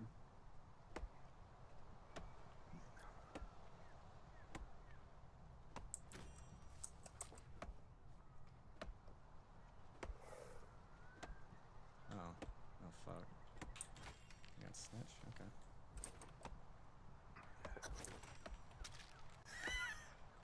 I killed the wrong person. Caught you red-handed. Freeze. Sorry. Yeah, shy, jeez.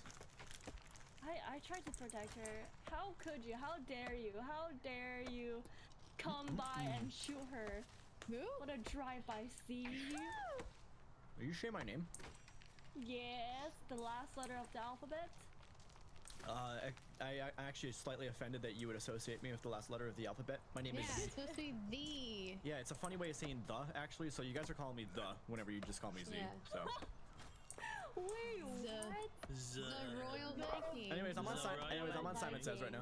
The. I am the Royal Viking. What do you want us to call you instead of Z? Just call me Z. Z? Silver Still call in me the last letter of the here. alphabet. Sorry, sorry. I apologize. I think this is a morphling because I'm in Simon Says. Nope, I saw it. I caught you red-handed. How long you been in Simon No, Says? you got a morphling red-handed. And Z, how long you been in Simon Says? Oh, I just got there. From where? One of the engine rooms. Only place I can come from. No, which one? Upper It's engine. very important. Upper There engine. is a trickster box Okay, there. that does line up. I did go for Simon Says to lower engine, and I didn't see. Oh, Sophie, where were you? I was in storage. Sophie is in storage. Kara's on the lights. Neither Yeah, I of think those it's just got Z. this kill. I don't think it's Z. I think I am in Simon Says. Because I saw Polly walk by, and it was definitely not I Polly. passed by him when I came to electrical. What's between Shy, Ari, and Z for this kill? It was me. Wait, I'm sure nothing bad will happen. Oh, What? Common sense prevailed. Did a mare skip? What? Look at that. What? I gotta kill a snitch. I gotta kill a snitch. I gotta kill a snitch. I gotta kill a snitch. I gotta kill the snitch.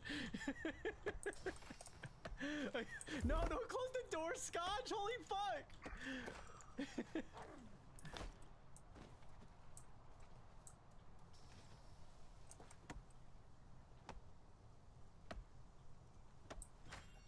already fixed.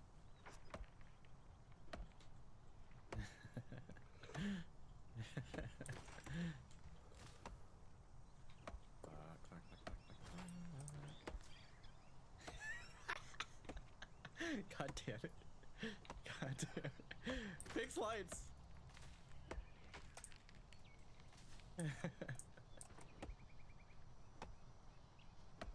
This is so dumb.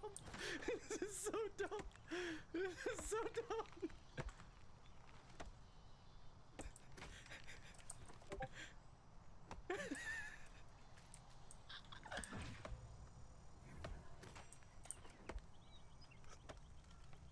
Oh, is he in cafeteria?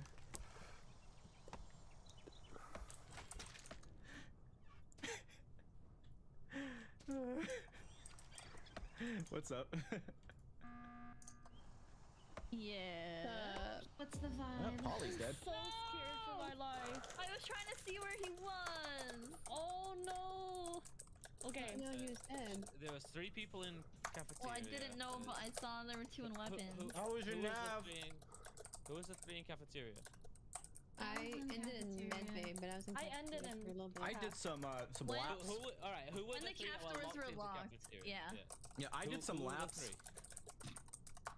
Okay, I'm not gonna lie. I got tired, and I mean, honestly, I was like, I'm going to close my eyes, and so I went up to the top of the cafeteria. What? Who were the 3 that were locked into cafeteria? Like moments I ago. was locked in there, and I just ran up to the top, and I was like, I must take a nap. I was locked at the beginning, but not the end. Okay, the second time Calf was locked, there were 3 people in there, and then Shy. 2 on the right side. Shy, what if it's Ari and Sophie and Paulie's also in there with them and they press the button? I mean, that could be the case. I also see Z like running out of like weapons, and I want to see if the body was I up ran there. out. But the button got I called. ran out of nav. Shy, get it right. I'm doubling down at Z. And I promise you, there is no dead body in nav right now. I promise. I promise. There isn't. Because, okay, Nerd Out and Shy, we were in admin for so long I'm together. not a jester. You're a I don't think jester. it's you guys. You're a jester. What's the vibe? I Where are like we Nerd Out's dropping these theory. votes? I blatantly I kinda saw want Z kill Pasta. No, it's not Sophie. She's been in What? the top corner the whole time. No, there was a morphling. There's still a morphling that we're dealing with here. It's not Sophie though. She's in the top corner of Calf the whole time. Okay. I need to take a nap. Then it's gotta be Z. Yes. Is it just Ari? Yes. Good. Yes. No. I shielded a baddie. I shielded a baddie. Everything's going according to plan. Kara, who is your partner? I don't think those are supposed to have a Polly, that was the most epic chase ever. I was so scared. No, I want to point out, if Shy had shielded me, that would have ended in 1 round because I saw AMX, Z thanks for the kill, 5 so gifted subs. Scarge killed me, and then Uneasy killed Scarge. Whereas, like, if I'd been shielded, I'd have killed Z, then Scarge would have killed me. Polly was the level went to 100. Polly was the snitch, and I accidentally killed. I think. Did I kill? Is it? I killed Pasta accidentally. Yeah, you killed Pasta. And then the next round, I did like 5 chased me laps the around the entire map time. and just chasing Polly, and I closed cafeteria doors and cornered him in weapons. Yeah, Z, when you close the doors, panic level went 100. Why would you do that to him? What's wrong with you? Why did no one believe me? And then you hit the button and hit his body. I was there. Why would he kill in front of you? That was crazy. I was going for Polly instead. Oh. Julia's gone. Julia got cleaned up. Wait a minute, then that just leaves Lexi and Jackie. What? No, it doesn't. You guys, one of you's a killer. One of you's a killer. I was with you the whole time. Well, Z, one of them got cleaned. One of them, I know. she I'm got talking cleaned, about. Jackie. I'm talking about.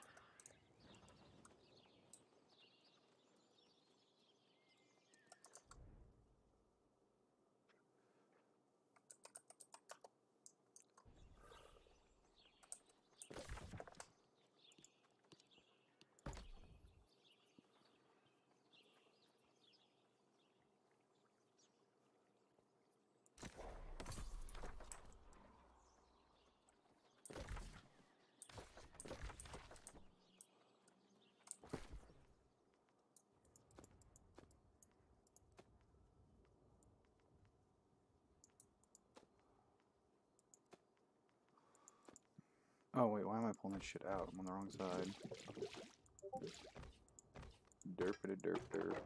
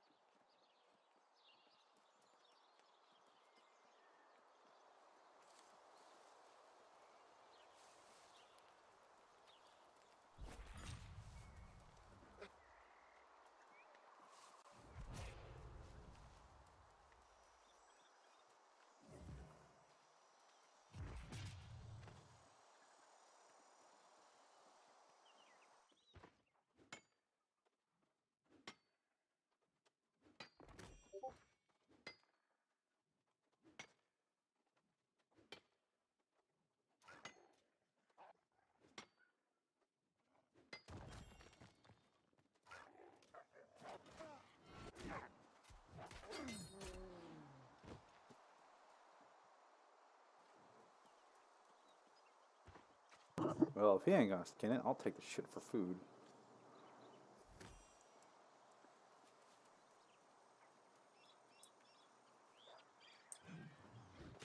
And I'll miss.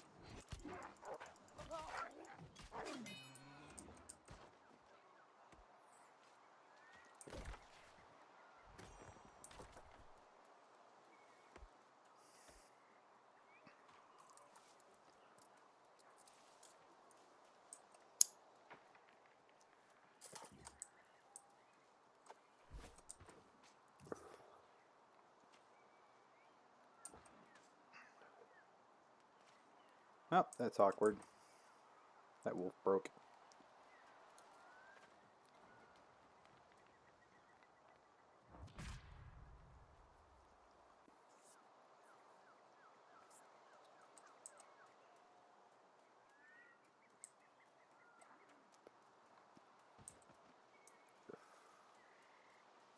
Taking the iron.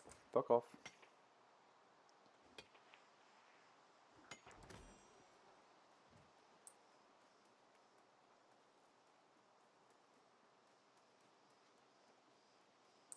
No silver today. Not right now.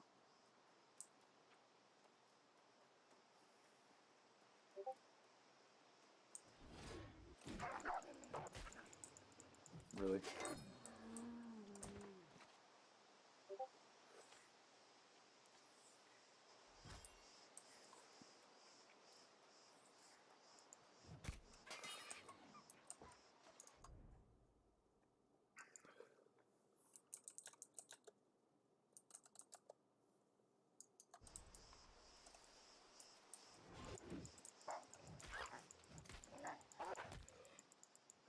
Just die. You're annoying.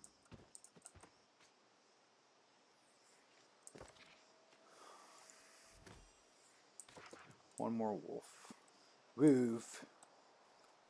Should I shoot this on the face? Nah, I need the points.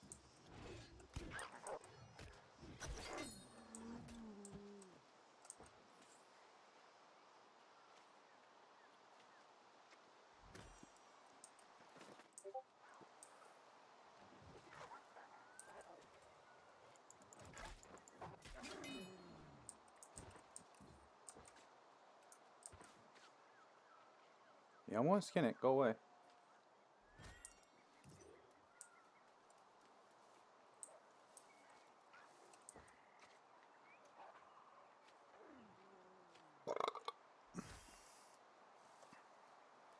Should go check see if the spawn before I leave.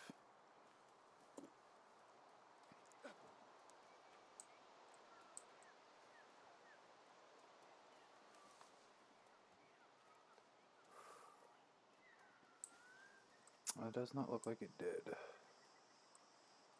Can I grab that thing yet? I don't know. I think it's 100 though. Yeah, I can't do that one yet.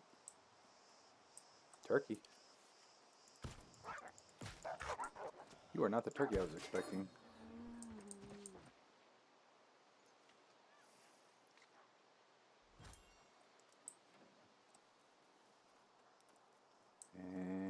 turkey.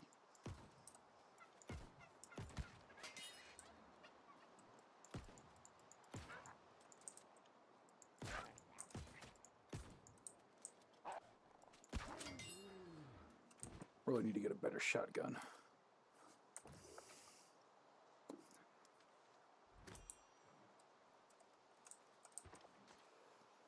Okay, so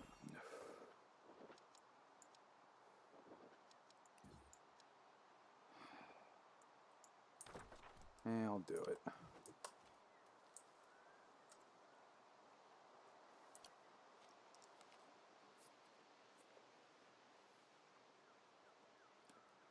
don't even remember what that gives me.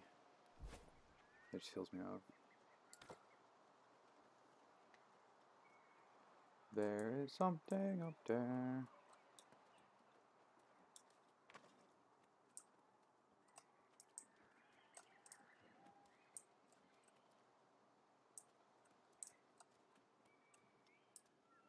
Where the fuck is it? There it is.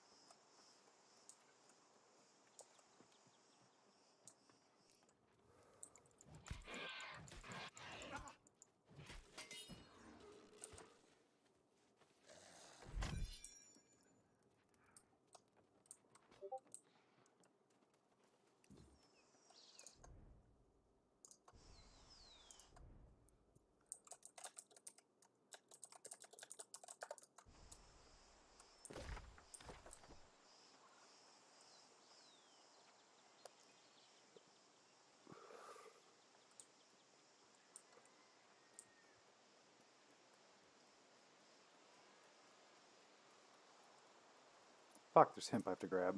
Might be more than 2 minutes.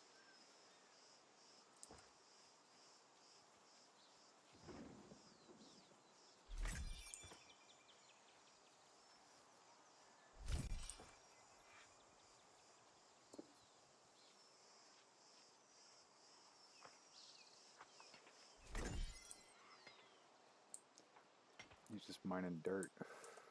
And I have to kill the cow because I need milk. It's stupid that we kill the cow for milk.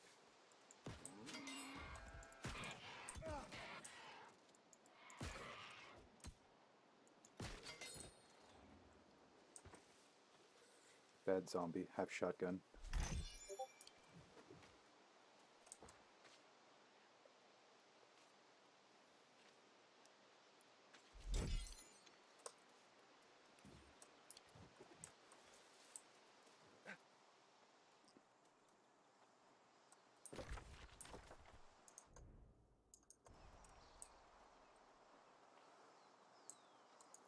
I wonder if Supreme Commander will even stream correctly. Is there a cow in there? Oh, it's an elk.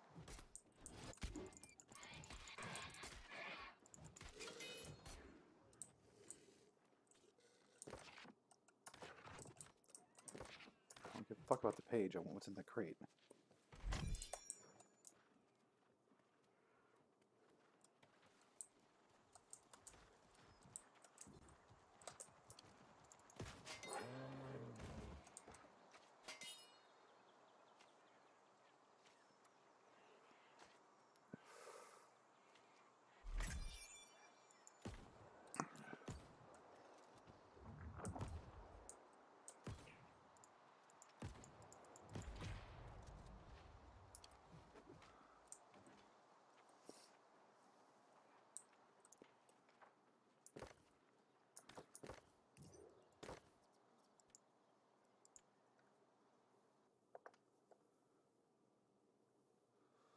Okay, let's find this thing.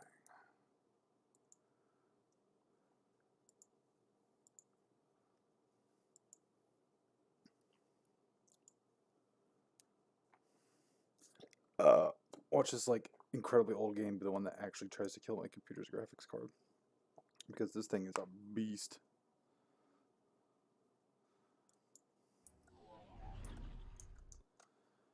Okay, set up stream for it now that it's running. Not seeing it, so I have to do auto, cacher specific window, Forged Alliance, close. Forged Alliance instantly crashed because it's temperamental as shit.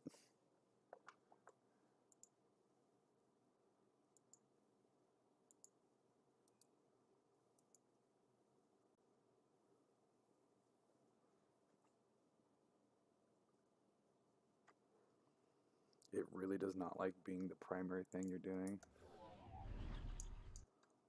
Okay, good.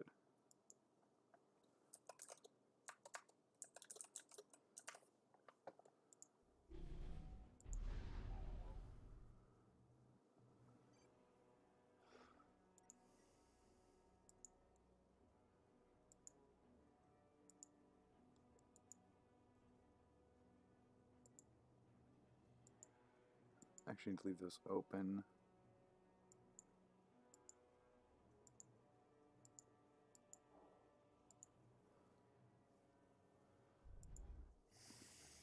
Do I want to do one of the big ones?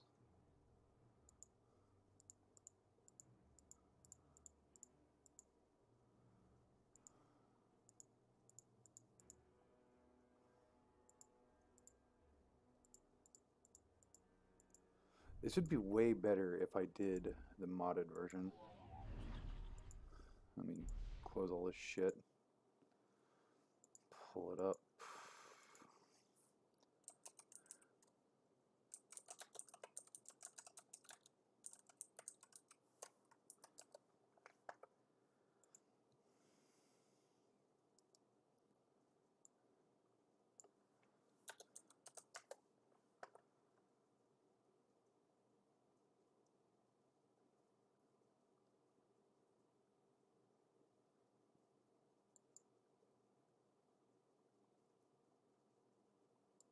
It's Loud. That's what I'm looking at. Project Loud.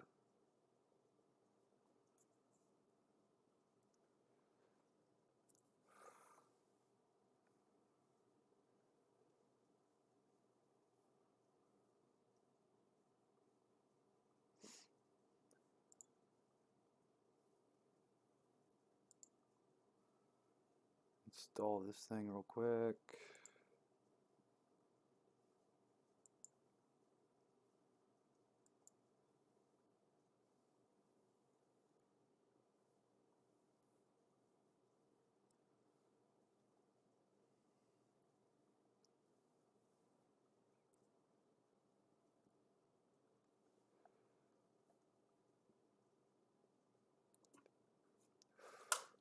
Wow, this site takes forever to download even a small file. Sorry, gonna be a minute.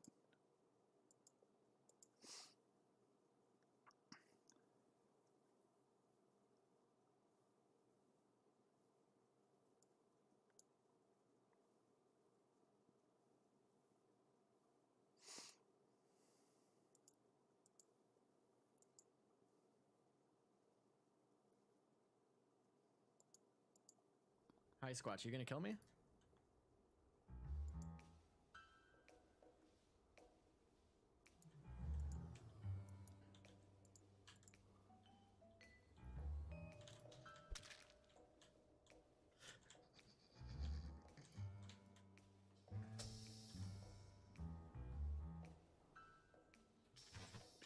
Hey, what's up, Germ?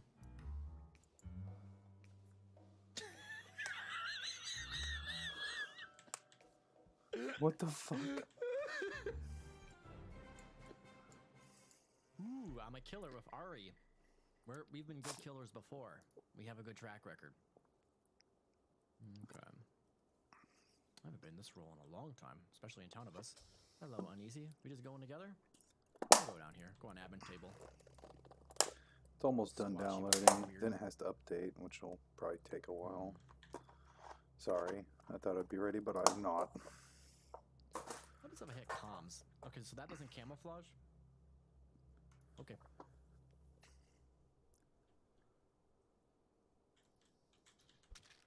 Oh god.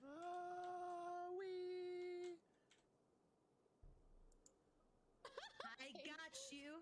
I got you. Fuck off, Winrar. I will keep your secrets. It's Twice okay. now. Z has killed me. What? Sorry, I thought I was muted. Oh my. That should be extracted. I didn't hear a thing. I heard nothing, and I heard nothing. What? Rini, what did you see, Rini? So when Wait, do I do it now? What? Extract here. Do I do it now? Run you do it now. this. Wait, what? Shoot him? Shoot people now? Okay. Yeah. All right. 1 sec. I'm a crewmate. Oh. Oh, that's pretty good. Yeah. Oh damn. Kara, you missed So what- 100% so of the what- Oh yeah, I have shots to you put see, this Kara. in. Greedy, while she's doing whatever magic voodoo she's doing, what did you see? someone did this while Pinky and What did it say? were doing our tasks and research. Do I need to put this where? Kara, I'm gonna Fuck. give you one more.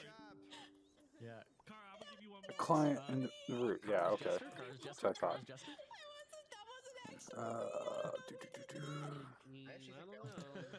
Copy. Go digging around my I'm pretty sure PC. Himi's the assassin.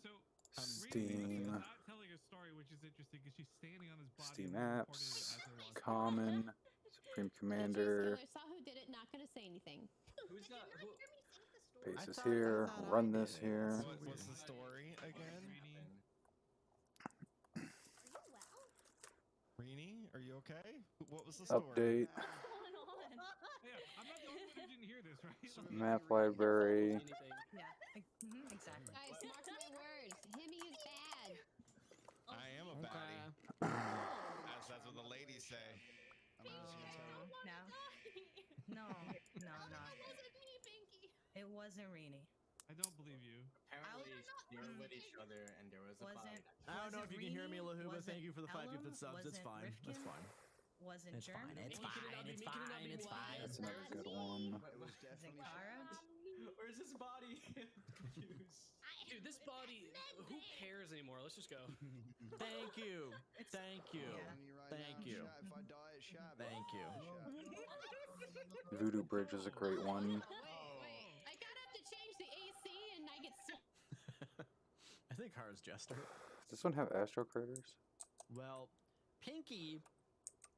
Don't know what's going on with Pinky. Does it not?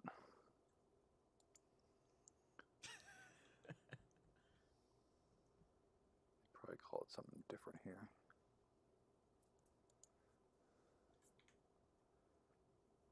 What's up, Kara? All right, goodbye. That's good. I think Pinky went Still that way. updating. Oh my god. 120, 130 of 370 done. Oh, hello. We didn't have buttons. We have a button. So did you just test it? You just test that. Yeah. Ooh. Someone oracled Himi. What is that? Himi, why are you purple? What's purple? No, I don't. Purple's my favorite He's not color. a neutral. He's either good or bad. Just like us all. Great. Well, It's halfway done. Colors of the rainbow right now. So why? So what is the I like purpose of this rainbows. button? Well, I was trying to test it, see if it was actually buttoning, for one. But also, I saw Z standing in the middle of nowhere, and then Himi go over there, and I'm like, Z's probably dead. Well, Himi's alive. So is he. I was gonna say Z was We're gonna good die, buddies. but Z's alive. You think I No, killed we're Himi? best friends. That just eliminates all of my suspicions. Although Himi could still be bad. Look, he's only purple. He could still have the That is red. true. All right, well I'm gonna skip. You're just like Grimace. You can be good or bad. Like I don't know about this whole hidden zine stuff. I don't know what that was. I thought she would just Yeah, I accuse mean, me of you. it's cool. I left Pinky's body, somewhere hidden. So thanks for hiding the body, Kara. True. You're welcome. Is there executioner? Also, him is There's a lawyer.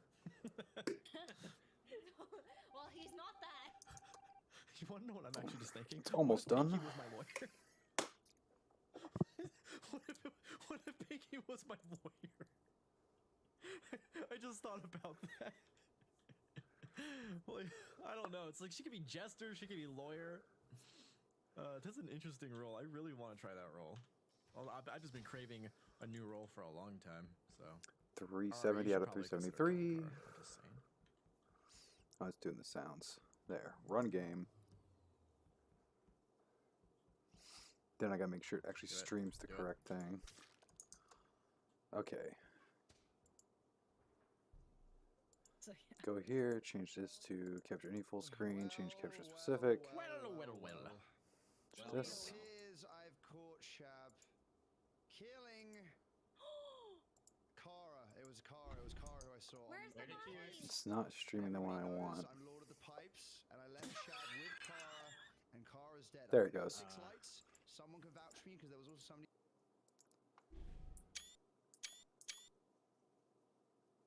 Can you see this, Maddie? If you can type in chat. Is this actually streaming correctly like it's supposed to? That's Amazonia. Every time I hit F12, because Steam is set up, it fucking takes a screenshot. That's so dumb. No, not that one. Might be Amazonia I like.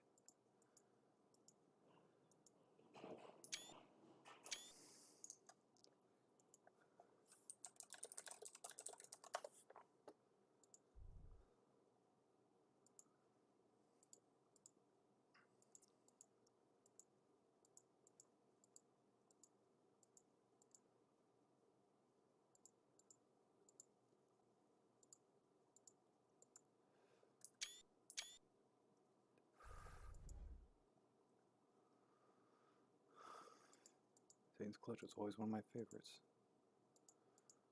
Shards, no. No. That's a damn good one there.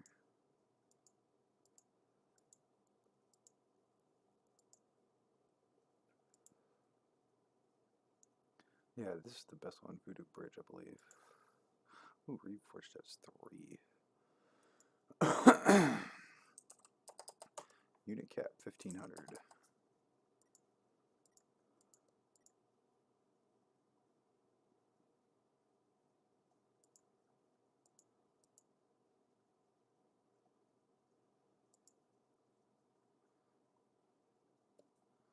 Yeah, that's good.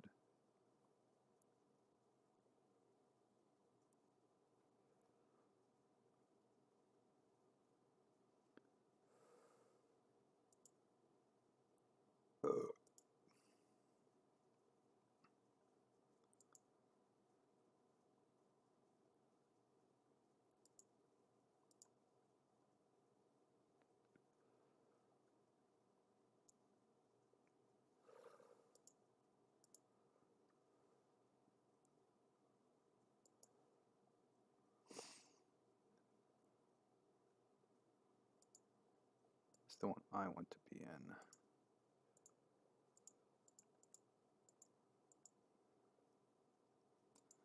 This one's going to be Team 3, Team 2, Team 2. Actually, let's make one over here. It's probably best Team 1.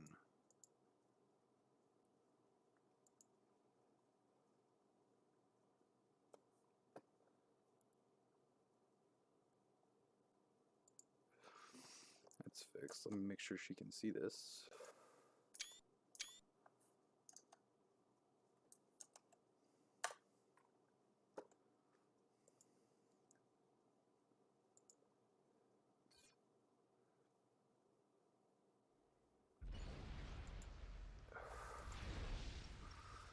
Oh, let's see if I remember how to do this shit.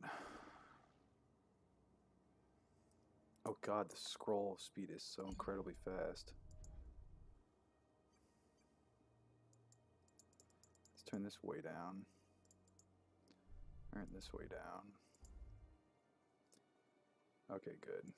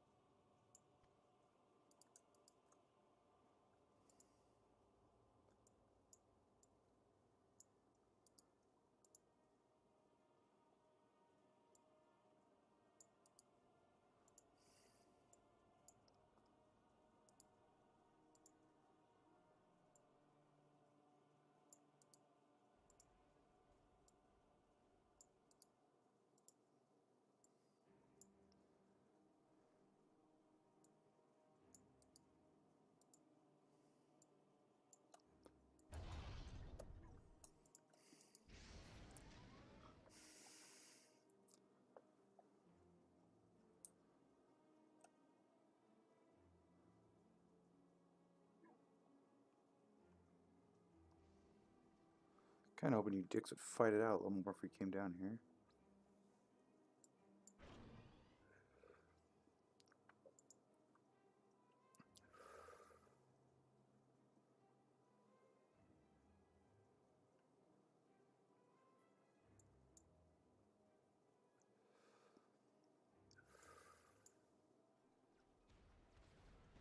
Hydrocarbon, there it is, good. I fucking need that.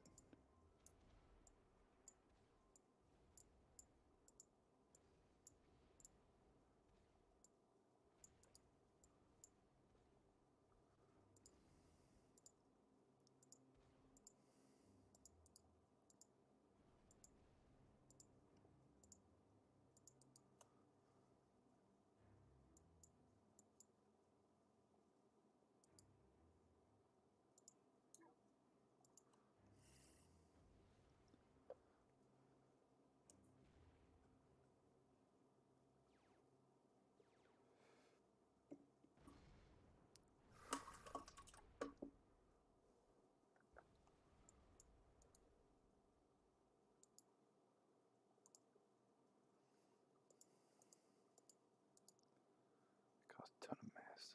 Fuck.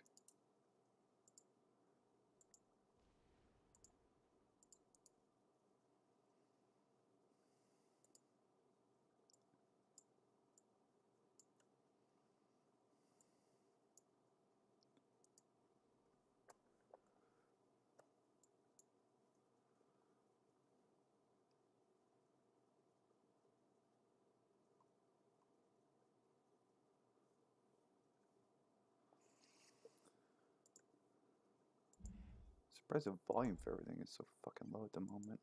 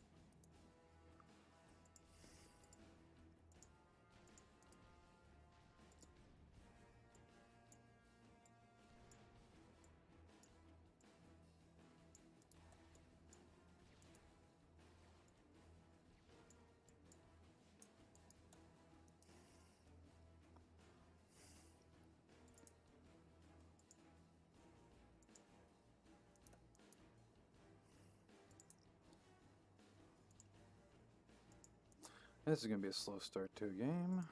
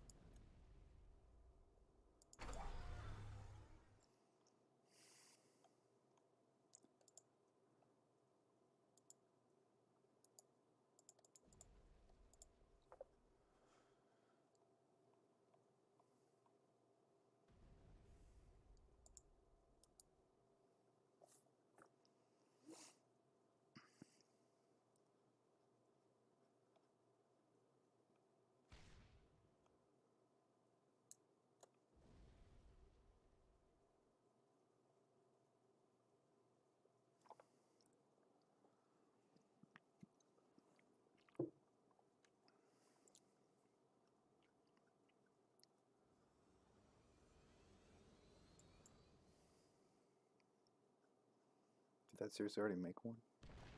Okay, good.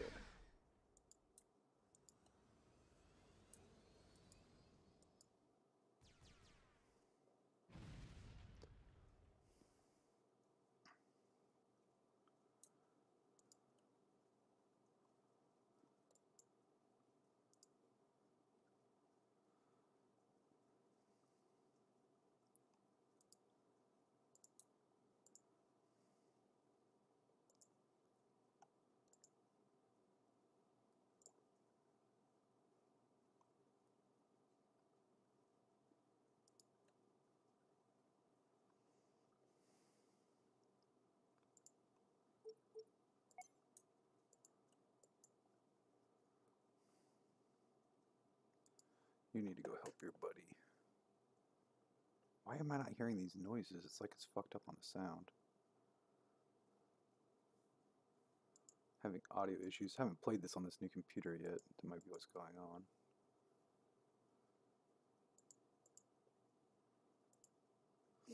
Or there's something in the master settings that's fucked up, because there should be a hell of a lot of noise right here.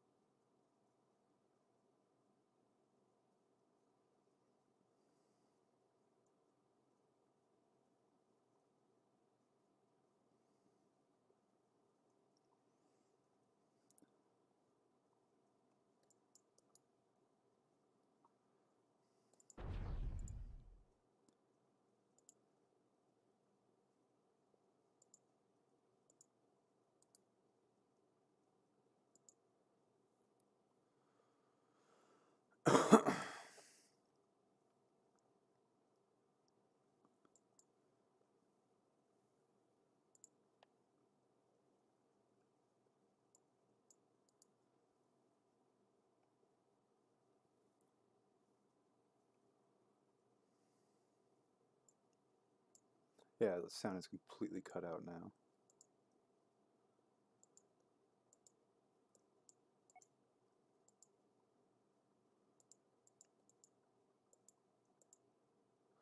Don't know what's happened. I guess loud is corrupted. Fuck it, I'll go do it normally. Because that's no fun with no sound. This game has some really good noise to it. Close loud and start it normally.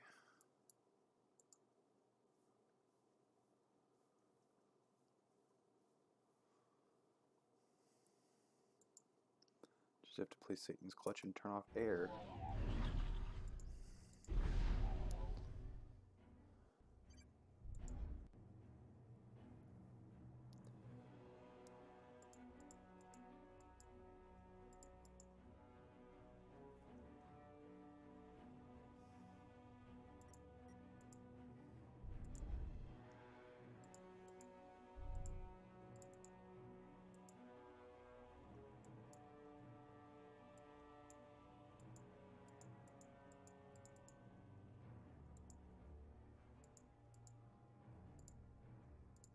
Oh, great. That's what happened. It corrupted the whole goddamn install. Oh well, be back later with it. I have to completely reinstall this son of a bitch now.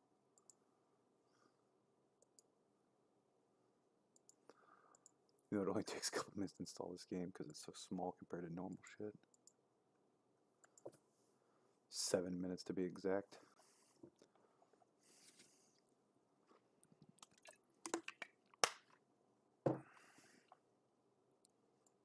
I cannot remember the fucking name of the other one.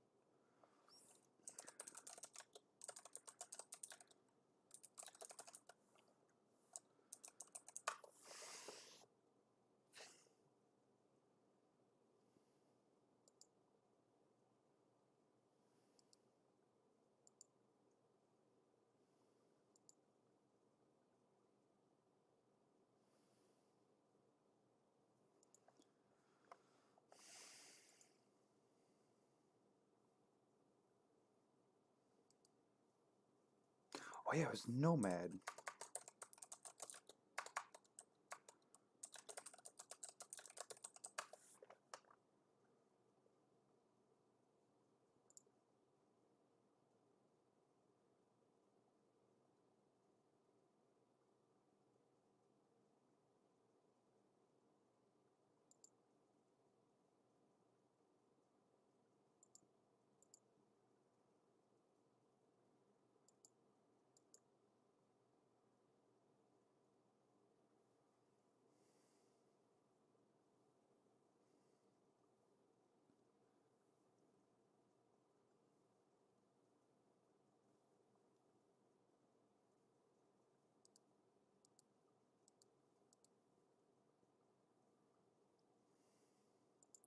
FAF Forever, that's what it was. Forged Alliance Forever.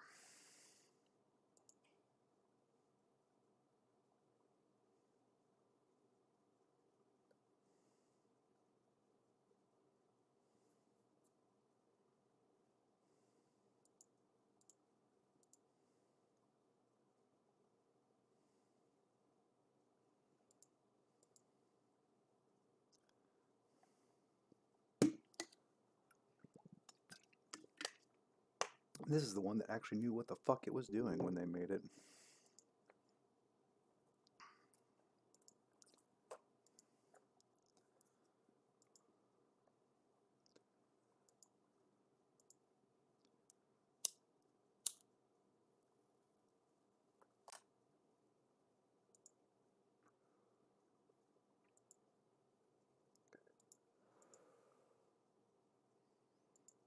There, when back up, Shab is there. This is a damn hard accuse. Wait, Shab is there right now? Wait. I just passed Shab in observatory. Shab's upstairs. Yeah. He says, "Shut up." No. Someone's vouching for Shab? Is there a morphling? Is there a morphling in this room? Alan, you know who There's morphling English? didn't come to electrical with us? He Could be could glitch. also be, but imagine you're with the Morphling and I'm with the real Shab. I mean, if you're the one by a dead body, I think it's the opposite. Twist there, guys. Wait, Alan, is he there right now? He's there right now. He's stood on the body. right now. He's not there though. Yes, He's he upstairs. is. You guys with the Morphling, I'm with the real Shab. No, you're not. I skipped. My question to you, two elements. Why did you sus me on one element when we were trapped in an elevator going up and down the whole round? Why are you sussing me since that, you know? Shab. It's not worth it. He already hard accused you. I would have taken some kind of shot here. I don't know what this is. I didn't see Shab anywhere. This could just be a jester play. I don't even think we have Executioner in play. So Defenseless Kara. Okay. I don't know if we have Executioner in play. I thought we just had Lawyer. Actually, Shab would not kill Kara. He'd morph into her though. Shab would do that. He did. He would not kill Kara. Guys, who's with me? I voted the real. Unless Alan is the lawyer. There, and, done. Like, an imposter is. Who's with me? Come on. Oh wait, I'm realizing. Wait, I didn't actually vote. Here we go, Poggers. And he's done it again, you fools. Almost been a year. I think.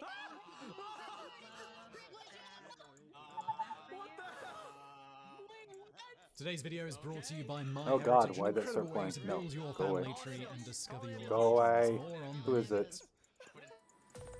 This one. Oh wait.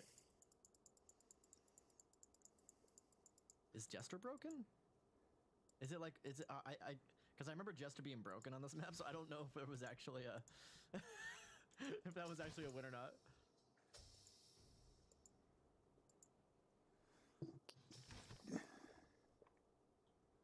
Can't believe they're seriously considering using nukes. I mean, I'll just kill Ellen. Okay, mods. I know which ones I want here. Total Mayhem.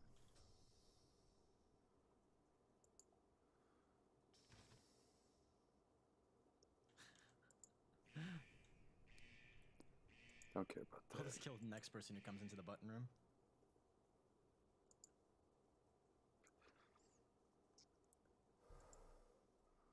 Okay, That one. someone Defense explain to me expanded. Why the fuck I haven't just won? What? I don't know. It was a swapper, and they got swapped. Score don't care about. Okay, well, in which case, I said anything. All right. And we vote for Shab here. Was Germ?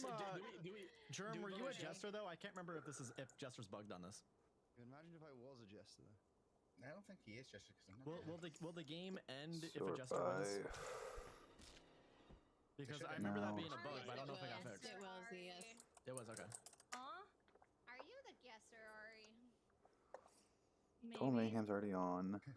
I can The confirm. other she's one's like definitely the guesser. Econ. I can confirm. Well, how poetic that I found Base Trade's body after you sliced Oh my!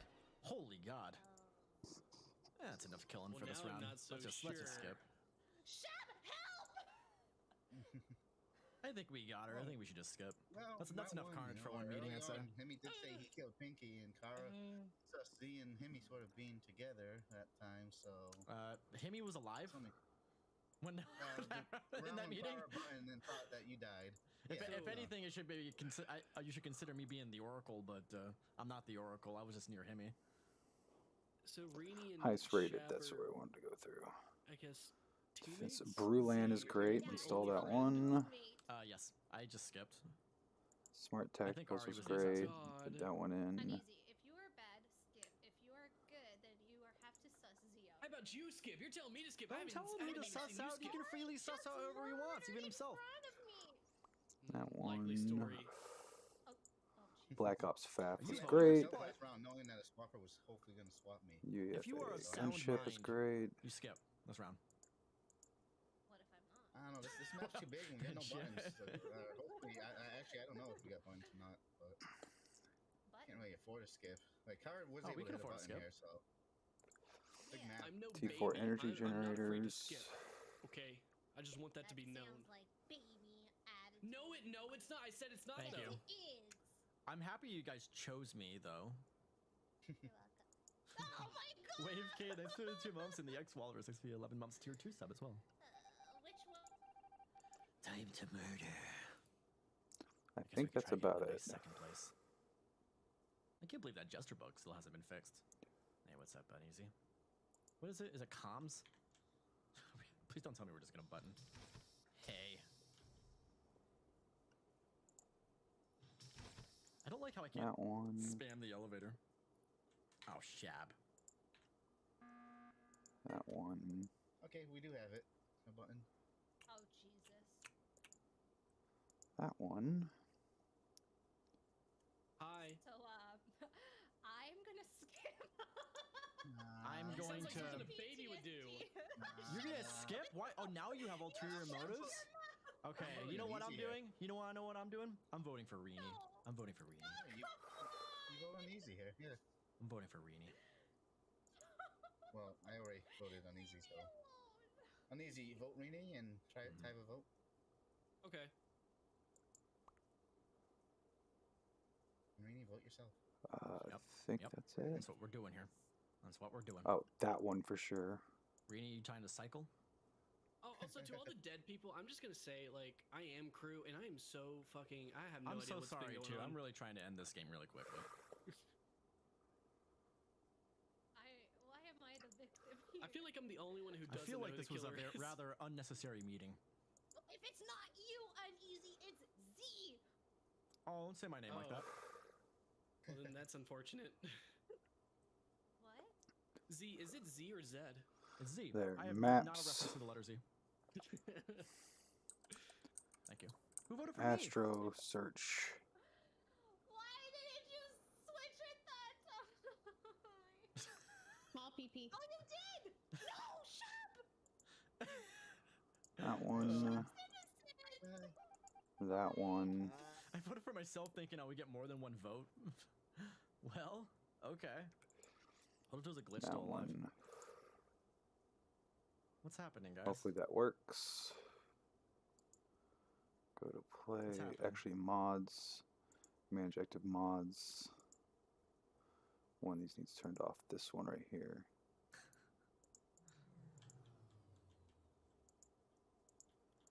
Actually, there's one for like Smart Econ.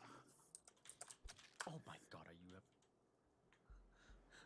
Oh, I thought there was a glitch left. I thought there was a glitch. No button. Germ, no button. It didn't end immediately. I don't know what you're talking about. I don't know to not be evil because he was the executioner target. I just want to talk about that, Oh, that Ellen you're play there. right. The Yes. episode again. Wait, no. The swap right again. I voted for myself in that meeting. There we go. Wait, was that, Bailey Naps, thanks for wait, 7 was months that Prime. still the same game where Lahoo said it was Z? Yes. Custom games. Create game. Only show to friends. No, At default. Who remembers when Chilled Chaos admitted to an entire lobby that he killed Tay because he accidentally nudged a pasta bowl onto his mouse? It would be pasta. Imposter. It would be. If you remember that, this was that moment for Z. Yeah, everyone just forgot. Turn on all this shit. I didn't forget, but I didn't want to use that as. Pinky, how come you didn't rat? See, I think Z did an amazing So job. I caught you, right? I chased you and I caught you, but I was like, it's first round, and then somebody said it like unmuted. I was like, I don't know. Create. Oh, I thought you were my lawyer. Just because of that Matrix Z1. You'd kill me if I was your lawyer? No, well, no, I didn't think about it until after I killed you. I was like, wait, she could have been my lawyer, and that's why she was protecting me. Downloading mods, installing them. Quite something. Yeah. I'm gonna bring my brain to this next game, so. Yeah. Also, don't worry about it. Allow access. Allow access. 0 buttons. I'm trying to travel light here. Okay. Good luck. Allow. God, that's what happens when these when you have so many people in these lobbies. They're freaking long. These games are long when you got a lot of people. I don't know how Medic's gonna work on this. Will I get the flashes? I don't know. Okay, that didn't work 'cause apparently there was mods that had Monitor. problems. It turned off. Okay, that one. Let's turn that one on then and see what happens. It says P. Do I press P? No. Shab, you're protected. No. Ari, what are you doing?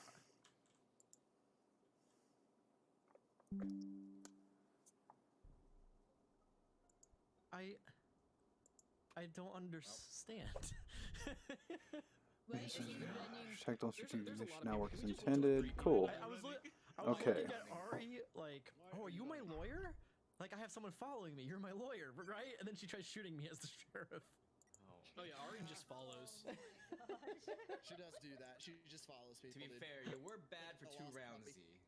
That is true. That was our last game. Was our first game. Supposedly.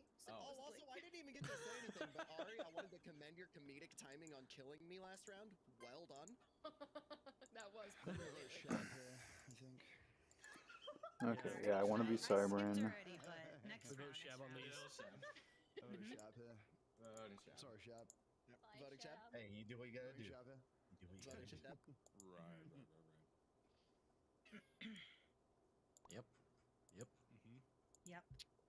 Yep. First round starts rolling. Yep. Oh, sorry. Someone sent me Pokemon cards, and they gave me a Rainbow Raihan Husbando. Oh my god, I also have Rainbow Ride. Oh wait, we did have 2 card. games. I know everything I've only about been evil it. once. Wait. No, I've been evil. Wait. What that is? Nice. No, just say We it's your played like favorite. 3 games. Raihan, if you know what I mean. We do. We know everything about Pokemon. No, what's that mean? I am so out of it today. I thought that was the first game. Everything is blended together.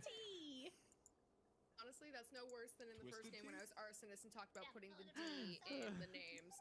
No. Among Us just blends together at this point. Oh my god, I'm an idiot. I'm an idiot. I was mayor, I was assassin, and then I was camouflager. But I'm just like, nope, that was our first game. Okay, now it's finally fucking working correctly as intended. Yeah, turn the cameras off. Fuck Fucking god.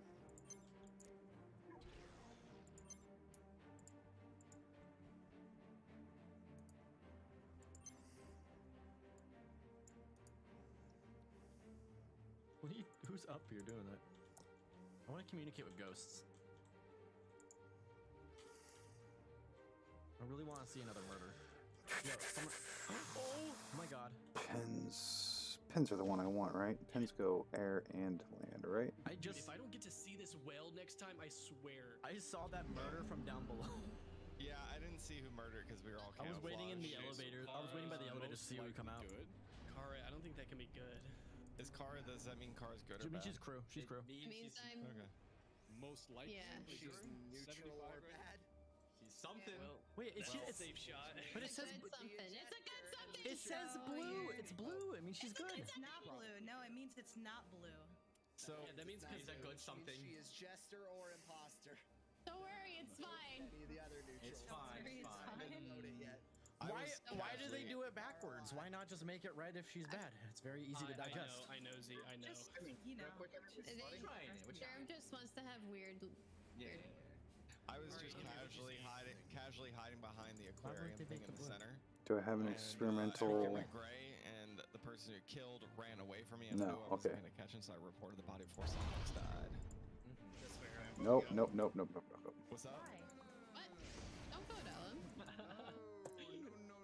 When it's like we're voting Shab, we're like, yeah, let's do it. And vote Ellen Ellen. has literally. No, don't do it. Ellen and I have just literally been riding the elevator the whole round. Yeah, That sounds right. we're voting Shab. It's been a great time. Why are we voting Shab? An easy intro. I don't want to vote Shab. Because you had your last laugh. for this That's kill. why. I like Shab. I'm not gonna do It's that. not Woohoo in general, but thank you. Wait, Yeah. Shab. No, Shab's a good bean. Don't worry. No, Shab's We have voted. Wait, I heard Lahoo. Lahoo's got a vote. Voted for Lahoo? Lahoo, I need you to vote for Shab right now. Don't vote for Shab. Rifkin, did you douse me? Take this home. Did I douse you? Oh, I was joking. Yeah. I'm sorry, Shab. Wait. I'm really sorry, Shab. Why did you vote for Shab? I saw you douse me. I don't know. I did not vote for Shab. Why did we do that? Neither did I. I had a vested interest in Wait, Shab. Ellen, what? No, I'd never know anyway. I skipped. Was told to do something. I kind of want to try baiting the imposters and make it seem like I was the lawyer, and therefore I'm Jester, and then bait the assassin to take the shot. But really, I just shielded. Kind of want to do that. I'm just gonna stand here and look at Himmy. Calling comms, huh?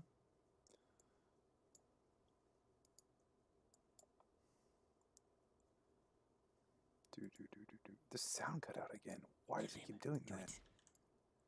Do it. Do it. Do it. Oh god, no, I don't want to get chopped. I don't want to get chopped. I'll be the ghost murderer. I don't want that. Uh-oh. Uh-oh. Uh-oh. Uh-oh. Uh-oh. I want to see it happen. I want to see it happen. Do it. Bro, I was waiting for it. I was waiting. Who did that? As well. I had 29 seconds left. So, That's a lot of you guys seconds. voted out my client, and I'm really upset. Can we vote me out? Because I feel bad for Shab.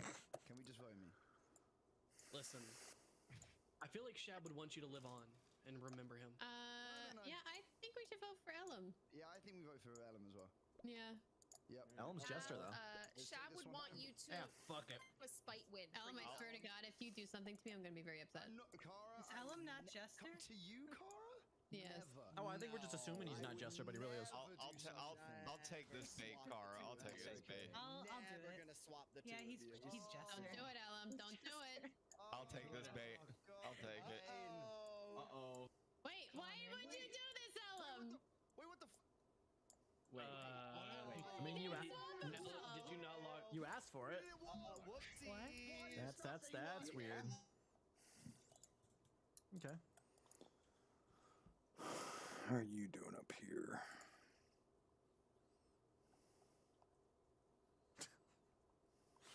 I just like it even whenever I'm just like staring at Scotch, you'll just stare back. Be like, hey, what up? Yo. Kara, you're being weird. Maybe you're dousing people?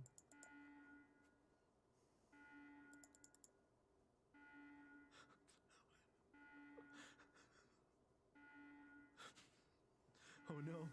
Oh no. Oh no. Come on, game of chicken, game of chicken, game of chicken, game of chicken. Come on, come on, come on, come on, come on. Don't I have radar as T1? That would suck.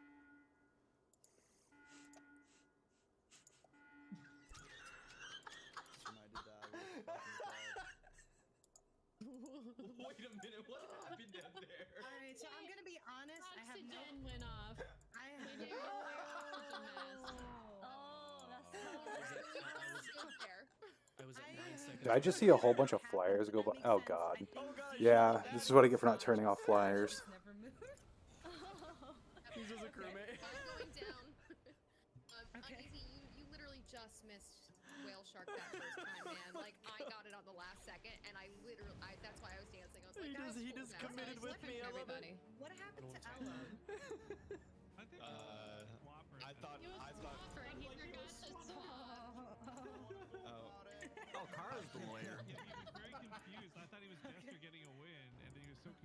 Oh, I thought we were just throwing to give him a jester win. That's what I thought we were Yes, doing. well, it's kind of same, but then he was confused by what happened, so I think he was swapper. I'm pretty sure. Who are you gonna swap Right. with, Ellum? I gotta know. I was going to swap with Why? you, okay? All right. Kara's bad, right? Why? Good. I'm the goodest person for you, Ellum. How dare you? Okay, so Hey. I think Kara might Yeah, be what's the up? lawyer, to be honest. That sounds about right based on what was just said. Z said he was the lawyer. I was your lawyer, I think Ellum. Z was lying. Yeah, that's Is what lawyer now Hemi's neutral? gonna die. Yes. Yeah. I think Z was. Wait, I thought we Shadow. had- Just guess I me thought we. up. I thought. took Oh away wait, she might be Kara's baiting purpose. Hemi. Blind's dead. Just She guess might be me. baiting Hemi.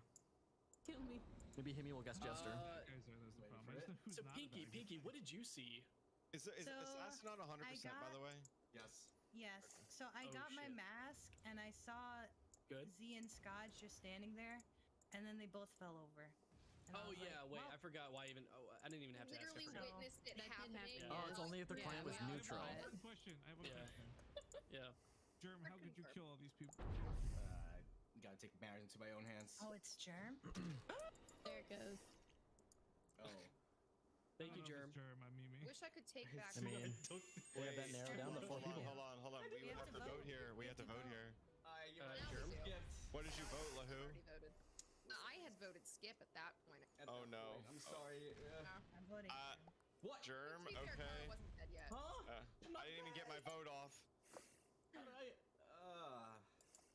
Germ's He was a probably really baddie, close. maybe? No. Germ, why did you kill these people? Germ, how could you? How could you do that, Germ? How could you? Look, guys. Come here, Germ. Come here. Ooh, guys. Wait, am I? Oh, wait, Fucking hold on, knew hold it. on, hold on. Ellum. I had one douse left after Kara got assassinated. Scotch, I love you. I love you, Scotch. I love you. Yeah. Did you also go down saluting, buddy?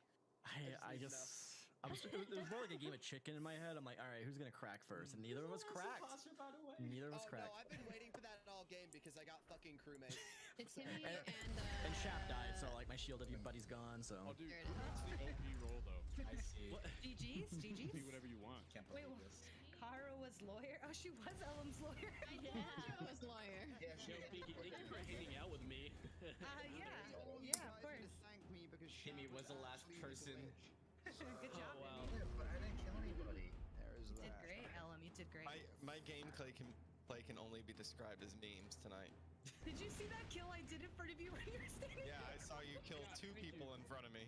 Thank you. That one of them was me. My hand's not on my keyboard, Andy Kane. I get you. What's up, Al? I spent a whole round with my hands not on my keyboard. I get it. Yeah, oh yeah.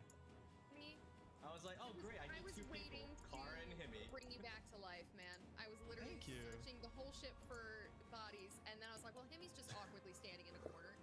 Cool, why not?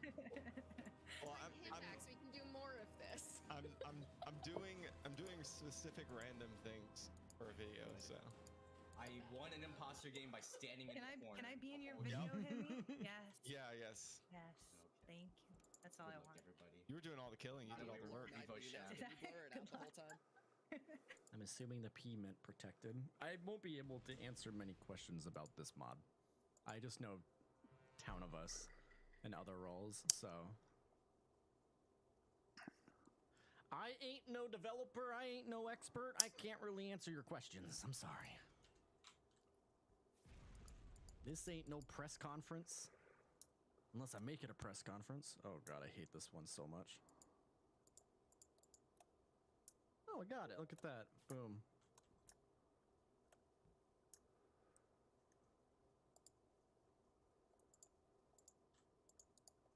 I'm just waiting for the double.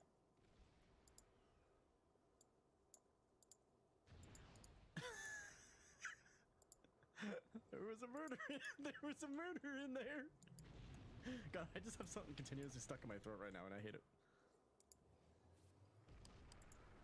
They're still not reporting that body either.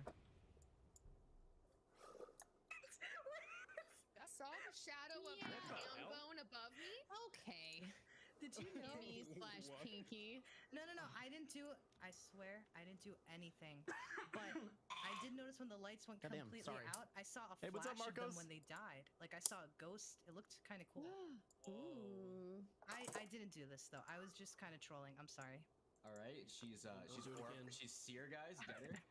I don't know, man. I don't know if I trust They her were, that just, much. they were just hanging out and the lights went out and I was like, oh, everybody's dying here. I saw that chopped from down below.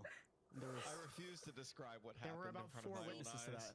Did you see like God if there damn was it. someone in the stack? Sorry, I or- just stuck in my throat. Oh my god. Kimmy was in the stack. I'm choking. For I'm sure. dying. I was in the stack too. I don't know how I'm alive. This sounds like a stack kill. It was a double. It was a double stack kill, and they went for Ellum and Rifkin immediately. So where is it? I want a double It's probably cheeseburger. Shab then, right? They hate the Probably. British then. Whoa! Rifkin's not British. Oh. He's Marty's British. All I can tell you guys is Well, I love the listen. British, so it's not This is the only information I'm gonna give up. All I can tell you is there was a lover's kill and a neutral role kill and an imposter kill. Sucks that the sound's not Knew fucking it. working still. There's no lovers. Oh, I knew it. wait, then someone sheriff shot. That's what happened. I don't know what happened. So all 4 kill buttons were used at that exact spot, is what you're telling me. Pretty much. Oh my gosh. Peeky, you see what happens when you Vote troll? however People you die. guys want. I'm sorry. I'm You know sorry. what? Sounds like a skip to me. Right? Sounds like a skip. Wait, Rini died too. I don't Rini wanna was vote. also I there. agree with you, Z. I don't Sounds wanna- like a I skip really to don't me. Hey, don't put all this blame on Rini. I did- Rini I was did- actually No, the one Rini- who was reported. Rini was in Yeah. the stack too then. No, Okay. Elm was reported. The light blue was reported. One of them. I thought it was the medium blue, the periwinkle, not the. That was light blue because I thought it was you. Periwinkle. Oh. Hmm. Who would do Mom this? was an art teacher. I need to know. Somebody I don't know what has those something against colors are. yellow people. Definitely not me. I want They to don't clear like this them. because Not I me, Phrasing. not me. I am Phrasing, fine phrasing. with everyone. Okay. Just a lonely crewmate.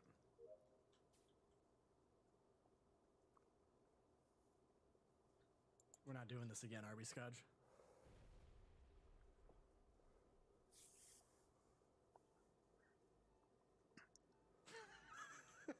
I got nothing to do other than tasks. I'll just stalk you. Is this download? Yeah, it is. Yeah, that might have been right. That's not. That wasn't a medbay scan.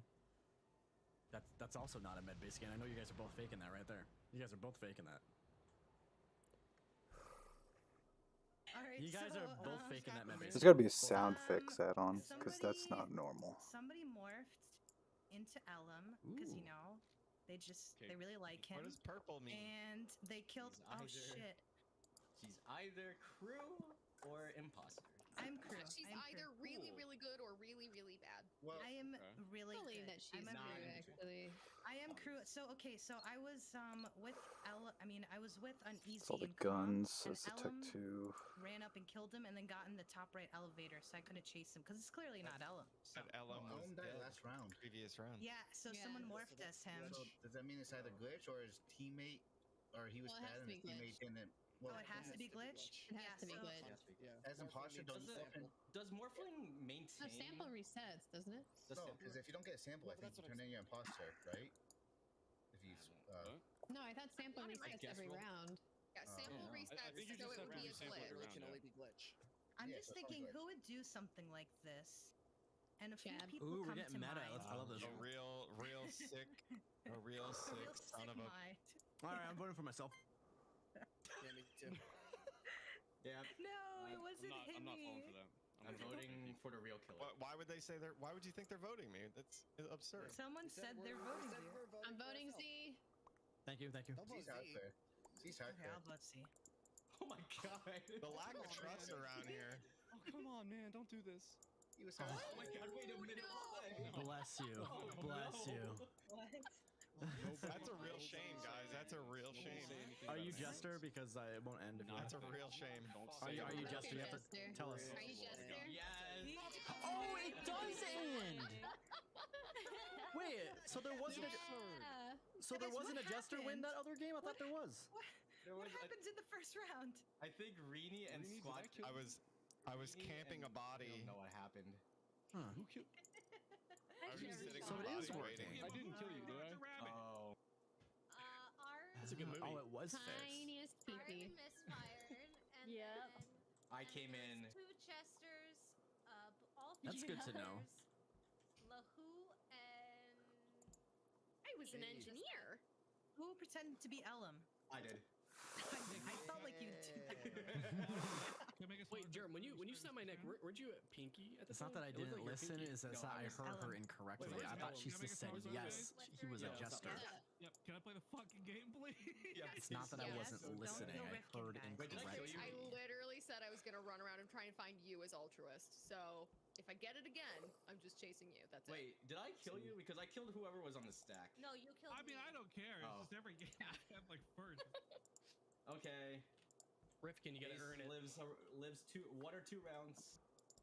Rifkin, I'll make a promise to you. I won't kill you at all tonight. That's a promise. Ooh. He Alright, does let's keep pitter those patter and promises. go. That's Let's hear true. you go. Okie dokie. Undertaker with car.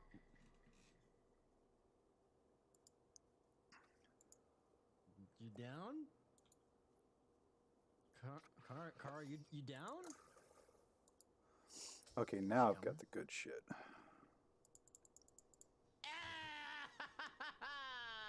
Maybe not. Yes. Excellent.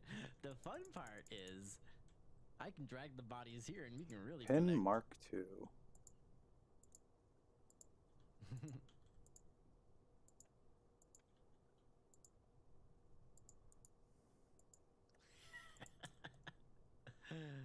Oh my god.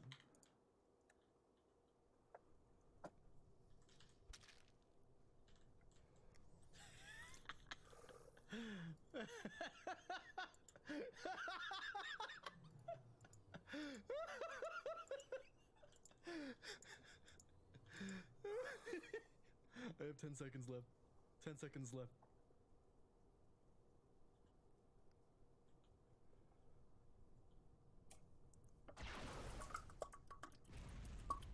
You guard that door, I guard this door.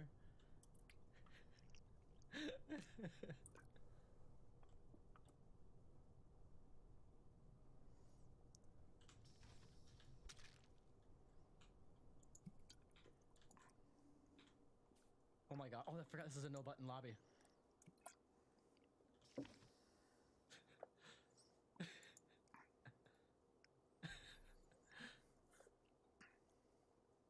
Oh wow, that's a lot. There was I'm exactly using it only on die one first. body where I'm standing. Okay. And not all of them. There was a Just already body? promoted. Is there someone with you right now, base trade?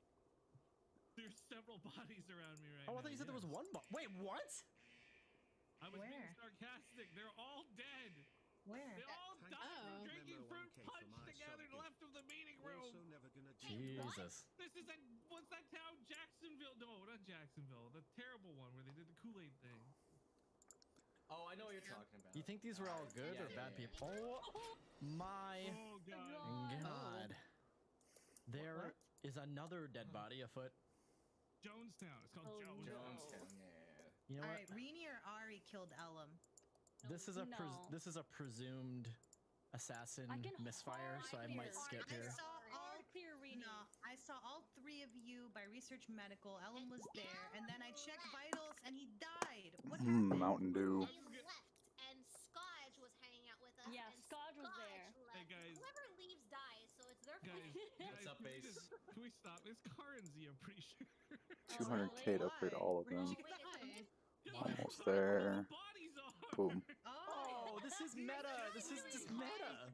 This is super meta. This is super meta. I don't like this. I'm gonna skip. In the Yeah, red I don't like room. this meta. It's red people killing in the red room, dude. That's just It was in just the red you know what? room. Oh, then it's squatchy then. Then it has to be squatchy. In the Sorry. Red room. All right. Why? Squatchy's more red than I am. Yeah, Z's pink. All right. Z and Kara, we gotta team up on that one. I'm Yeah, not so having Z was that. in the room I when we wasn't. went down I to came the out of the meeting telescope room, and but there was Kara no came dead in. body. Checked in on Yeah, I us. just saw Z top level. in Anyway, the I'm gonna hurdles, so I don't skip. think we can do This Z. is preposterous. Can't take No, this it's anymore. imposterous, and it's you. Imposterous. It's you. I voted Kara. No. Why? Just skip. Just skip. Skipped. Just skip. This is a I So skip. if the body's in the red room, I was It gonna doesn't. choose Anyone Zoe has the there. ability to kill in the red room. Thank Who you. voted me? that's Yeah, like anyone who's when red just gains a kill button. Watch, I won't even go there. I mean, he did just straight up catch us. We just have to come up with the dumbest excuses ever to not vote for us. Alright, let me just go to medbay scan. It's good to bring the red room back. It's great. I might just drag all the bodies to medbay.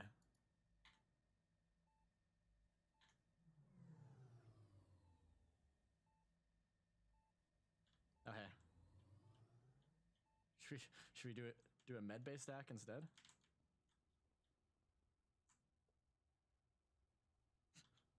Pinky. Is she hiding there? Wow, where'd she go? She never came out. Huh. Interesting. Just checked red room. There are no bodies there. Oh, Squatchy's back. Squatchy's good. No, he's he's not imposter. He could be neutral. He's not This is imposter. Oracle is the most confusing thing ever. I've never seen Squatchy this entire game. I've seen. See, I walked over you 3 times. Never seen you. Never seen you. Oh my goodness. Anyway, this. Never seen you. I'm sorry. I know nothing about you. I'm sorry. This body's on the. I even doused you. By the elevator. What the fuck? Great. This is where? This is so. I passed by Base Trade, Ari, and Pinky. Or is it Pinky or Rini? Rini. It was Rini. Rini, right. I walked up into the elevator by, I think it's filtration. I go out the elevator and Wrong thing to put there. Face planted against the elevator on the upper. This is the shield generator. Yeah, it is. Base planner. I mean, I didn't do that. I believe it. I'm in red room. And I saw Pinky there too. Well, Okay, I saw have a Pinky go that concern. way. Sorry. Rini, are you the one who gave me a shield? Why? What? What? I Okay, so then I think you guys should both know that I'm good then, right? Or at least not the I don't know murderer that. of this kill. I don't know, Chief. What? I don't know. That's not really a I good don't one. know if we're giving Telling you it's the red. Anyway, I was in the bookcase. I saw Pinky walk by. If that helps place me. I know I saw Germ walk by me pretty early, but that's. Look, I see someone Wait, highlighted which as red. bookcase? I'm voting for that person. The one lower in, right? Yeah. Oh, okay. I feel like, oh gosh. Makes I feel I'm like just voting it's for. Kara Z and Pinky. I'm just voting for. I'm voting for Squatchy. I'm voting Squatchy since his name is. I really. His really card don't is red, appreciate so you. he's evil. So that's pretty Just obvious because to I'm me. red. I just don't know who it is. I don't- Actually. I'm voting I don't Squatchy. appreciate Squatchy's everybody evil. attacking It's my pretty fellow clear on the No, screen, he's guys. not. That means I'm not evil. Don't vote me. Not me, Ari. Last time Kara was a lawyer and she was highlighted blue. Which one is it, guys? Oh my Let's goodness! Why silly. did we do that?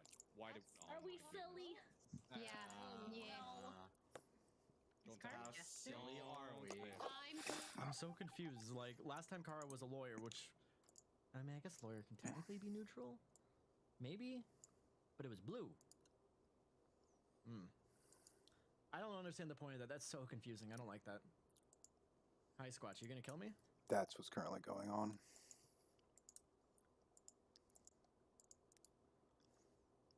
Fucking hate those goddamn things. Fuck it.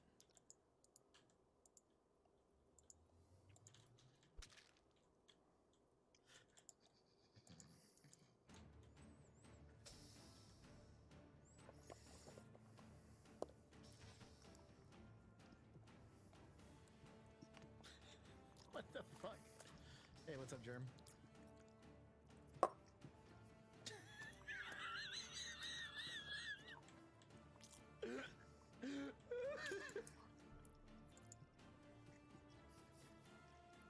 Okay. Okay. All right. This is. I don't want to throw my red friend under the bus like this, but unfortunately, I saw Z come out of the elevator. Out of the corner of my eye, I turned back, and Pinky was dead inside the elevator that Z came out of. What elevator? Huh? The main elevator. Oh, that's a Morphling. I was over by Germ. In the upper right. Oh, sorry, bottom Really? right. Oh, okay. Bottom or Well, upper then- right. Yeah, that's a Morphling. Squatchy. Yeah. The body was by the elevator? No, it was like in the elevator, main elevator, bottom floor. Well, I can't account for where Z is right now. because I mean, did this just we did happen? just pass. How long ago did this happen? I was running towards the room with the engine startup task in it. That sucks. I give you time on the body. Actually, it was about 2 seconds after you left Medbay. It was very recent, probably within 5. Interesting. Either Squatchy or Z, and Squatchy can't be the imposter. Correct. I genuinely think this one could have been me. Now that, well, it wasn't because I was over by Germ. But well, hold on. Now that there's less people, so I see red on Squatchy's card. That means he's what? He's either neutral or crew. Okay. I hate that so much. Why is it like that? I have to say something. So me and Rini, I can hard vouch for Rini. She's definitely not a killer.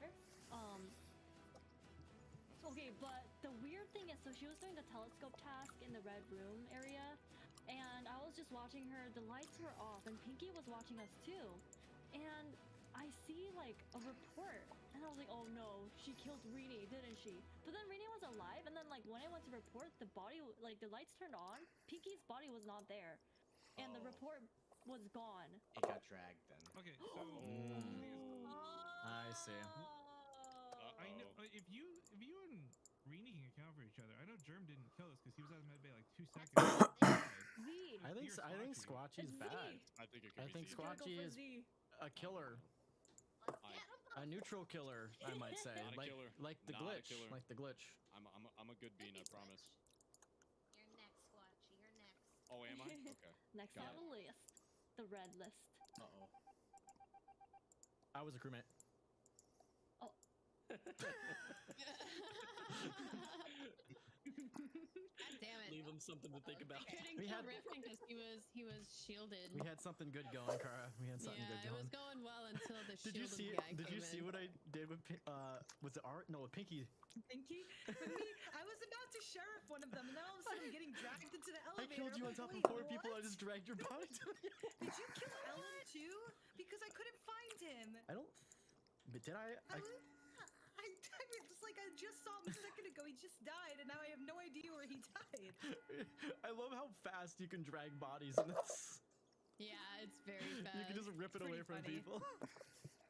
Like when you killed someone and brought them in, I didn't even see you kill. You were just automatically dragging. Were you just stacking bodies in the red room? I'm like, look, I'm an Undertaker. I'm going to the red room. I'm just gonna drag them all there. And then too many people came in, and I'm like, oh god. You gotta do the cafeteria. That's where I go, to the microwave. I was Nobody considering checks Medbay, there. just bringing them all to the Medbay Nobody scanner. checks there. Oh, the microwave. That's a good one. Yeah, I did that once. I got 3 bodies there. Who's the last killer? It's Squatchy. It is Squatchy. You know, they should listen to me more often. Yeah. I agree. You were also bad though, so. Yeah, but still, they But he should. was a crewmate. Still, He they said should. it at the end. They should listen to me more often. Absolutely. Good, bad. What's the difference these days? All right, let's get that O2 in. That's more philosophical than I was looking Thank for you, in this lobby. Oh no, I was gonna do ballast. Oh We yeah. can't Oh, win I with forgot. O2. Yeah, that's the one. Bruh. Sorry. I literally clicked ballast at the same time. Unless I clicked Squatchy O2. dies to O2. Oh no, he's there. All right, let's watch. No, then crew wins. Self-report. Uh-oh. Oh my God. Wow. Whoa. Where the girls at? Oh god, we have to do ballast. Did Squatchy get his Okay. Oh god, they're gonna lose. They're gonna lose. They're right there. He's right there. No. I'm locking doors. Oh. Oh wait, this one. They're gonna find the body. They're gonna find a butt. Oh yeah, they got it. Yeah. Wait, what? Oh my god! What the heck? Oh my god! What did you two do? Wow, wait. Oh my God, What there's 2 did you two crewmates. do? It was all the red people. It was. Listen, Told ya. listen. All right, listen. I know this looks bad on me, okay? I know this looks really bad. But It's I'm- the bucket is look, right there, right? They look. tripped. Look, I tell you what, Yeah. okay? Somebody obviously What for? didn't fix the wires right, and there was a bucket right there, right? And it just electrocuted everybody in the area. That's all it was. That's all it was. Right. Exactly. That's all it was. And if you skip right now, because I'm hella cute, I know I'll fix it for you. Right. And I'm not Rini's the saying. I'm not cutest. saying. So. Wait a minute. Wait a minute. Wait a darn minute here. We're gonna skip, okay? We're gonna skip. Rini, skip with me. We're gonna skip with me. I already We're gonna pooped skip him. with me. We're not gonna Here's poop. your We're not gonna poop. My special little domino. Here's your pizza. Let's go, Ari. Told you that man was a killer. I was a crewmate. When I turned that corner and saw I was you two, also a I had a crewmate. mini heart attack. Because I Ari, didn't think you were there. Z dragged me right behind you guys. So great. Right behind you. So great. No way. I just yanked Pinky out of the room and stuffed her in an elevator. Where did her body go? I was about to sheriff one of you, honestly. I thought one of you killed Oliver. I don't know. How do you? He reported his body, which means. Why can you? Wait.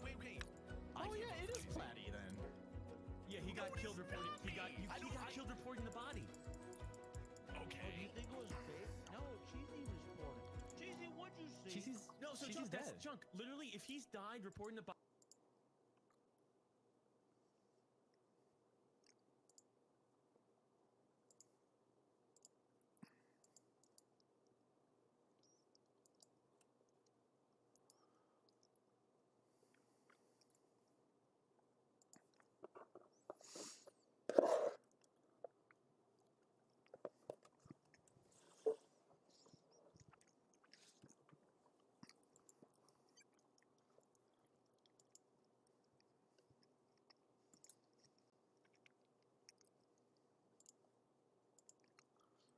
Back to constructing my unbreakable wall.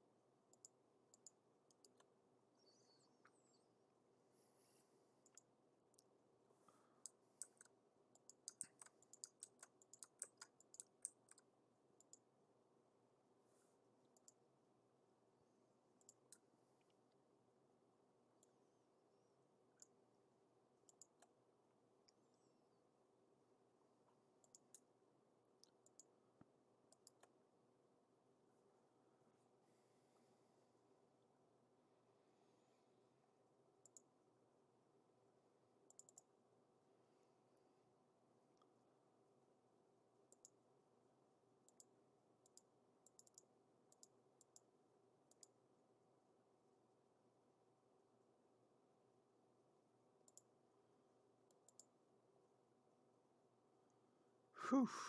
Yeah, a lot of them.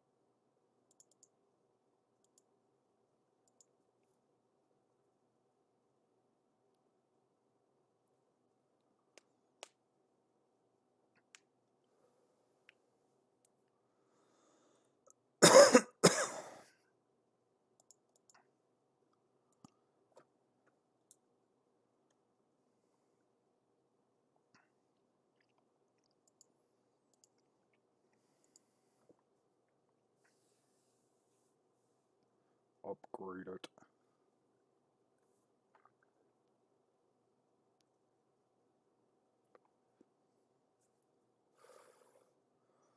We need more metal.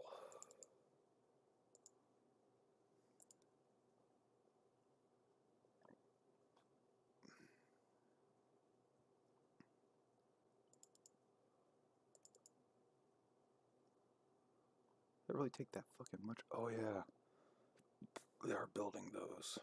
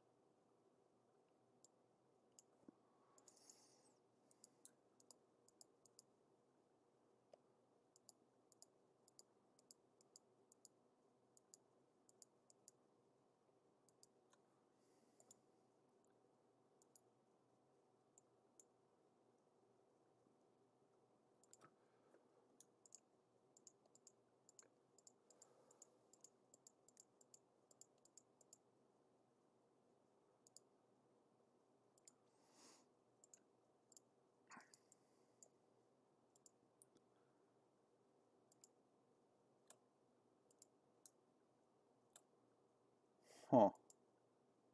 There it goes. It's all fucked up for a second.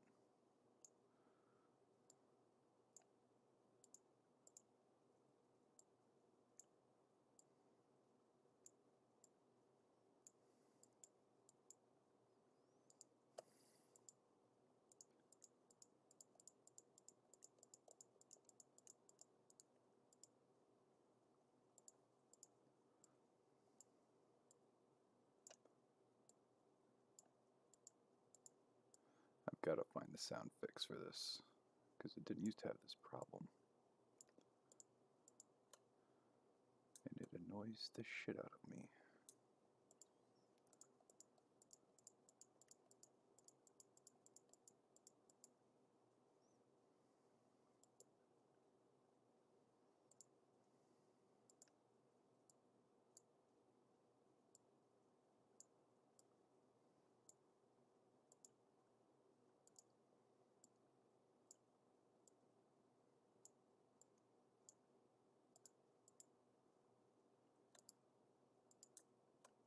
I did not just do that. I did just do that. Fucking Christ.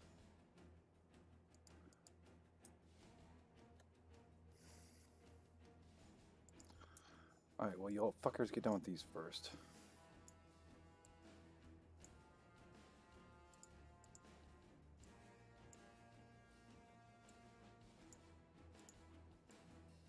One nerve trimmer, and suddenly I've canceled like 1,000 fucking different build orders. Yeah, like, why does the music just cut out like that?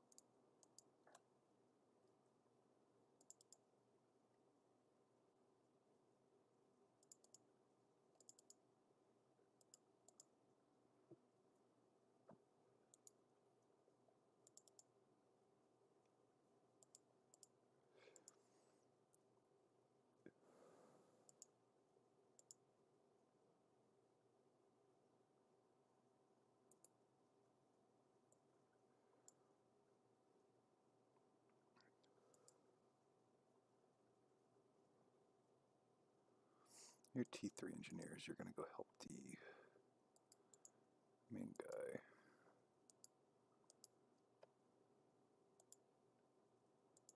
He needs to upgrade to Tech 3 Advanced.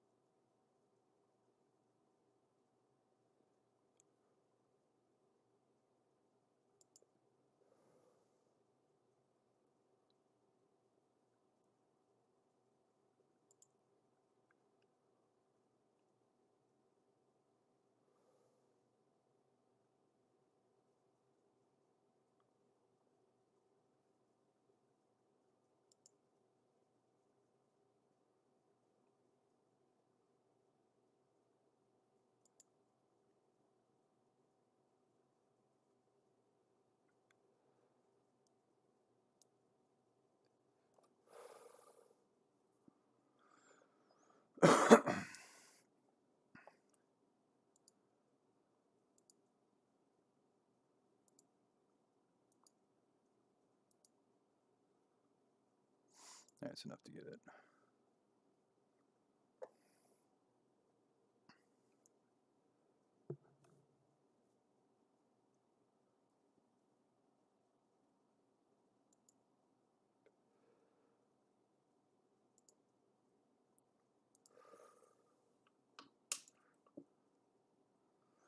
Now to begin the true bombardment. The rockets.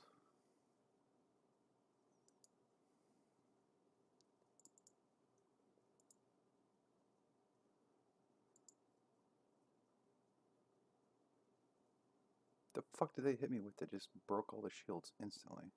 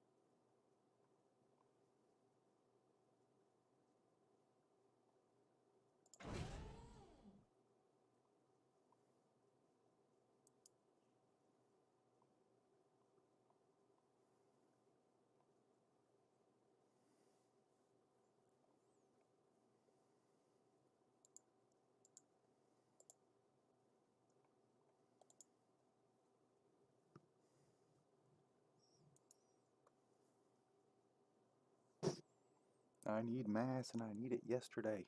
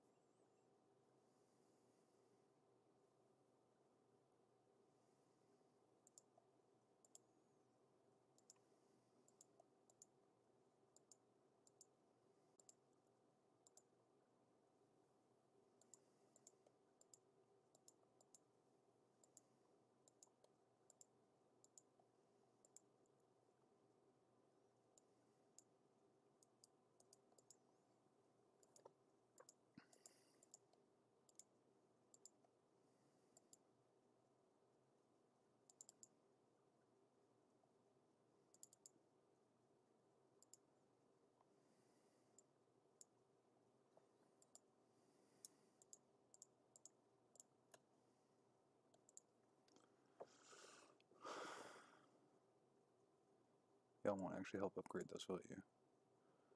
No, you'll fuck around with this shit first.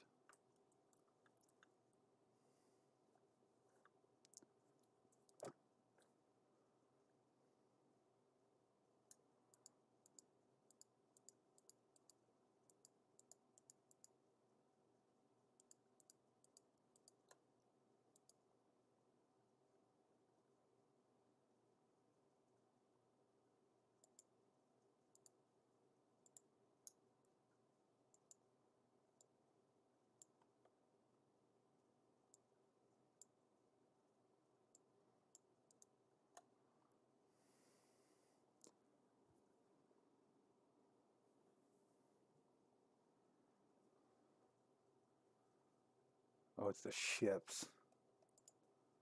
It's the fucking ships.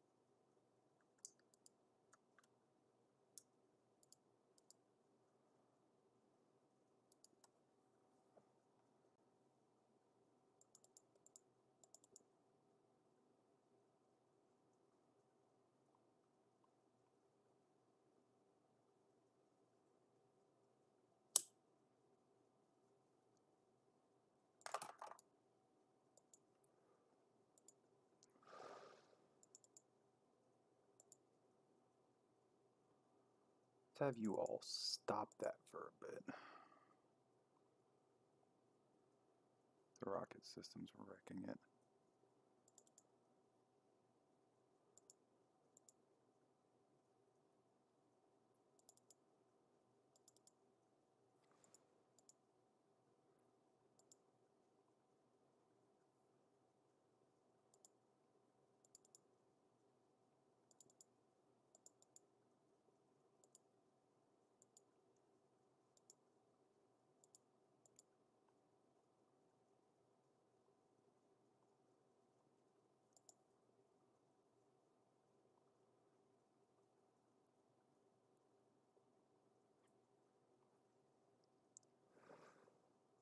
Wish I'll shoot that thing before it lands on you. There we go.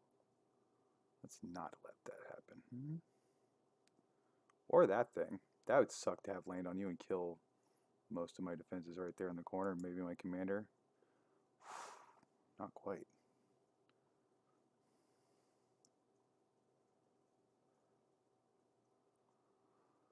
Okay, what do we got here?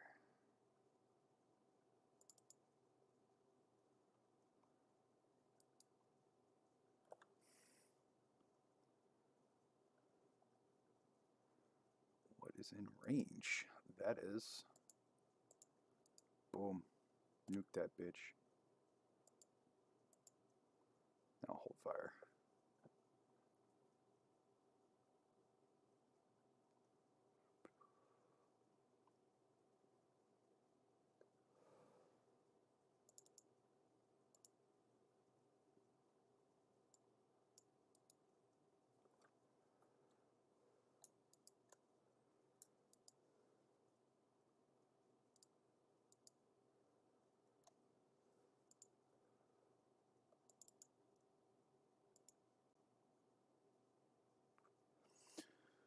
Plus 34. 34,075 plus 38. Can do these 6.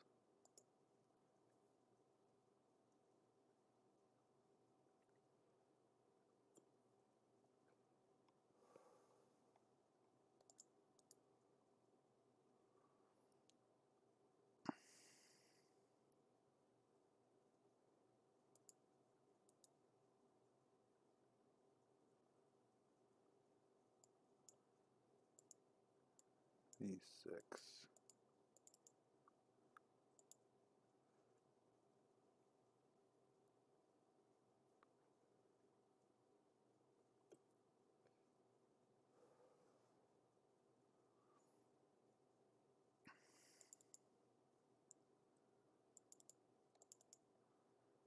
This is 10. I need 1 mil. That'll be good.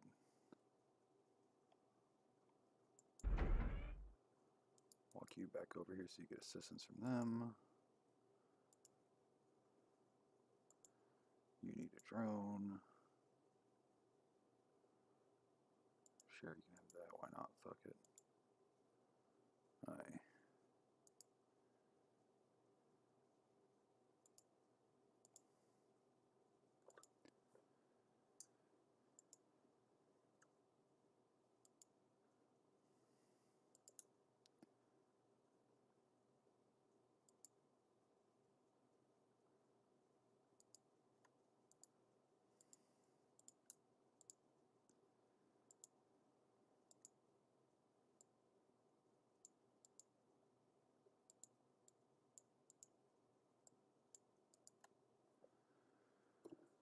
You get to build all these. You so far holding out. More triple threats would be great.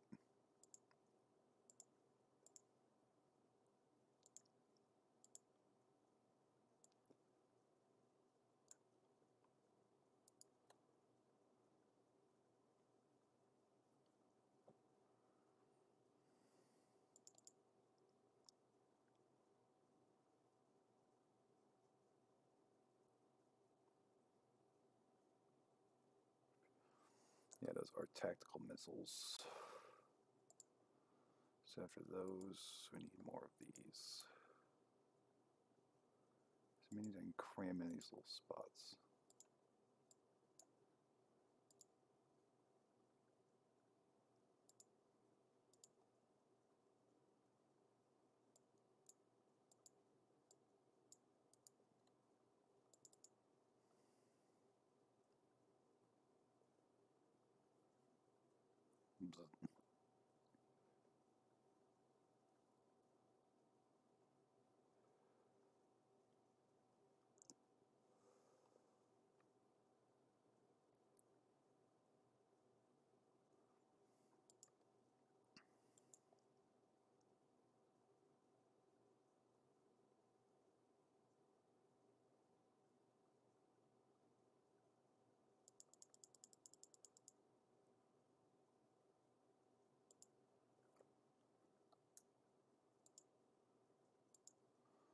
couple Mad Cats for protection.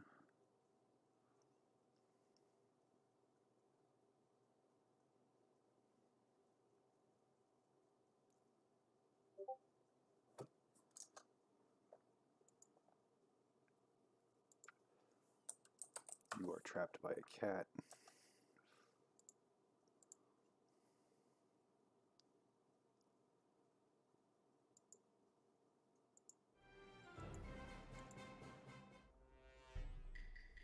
Oh shit. Okay. Medic. Please don't land on me.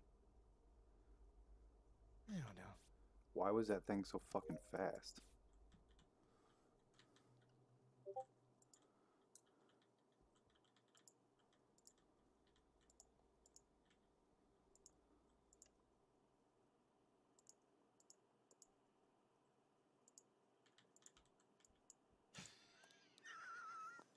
I need to turn these things back on. Let's see how it goes. I know I shielded a killer. That's just what I do. I do that best. I should just go ahead and vote him now. Oh, thank God he reported, because if I report, they're gonna throw me out for reporting too fast. I was scared. No. It looked like a Yeah, sheriff I shot. died. It looked like a sheriff shot or a poison. No poisoner, so. No poisoner? Okay. Yeah, yes. could have been a swooper. Could have been a swooper. So who Could've did been a what, where, swooper. and where? What now? Who? So who? I don't know. Where? Lab. What? Killed. What? We, Uche. me, Squatchy, Z, and a few others, Uche. Dumbo as well. We're all standing on top of each other by the lava temperature Wait, task. it's in lab? Wait, where's Yeah, this yeah. body? Yeah. Oh my The- god. the temperature there was task. someone in top decon. No, it looked like some dog just shot. It really Somebody ran by us. Somebody ran by us with Okay, an never S mind. in their name. So it's probably either Side or Scotch that ran by us. At the beginning, it was me. I passed Z and chilled. I think in lab. Is that what you're talking about? That Yeah, is somebody probably ran back. true. Court was up there as well. I Somebody voted just for ran who I back. think the killer is, you know, Just from plug your nose. history. Did you vote for yourself? Nobody lunged though, so that's a plus. Hey guys, so it was me, Sidearms. I walked by and killed him. Yep. Okay, all right. Oh, okay. Did I plug my nose hard enough? Should I? No, I think you gotta do harder. You gotta do. I have a prediction that Chilt's bad. I think Chilt's bad. Chill's probably bad, yeah. Chill's really good at it. I think I've sniffed them out. It's Chill. SpongeBob me boy. And I'm gonna keep accusing him the whole game. Alright. Until I die, at least.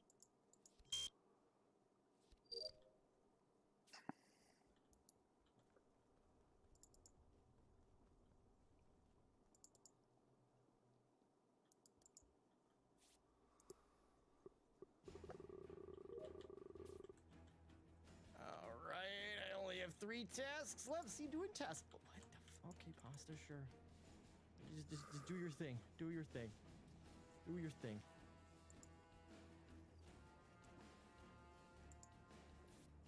Download. Yeah, I might be playing Played Up tomorrow. I don't have a full group yet. I think Kara is down. After our Among Us lobby, our regular Among Us lobby tomorrow. There's a chance like if I can't get like a full group going, like maybe we can try playing the game solo. If that's not too difficult, because I just mostly want to try and get some of the conveyor stuff. You just killed in front of me. You thought we were lovers. What? I can clear Kara. I Be was kinda gonna fun to say just, it like, looked like you you know, doused like- me, Greg. Oh. Just not zone out and play, but you know, just really sink deep into the Oh, game well, my bad. and try How to did like Junk create kill some her, automated Tilly? kitchen. Oh yeah, just with a knife right in front of me. He was going on the gambit that we were lovers, but I just was promising to protect her. I fucking failed that job. Would you say he's more of an underdog? Would you say he's more of a traitor? If you're gonna guess as vigilante, you're Definitely gonna get not shot traitor. right now, Greg. Yeah, see, they only have to go back one, and they do it really quick. It's real fast, Greg. It's real fast. God. You shouldn't. It's really obvious when you're a vigilante. It's real fucking fast. Junk, at least Well, you got my one, bad. I right? thought he was Arso, so that was my bad. I guess I'll vote Junk now. You know what's funny? Cortilli killed Junk thinking we were lovers, and now Junk killed Cortilli thinking we were lovers. I still think you're probably bad in some way, Chilled. So now you have to after you said kill that, it Junk clicked when who him and did what. Cotilli are lovers? I just have my reasons. That's fair. That's understandable. I'll explain to you why. Oh probably shit! know why. Why is my button? I'm trying to defend myself this whole time, no. and I was muted the whole time. How convenient, Junk. Oh, I'm sorry, Junk. I mean, What alibi did you come up with? No, I was on the left side of the map, so I was asking That's where where the I body was, and you weren't there. I mean, you got. The I mean, might as well whole vote left me. side. I mean, Did you? That's fine. Did you or did you not kill Cortilli? No, I didn't kill her. And you're gonna take that all the way to the grave? Oh yeah. You son of a bitch. Okay.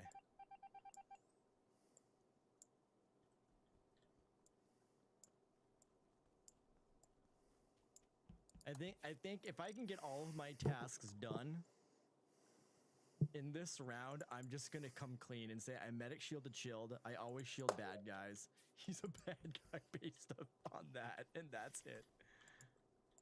And see if they go with it. Hi, Kara. Or maybe you can just kill me. Are you gonna kill me, or you want to? Oh no, no! Don't do it! Don't do it! All right, I'll start with Simon Says. Time to pee. Was that not the first one? Am I an idiot? I think I'm an idiot.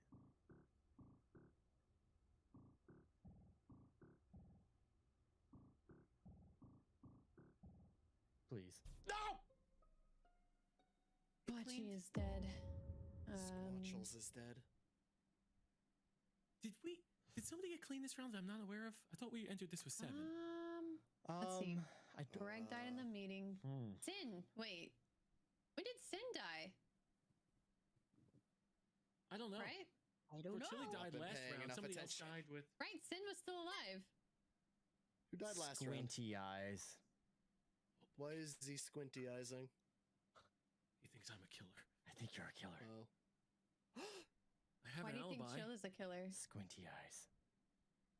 I don't know. Do you guys want to know where this body is, or? Yes, please. That'd be great. It's right outside lab. Oh, I was over there earlier, but if I'm putting myself by the body, it doesn't make me a killer. Plus, I'm checking vitals now. That's why I thought an extra person was gone, because I was trying to figure it out, which makes me really clear. And I may sound like I'm out of breath, like I'm a bad guy, but it's just because I want to make sure I get all my words out. Yeah, I think you sound bad, but I'll I don't vote know. you, Pasta. I bet you would. Me, Scotch, and Kara were on the lights. This And is if true. y'all are saying that this is on the right side, then it can't be us. I So it's either voted Chilled or Pasta. Z. Well, I don't know when they died. When, Squinty when Squatchy eyes. died, though. That's I'm a good nice. guy. Squinty eyes. The body died maybe about 25, 30 seconds ago. It could be any of us. 40, It could 50. be anyone though. No, I actually died within 6 seconds. I'm sitting on 700? vitals. Oh my god. Yeah. God damn it. Okay, Chill. then So it yeah, can only then be it's Chill or not- Z. Yep. Squinty eyes. Do you want to vote Z then instead, or I how do you feel voted about Z. that? Squinty eyes. Oh my god. Are you a good guy? Are you a good guy, But is Chuck? this a good or bad thing? Oh no! Oh wait, did I shield the swapper?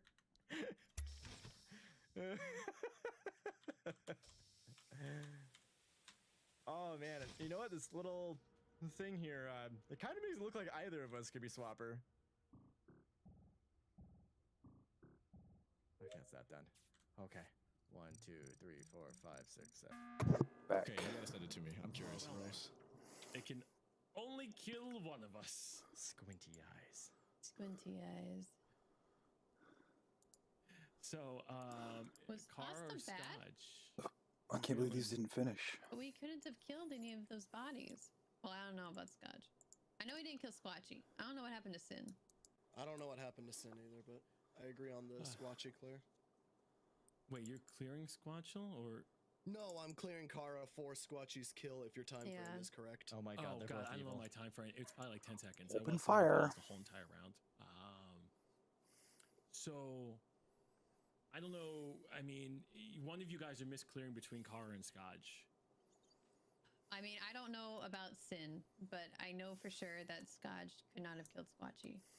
Yep. I also know Pasta couldn't have killed Squatchy, so that swap was I've interesting. been specimen this whole Are 2 they rounds. are Children Z lovers? No. I don't know. We are not. One of you two are baddies. I don't believe you. That's fair. Squinty eyes. You're I gonna mean, vote me again. Scotch could be bad, but I know he didn't kill Squatchy. That's what I'm going off of as But well. that's is all I know have that to Car go had off nothing of. to do with the Squatchy kill. Oh God, damn it! This is gonna be real bad, isn't it? No, like this. No, I didn't do it. I didn't do anything. See, that's why I didn't vote Shield this time. I skipped. What's gonna happen? I What is voted gonna happen? Z. Uh-oh. Oh, this could be good because maybe he'll try killing Chilled. And then oh shit. You know what? I'll try to go fix lights. Oh god. What's gonna get called? Oh, react. Oh, it's over. It's fucking over. Alright. Follow Chilled. Oh, it's over. Damn! Good job. I didn't even kill anyone. Oh, the pestilence. Oh, we were fucking regardless. Oh, Carl was. That was a good swap, though, Chill. That was a good swap, Chill. Oh God. I mean, y'all could have called the button before something. Chill, that happened, was just so. I shielded you, and I'm just like, you know what? I'm really good at shielding bad guys, so I just chose to No, believe I you were knew, bad. and I felt so comfortable because I'm like, all right, if it does turn around on me, someone else is going out, but it won't be Z, but somebody else is going out. Well, see, you had to come down there with somebody. I was in Specimen. I said, if first person comes down here, I'm rampaging and kill them on all. Yeah, I saw Wish we you got do that a done. weird, like you were like, oh god, they're here. Which that round was a medic swapper and 3 baddies. Looks like it. Yeah, it was. Yeah, it was Y'all bad. Yeah, we were pretty Oh, screwed. no, wait, y'all didn't do it. I was so bad. Solidly. Boston, did you kill Squatch that first round or the second round?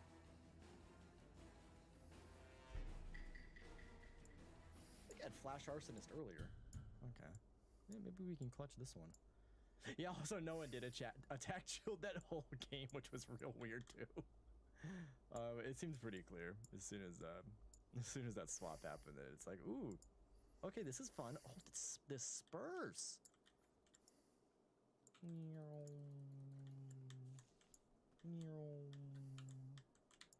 Nice.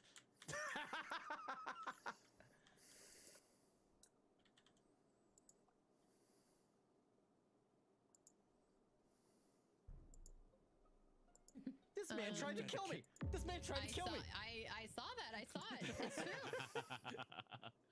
Wait, who just did that? Scotch just shot on Z. Oh, okay. It really That's did. fucking- It did. That's what it looked like. That's what it looked like. Yeah, I Unless it was wasn't a sure. really convenient true, swooper, Z- but it was Z probably has been Sheriff. attacked. You just stared at me for 3 seconds and then died. So I got swapped with somebody. Z, you were attacked. Also, what happened at the beginning of the round? Me and Carl were by I'm sorry, water did wheel two at the people beginning just of the claim round. to like medic shield? We got I was just saying that to make them forget. That was dispersed. Yeah, we Disperse? got What is that? Is that dispersed. new? It's an imposter modifier where if they press it, everyone just gets sent to a random part of the map. Random events, Usually right? an event. Yeah. Yeah, Usually on event. It's weird. That Shield, seems you're muted. pretty You can do obvious that. that Oh, I'm so shield sorry. medic Thank you. shielded No, me. I didn't want you to. But when I'm trying to defend myself, you said nothing about me being muted the whole goddamn time. I was dead. Well, now we're looking out for it. Junko was dead. I'm voting Shield. I'm gonna So does that suck. Okay, I think Chilled Imposter are lovers then. Maybe. You know She also voted for. I'm kind of getting that vibe. Jack, you know how there's Which sometimes like a means- victim of a Shit, crime and I then can't they ignite name that anyone law after because that I've victim? already ignited. I've already doused Yeah, Boston. that's what's happening here. Alright, Yeah, so this I is won't Junk douse the Slaw. medic. Silence is probably what they're going to name Junk it. Slaw. Junk Slaw. Junk I like Junk Slaw. is Kinda someone's rolls off muted. the tongue better, yeah. Junk Slaw. Kind of reminds me of physics or something. Junk Slaw physics. Yeah, like Marinero writes. Yeah, yeah. Stop voting for yourself, Pasta sounds like she's I'll be swapper. honest. God, I wish I had guessing capabilities. Pasta definitely seems like a swapper. She voted for Chilled and then that swap happened. I'm sorry, that was rude of the imposters. They shouldn't have done that. They should really let you guys be free. Okay, Pasta, I hope you survive. She definitely did not. What the fuck? Alright, okay. Chilled. Oh god, is it Pasta the glitch?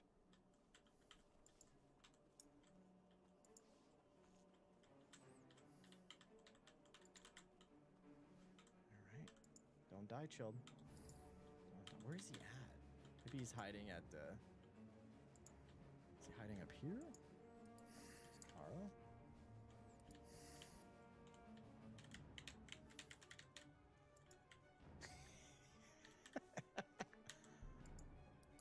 Your Oh my suspicions God. are correct. Oh my god. Was that Z? Is that Z?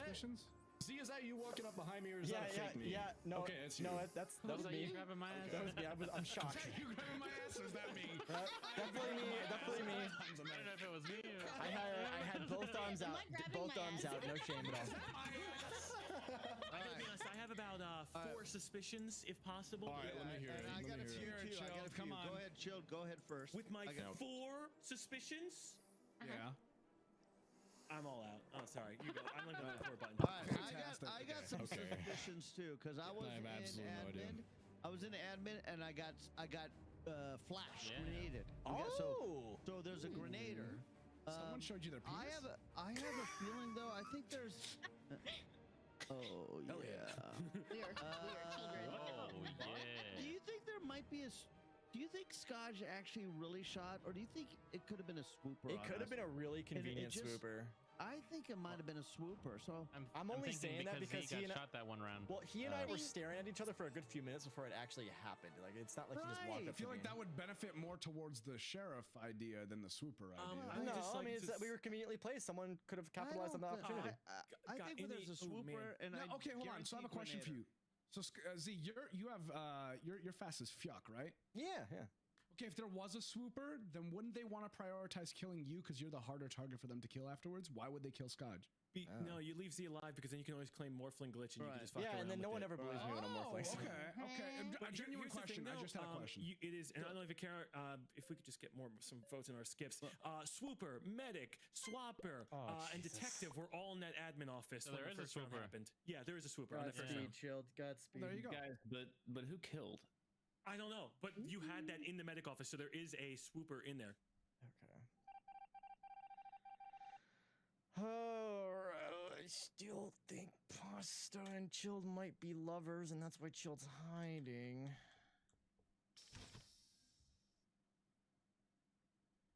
Now, who killed did Squatchy kill right there? There's Greg. Alright, Chilled, Godspeed, man. Godspeed.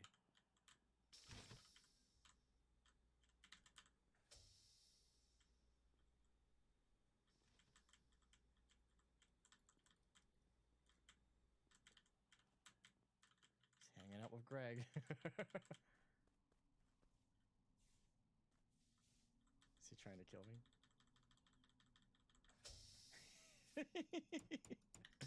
Oh, stay alive, Chilled. Stay alive. I kind of want to just wait this one out. I don't want to ignite.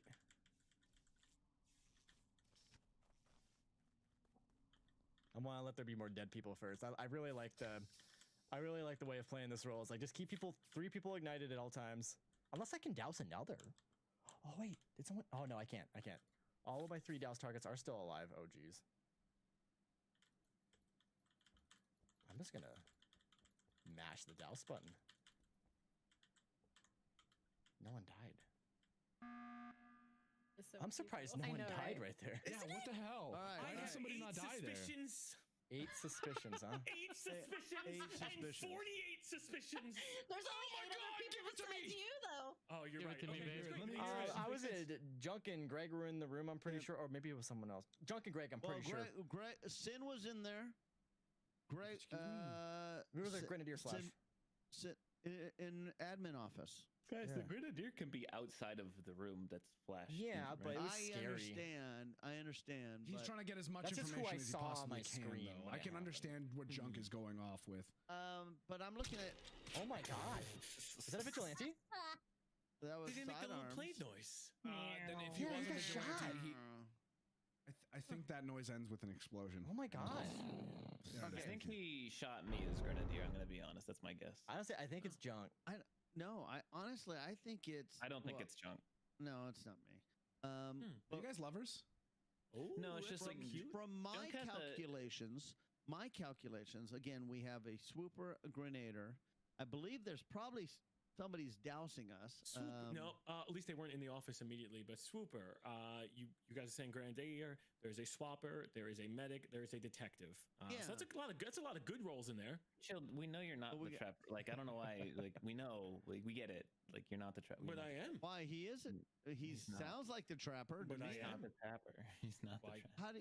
What dumb dog? How do you know this? What makes? When's the you think last you know time this? Jill told the truth about his I role do it ever? actually a lot sometimes. Towards Yeah, the end he of the- does. I do. Yeah. I don't towards think the he end, did he it gets this a little time. tired. Yeah. It's yeah. Anyway, yeah. I think Squatchy Imposter are super mega sus. I don't know. All right. Sin, Why I- do you I say think- that? I What think do you say? Sounds good to me, dumb probably dog. look at- I think unfortunately Sin, Thank you. Sin Wait, might oh. be I told you, a dumb bad dog. guy here. Z is the I'm only person swapping I've seen the here. most. I'm not a Saying, bad just And saying, Greg, you Sin. didn't kill me Defend once. yourself, sir, at the next meeting.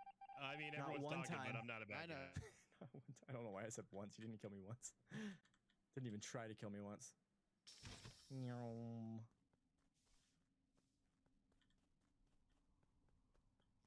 Shield hasn't been screaming penis yet, but I feel like if there's a penis, it's gonna be pasta screaming, and that'll confirm my suspicions here. That or he's just opting to not do anything, just not say anything.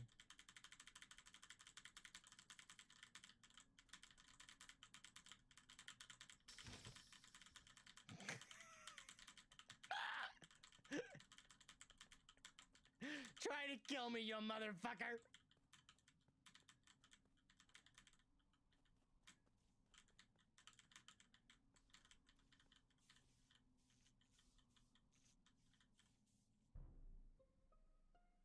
Well, it wasn't Squatchy. It's not Z. I got zero suspicions on this one. Everyone's crazy. Wait, I don't like the way you say that. Which Where means is this one? This is on comms. This is like dead It on is comms. that, yeah. And that's It's why not I did Z. not go over there. I was thinking Yeah, of it going wasn't over there, Squatchy, and I you both said, found it. I ain't going over there because You this know, is the perfect. Is that why you left, Junk? Is that why you walked away? I I never think walked Junk away. is I good. walked, Who's in I button was room just hiding. leaving? How did? Wait a minute. Well, you did. I didn't even see you, Greg. Because me and you started an admin together, and then you left. What was that? Chilth? What was that? Dog toy? Oh yeah, it's Rex's dog toy. Sorry. Okay. That's his bell when you know he's a bad boy. Sorry, I got distracted. I am not. Dog Toy Theory. Dog Toy Theory. Who's coming out of button room right now? You're Gray Bean. I mean, Yeah, I'm in bun room. I was hiding in bun room. So you, I was but hiding you, okay. because I was not going to hit that button. Yeah, I don't think not the button, the comps. I wasn't going to fix it because every time at this part of the game, i.e., this part of the round, somebody dies, and that it's a great call. I don't think it's call. I don't think it's Greg. I think he would have killed me. I still think Pasta. I can only Squatchy, clear maybe Z. Squatchy. That's it. Well, then I think it's Pasta, or it's the both of you. No. I don't think Z and me have been in the same room multiple times. He could have killed me. Unrelated, can you guess lovers in this game? No, you can't. I tried. Okay. Now, why are you asking that? It said it was unrelated. Odd question. Unrelated question. Pasta. Very convenient time. Pasta, you need to follow up with, you need to shoot. I'm on Squatchy. No, Squatchy didn't do this. I'm this. I'm on Something weird's Squatchy. gonna. Oh my God, he's my medic. He's my medic, you idiots. Fuck. I'm the medic. Oh jeez. Well, I was the medic. I did 8 years for this. 8 What the years. fuck? Well, they were definitely lovers, I think. Oh, wait. Hold on. They were not lovers. Whoa. They were not. I still see 3 doses. Okay. Whoa. I need to hide. I want to hide.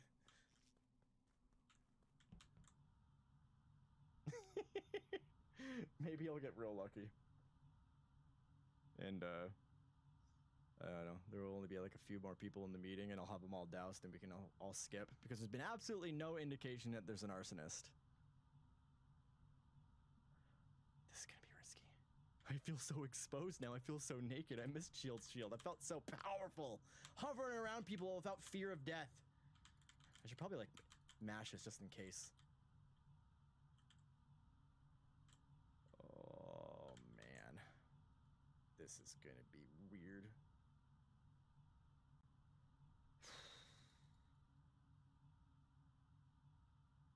I guess I can hope that the last killer is doused. if there is a last killer.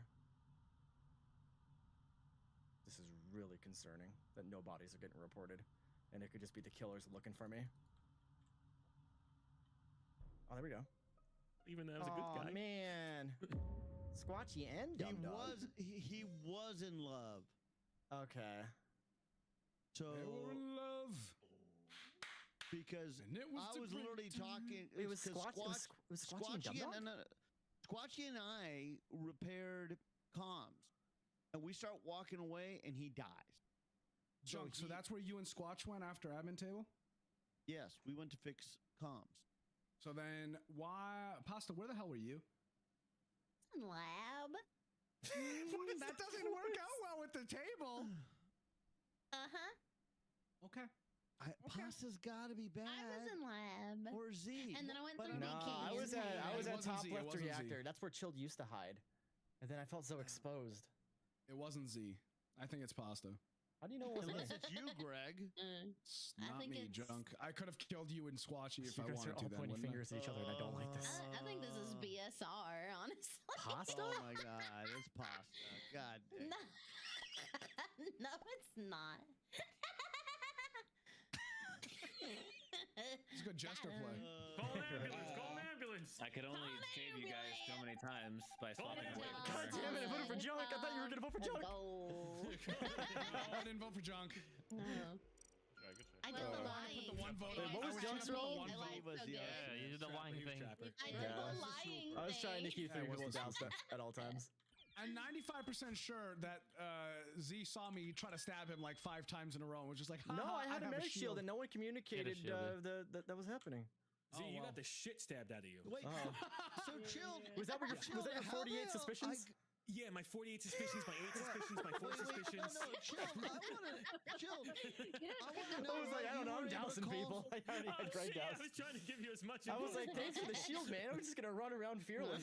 Just stay alive up there. Someone, I think on the 48 suspicion one prior to that, they stabbed the shit out of you. I don't know where you were. That was a rave screen. Imposter with Mr. Greg. Okay. How's he gonna mess up this game? Oh, Greg's super fast. Oh, jeez. I don't even know what role he is.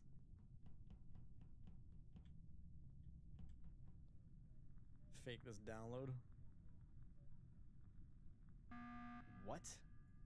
Excusez-moi, Monsieur Scott, you're out of uniform. I got the cube. I still have to unlock it. I'm sorry. I can't afford it yet. I need my first paycheck. What? Go home. What did I miss? You cannot be seen amongst the customers. I believe like this is that. a bit. Outfit, and Scott didn't wear his. Get me out of here. We're not killing you on that. Anything to make this meeting. I'm not I killing think. you on your What can you need, honestly? I'm not killing you on that. I'm not killing Scott. I'm not killing him on that one. She could be executioner. Be good, I promise. I'll be damned. I'll be good. Combat Teddy, thank you for the 5 months. I didn't stream yesterday.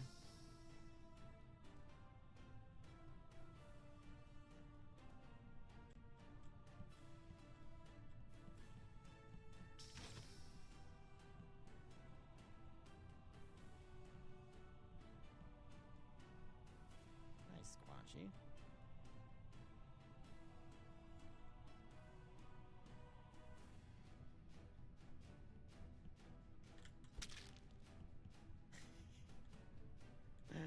Oh, jeez. Oh, Cortilli. Oh, Cortilli. Yikes. You've got to be kidding me, man. What did you do to my bus boy? Hey, Cortilli, we weren't He's a covered long dead. He's a enough. dead. Cortilli did I this? did not do anything, You Chilled. did, Cortilli. You did. He It was was just me. a poor boy, Cortilli. No, This I is mean, a Harlequins. I might have just We killed the moved lovers. down together, and you thought They we were were lovers, together. but we're not. No. I saw what happened, but I'm not that mean. Hell no. You killed Junk right in front of Which me. great He was bean my are medic. you? You thought we were I lovers. He was saw. my medic. You did not see. I saw what happened. That's Okay, what not happened? me. Court, explain what happened then. There's another bean that came from storage and killed Junkyard in front of Chilled, and he thinks it's me because I was running down right before them, but I'm hiding elsewhere. No. The issue, Sorry, I sneezed. the issue with Axe I think they were lovers if they were both in super fast. storage. I'm fast as fuck. I was running through and I saw Chilled and Junk together. They were holding hands. It was very cute. And then you were the last person I saw in their area. Godzilla, no one came in. You just double backed and murdered. There's another problem too, which is that Scodge is also dead in storage. Did Kara kill Scodge? Okay, this is above Kara. Thanks, Kara. I could have killed Scotch. I'm in cafeteria. I would never kill my best It worked. Dropped them all on him. I'm hiding in that vent. That thing's about to get fucking bombarded. Here it comes. I'm in the shield vent. Oh, it's bombarding other stuff. No, I don't think anything of you. I was in the shield vent. If I had multiple boats, I would have cast them already. I saw it happen. I understand why you think it's me, but it's not me. I'm sorry. It's not me. Well, I know for a fact, that you're just the target. I skipped. I don't know. Tilly, I skipped for you. I did too. Executioner? I think I'm I was just in that position, lady. Yeah. Okay, that was not executioner. I have no idea who the hell I grabbed. Okay, let's try this again because you were making Shield stupid might be shit. Jester. Because Cortilli definitely sounded very trustworthy there.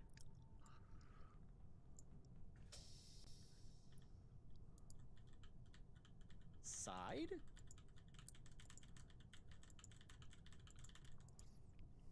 I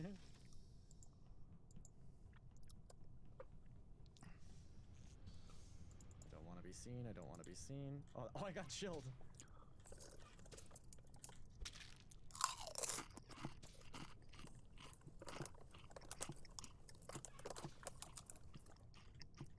All right. I found a body. There's two bodies. Dog was just. Did you bait? Huh? This feels quick because I just saw Dumb Dog. Where was he? I'm reporting a different bait? body. Oh, I thought you reported Dumb Dog. My bad. No, Sin is dead. Oh, okay. Sin is dead in Zamedbe. Then I can clear Shield and Squid. This is probably not. This is probably not bait then. If it's Sin being reported. I was running from the admin room. I was looking at the table and saw two bodies, and then one disappeared out of Medbay. So I ran towards Medbay, and that's where I found Sin's body. It's a weird observation, Greg. I think Dumb Dog was an admin. That's where I saw him. Yeah, that's why it's a card. Did we pass him in there? Dumb Dog? Yeah, I thought he was on there in table, but I got off the table. I know Squatchy and Squatchy and you were together. Yeah, I got off the table. I was just addressing something, but I know he was dead. I just saw Sidearms near that area. Sidearms and I were hugging. I thought Sidearms locked me in storage because he was on the supposed to be the other side of the door. I came from weapons after checking to see if there's dead bodies there. I saw Why Pasta does on the your trash character model look like he's smoking meth? It's supposed to be a lollipop, but I've never Wait, that's a lollipop? I never noticed that. Yeah. I thought it was like a pipe or Goes something. in the other way, buddy. Yeah, he's got it the wrong way. It's supposed to be a lollipop. Well, it looked like a cigarette if it was the other side. You know what I'm saying? Dude, So put a little like hole on his cheek. an inverse penis. Was there? Okay, you know what? That's Okay for me, man. Who was the last person to see we have Sin? guys. We have a minor, by the way. Yeah. Where's that money there? Why do I have a vote? Okay, I don't know about you, Greg. I'm not saying Maybe next where. time you'll have to. Catch this, Greg. Did you? I'm not going to fucking say anything. I just want them to go on a hunt for a vent. Alright, let's see if we can get far enough. I'll say it's a nice navigation. Or maybe I'll say it's like upper engine. Once again, do not know who I sampled. What is it? Does he just... He's only closing like a few doors. Greg, I don't know what's going on with Greg here. Oh, did the other AI just get obliterated by something random? Yep, I shelled it to death. I win. Or is there still one more? Still one more. What the fuck are you doing? Oh, that's what's shelling it to death. How did you see me up there? You shouldn't have been able to. Stop that. Because of I my cropped this role. top corner and I'm like, no one's gonna see me up here. And you Think followed about me. it. Think about what role can follow somebody. That's gonna be feet or it's gonna be imposter. Or it could be, Radar. She might have radar. Could be radar, yeah, the new modifier. That's a sus button right there. True, I didn't get killed Or though. track. There's a plethora of possibilities here. Oh, All right, well, you scared the shit out of me. What am I supposed to do? You came to a spot where I thought no one could see me. That's a little weird. I'm skipping all my homies. I'll skip, but that just seemed weird. Greg got a vote. Greg's the jester. You voted too fast, Simon. It was you, you asshole. Thumbs up with Greg, though. Just real tempted to do that. I don't know. Chiller could potentially be jester. Pasta investigator. Oh, that's good.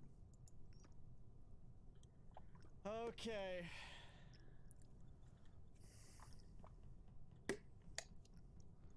Hope there's not some neutral killer. God damn it, this door's closed again! He always closes the same doors. It's always storage. I don't know, I feel like... I wonder if that's a thing with Greg. You'll always close the same doors. And if I... Yeah. I don't know. He didn't close medbay and security for some reason. That's real weird. Oh my god.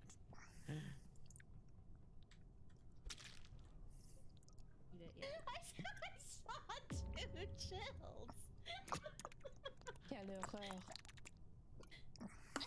This car just suddenly learned some French and was talking it. Yeah. Oh, sorry, no, sorry, you know that wasn't me. You saw one to the left as well. Who was that, Pasta?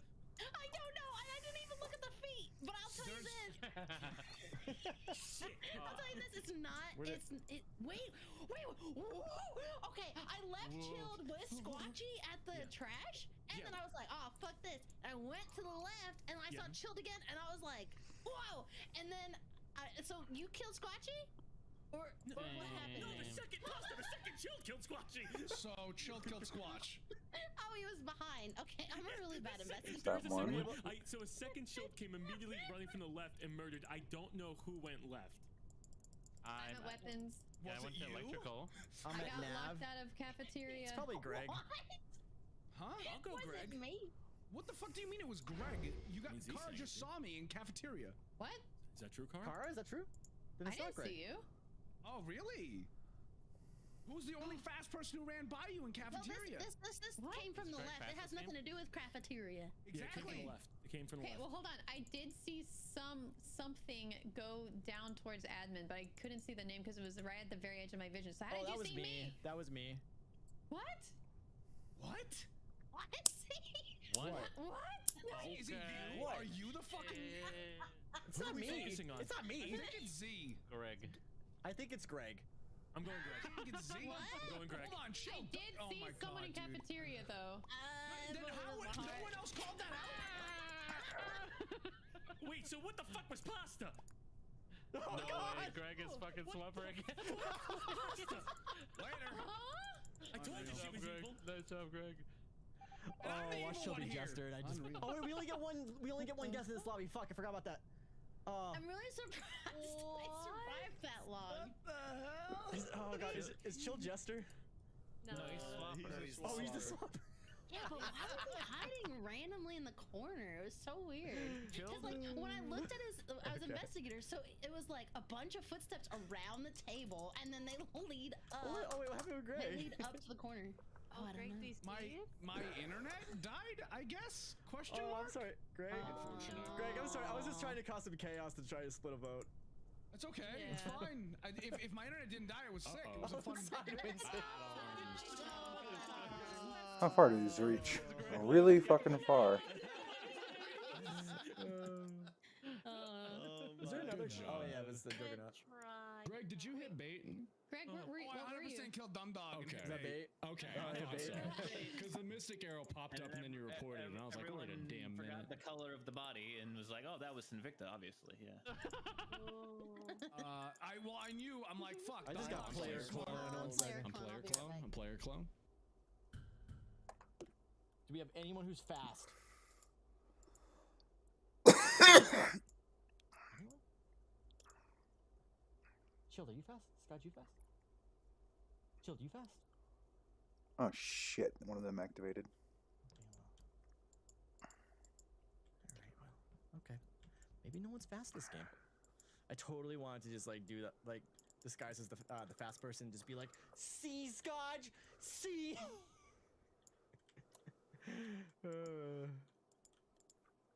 mean, I guess we can check to see if Chill's fast. Nah, he's normal speed. Oh, Jesus. Oh God. Well, I think this is just a classic case of the caught the killer. Oh, that was a base self-report. What did you get? What'd you get, Dum-Dum? What'd you get? Chilled kill Kara. Oh That's yeah, I'm not there. I'm impossible. with Greg on top of dropship. Yeah. We haven't left. I've been fixing a thumbnail for YouTube. Sorry if that's meta, but that's what I'm doing. Is this? That's what you were doing? I thought you went to go take a piss. Thumbnail so I theory! could over you. I was just changing a thumbnail. You It's 8:30. fucking I ass. uploaded 8:30. Oh my god. Is this bait? No, there is a Chilled running away, and I thought it was the real Chilled because it wasn't one of those blatant kills. It looked like they killed and like tried to get away. Yeah, no, I'm still on dropship. Is that a confirm? Can I get a confirm that Chilled is definitely still on dropship? Yeah, confirmed. Sounds like I Greg's was there confirming when it. you told According him. to Greg. According to Greg. I literally haven't left. Are you AFK? Are you fixing a thumbnail as well? No, I was stroking my I mustache. hung out there for a while too, and then I was just loitering. Where is this body? It's an admin, and the killer is in a Chilled or Chilled. No, keep saying I wish it was in a Chilled. I am on dropship. Okay, but yeah, there's a Chilled here. Okay, just a point of word to the killer, sidearms, you piece of shit. I'm not Flash, so you don't need to take my suit skin. Who's Take Flash somebody then? else's Who's suit Flash? skin. Do not dress up as me, Find the sidearm. Flash side. I'll vote That's who you sidearms. should be finding. Okay, all right, come on, guys. I think my name's been thrown around a lot. See, Scotch? People want the Flash. They want the Flash. Times and just. I mean, the man can't even suck a lollipop correctly. So. Hey, yo, wait a minute. We'll figure out who's fast and we'll get you that. Holy shit. Okay, yeah, if you find out who's fast, let me know. I'll transfer it to that. If we're talking about in bed, it's you, and we all know. You can confirm the hype train is at 70%. Level 3. Sin Bari, thank you for the 8 months. Thank you guys. All right. He's still just standing there.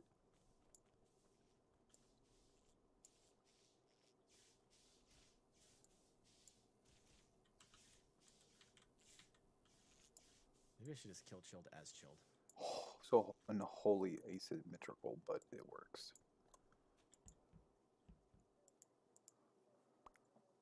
Ooh, don't want to do it here. Satan Caitlin with the 15 gifted subs. Holy moly, thank you, Satan. And Stalfos with the penis. Was this one Yo. fast side or no? No, I got transported with seemingly nobody, and then I. And Wait, then what?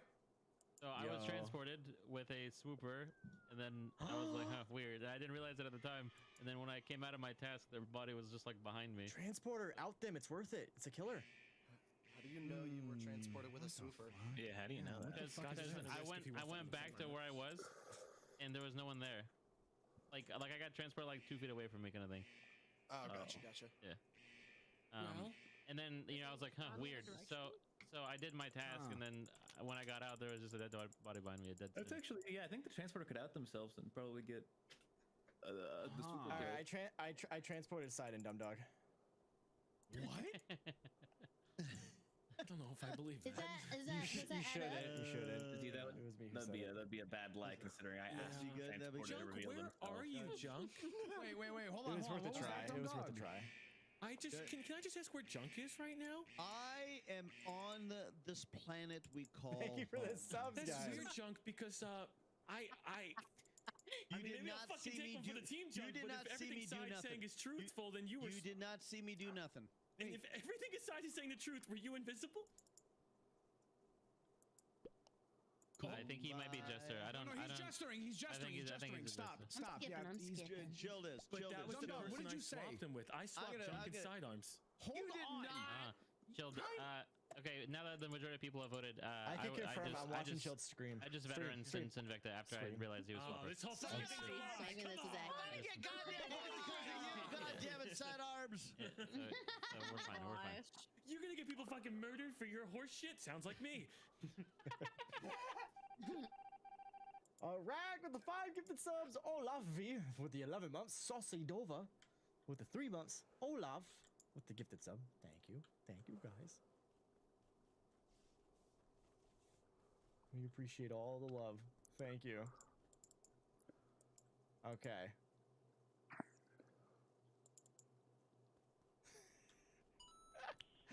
It's fucking Chase Dumb Dog. Oh, what happened here?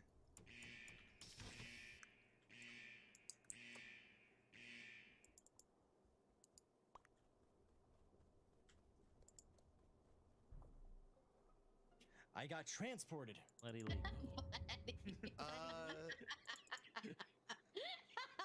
Oh, what'd you see? What are we laughing at? Nothing. Quick side note, is that an underdog? Because Dumb Dog was dead before comms went out. I don't know how long that round was, but it doesn't feel like it was that long. Oh, yeah, you're right. That is fast.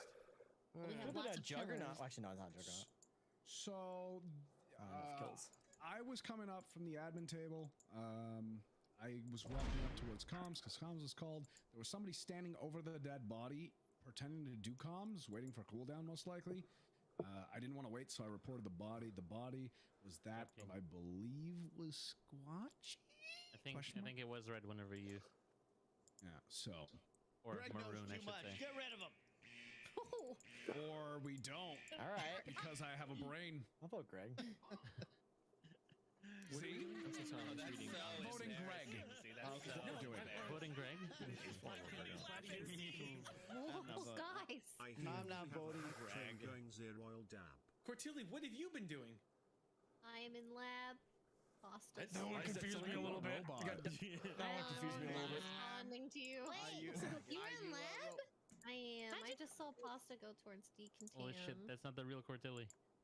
I'm on medbay scan, and it got interrupted. Over there. Yeah. Well, Got it interrupted Okay, by I'm just skipping because no one double else. kills.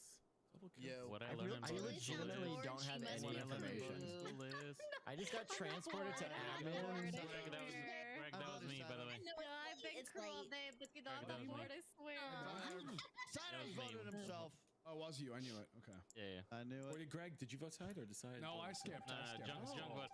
We did it. We killed the hype train. Allison with the 2,000 bits. That really confused me in the meeting because I heard Dumb Dog's voice primarily, and Dumb Dog's also in this lobby, so it's like my gears were all the gears in my head were stopping. Dragon Ivy with the 5 gifted subs. Smart Ball and Paradox with the 5 gifted Oh, subs. there was LED with more. 69 bits. Thank you so much, guys. Oh, that's crazy hype train. Thank you, guys.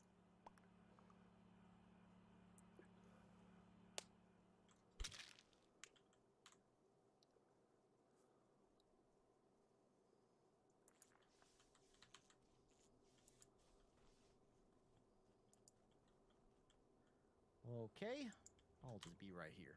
I'll hang out in O2.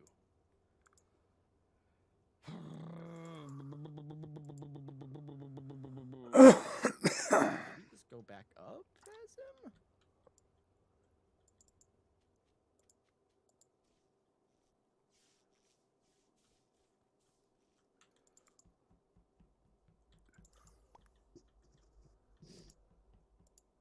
Where the fuck is everyone? Oh, I'm nervous.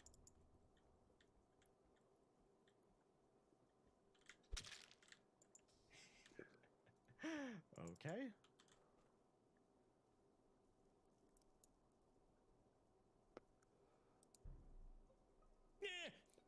Hello. Wow. Cortilli. I mean, that was a long round. Okay. All right, you. You calm down. Okay. Okay. Wow. This has been a slow ass game, okay? You can't blame me now. Oh, I think maybe a slow ass game is you're dousing people, and then all of a sudden just, I don't know. What was that? No, did you Die, slap your leg Cortelli. when you did that? I did slap my knee. I think Greg's bad too. So. I'm the worst, But actually. you insta-lock vote me?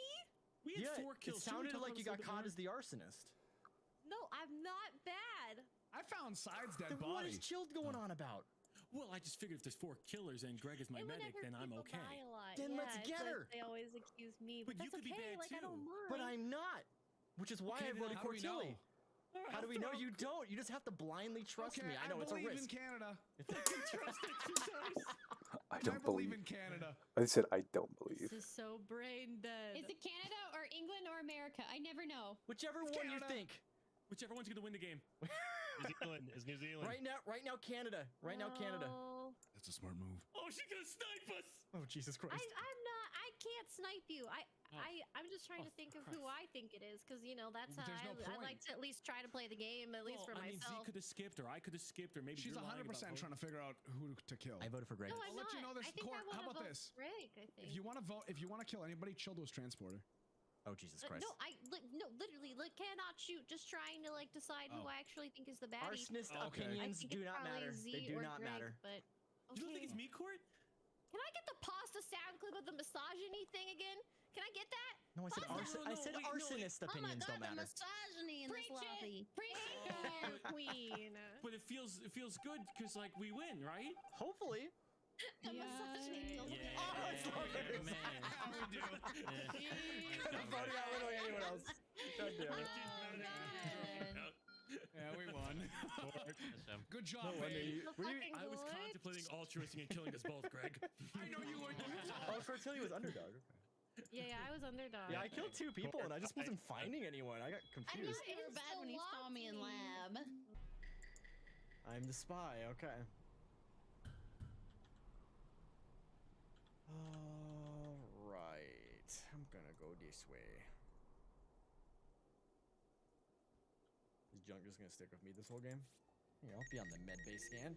There's pasta. No, I'm actually doing it, guys. I'm actually doing it. But no one else is. Cortelli's not doing it. Actually did it. Oh my god. Oh, Jesus Christ. Yummy. Oh my god! Did you revive? Someone just got brought back. I can't do it to you again, Pasta. I just got transported. Get sidearmed the fuck out of here.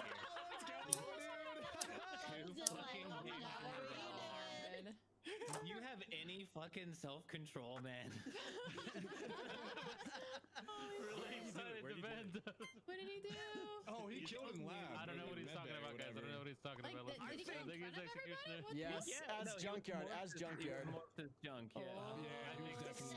And then Junk also got teleported. It was real Is weird. this a Jester play? Are you Jester right now, side? I think we should vote out Junk. Everyone's on. Okay, I'm gonna vote on Junk. I voted Junk. I've been waiting for that transport. I think Junkyard gets that vote. God! Do my trash shoot. Booby dooby dooby doo boop boop boop boop booby dooby doo boop. Don't do it, Scotch. Don't do it. Don't do it.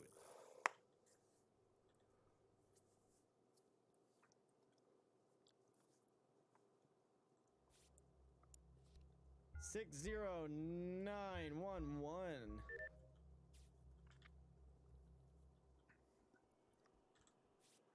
Oh, come on.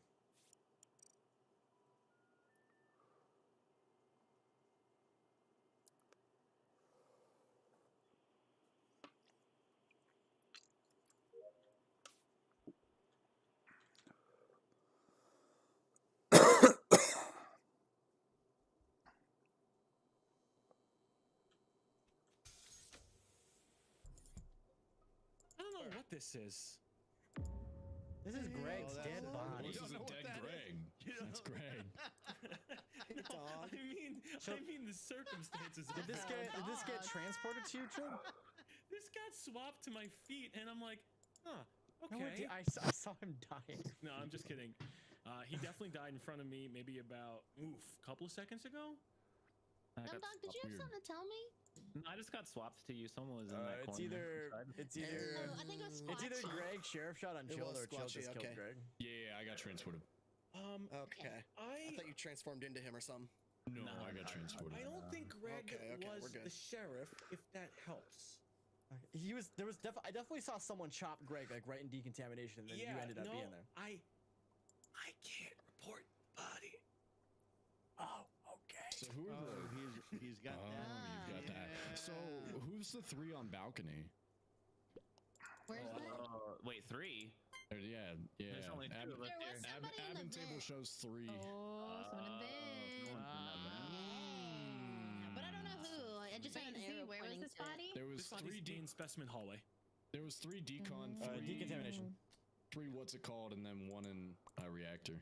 We're in balcony, right? That's what it's called. Three balconies. I've been playing Yeah, this game there for were so three long, but I balconies, didn't three even know that. decontam, Yeah. one reactor.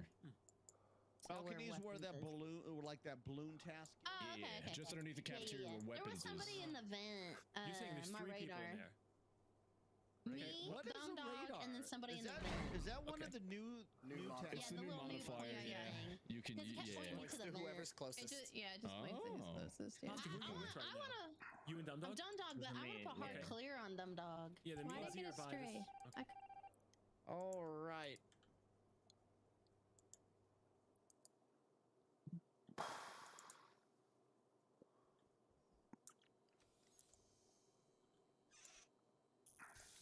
Let's go, let's go, let's go, let's go, let's go. Come on, pasta. Come on, pasta. Squatchy pasta. I haven't looked at the admin table once for some reason. I don't think Dumb Dog probably vented in here. I'm not really sure.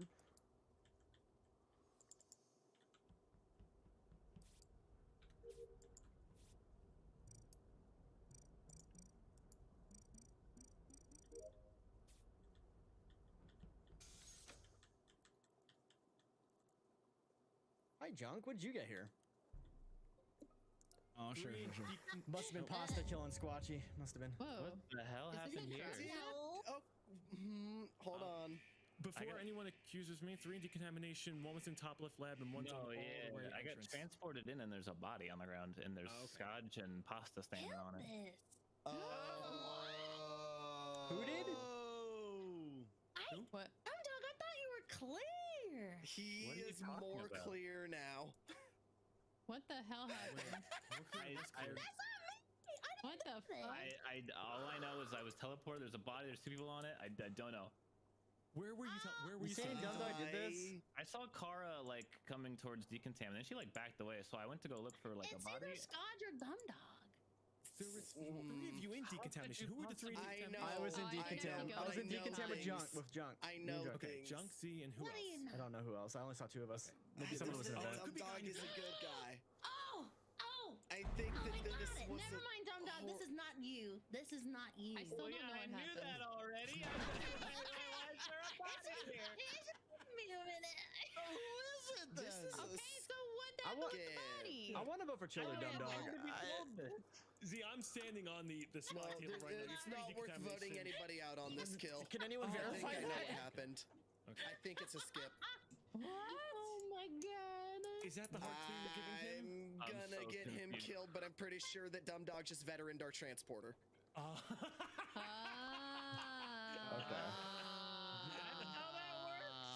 Oh my god. Dumb Dog. Oh, he still caught 2 strays. You still got I 2 did. strikes, yeah. Yeah. you Damn. did. I think those were from Performing a before straight I kill. revealed that info, to be fair. Miss Joy, thank you for the 17 months Prime.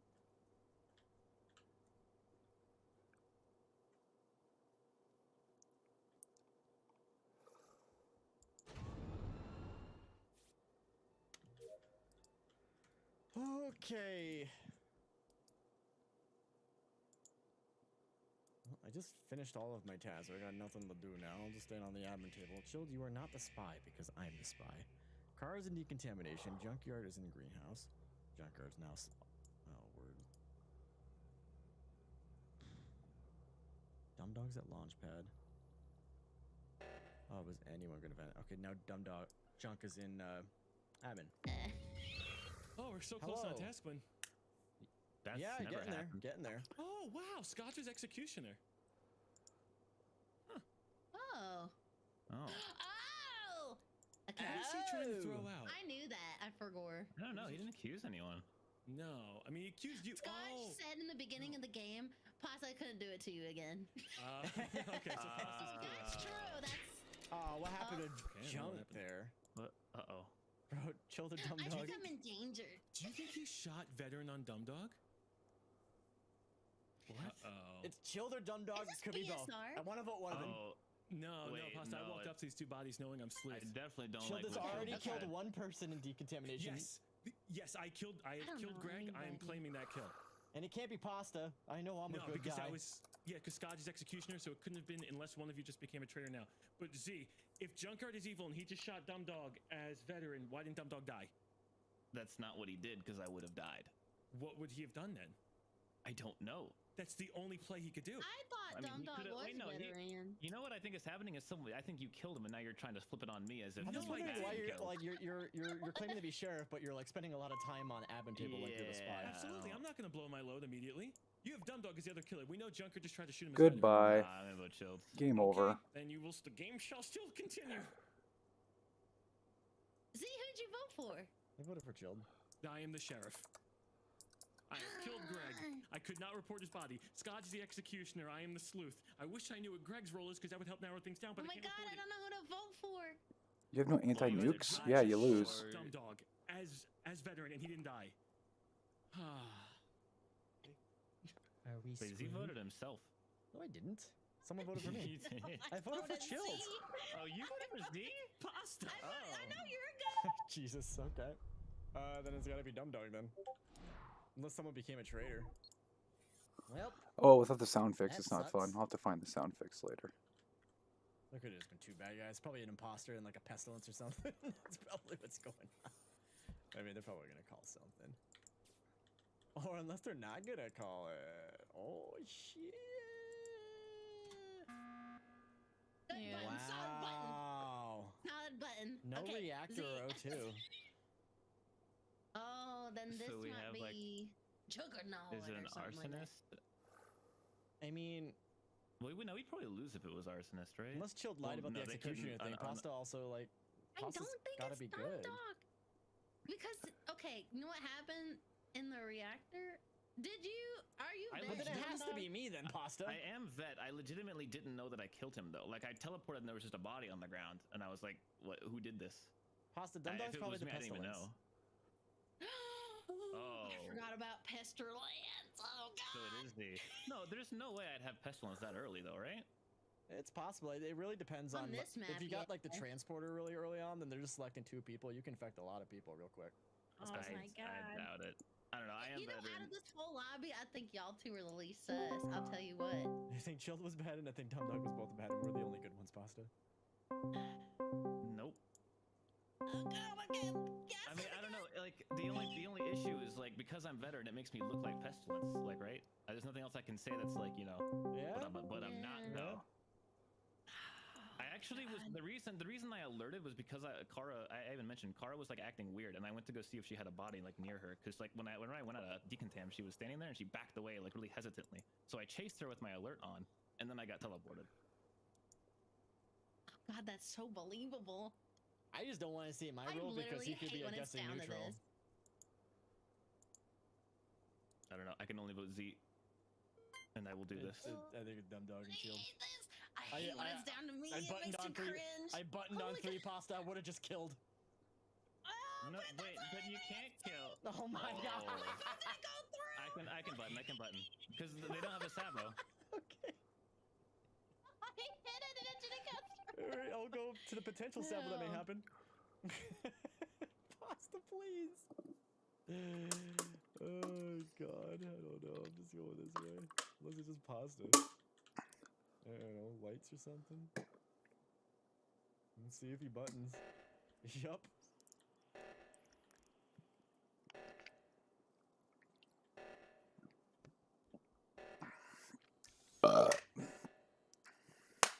Yummy.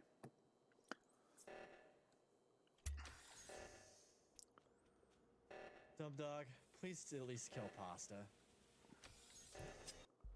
Oh, hey! Oh my Honestly, god! I was gonna vote for you anyway, and my vote didn't go through. I buttoned on 3 though! We gave the crew one chance to get it done, and they fucked it. So Dumb Dog. Cortilli gets the assist for that, right? Kara killed me right as the Time Lord. Now Kara is dead. Rewinded. Was that? Wait. Was that Mid Towns? What? No. Okay. Wait. Before this guy gets going. Let's go. Say, I saw.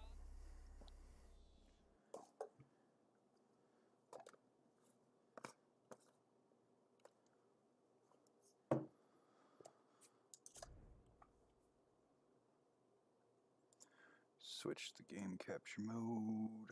Probably restart the stream too.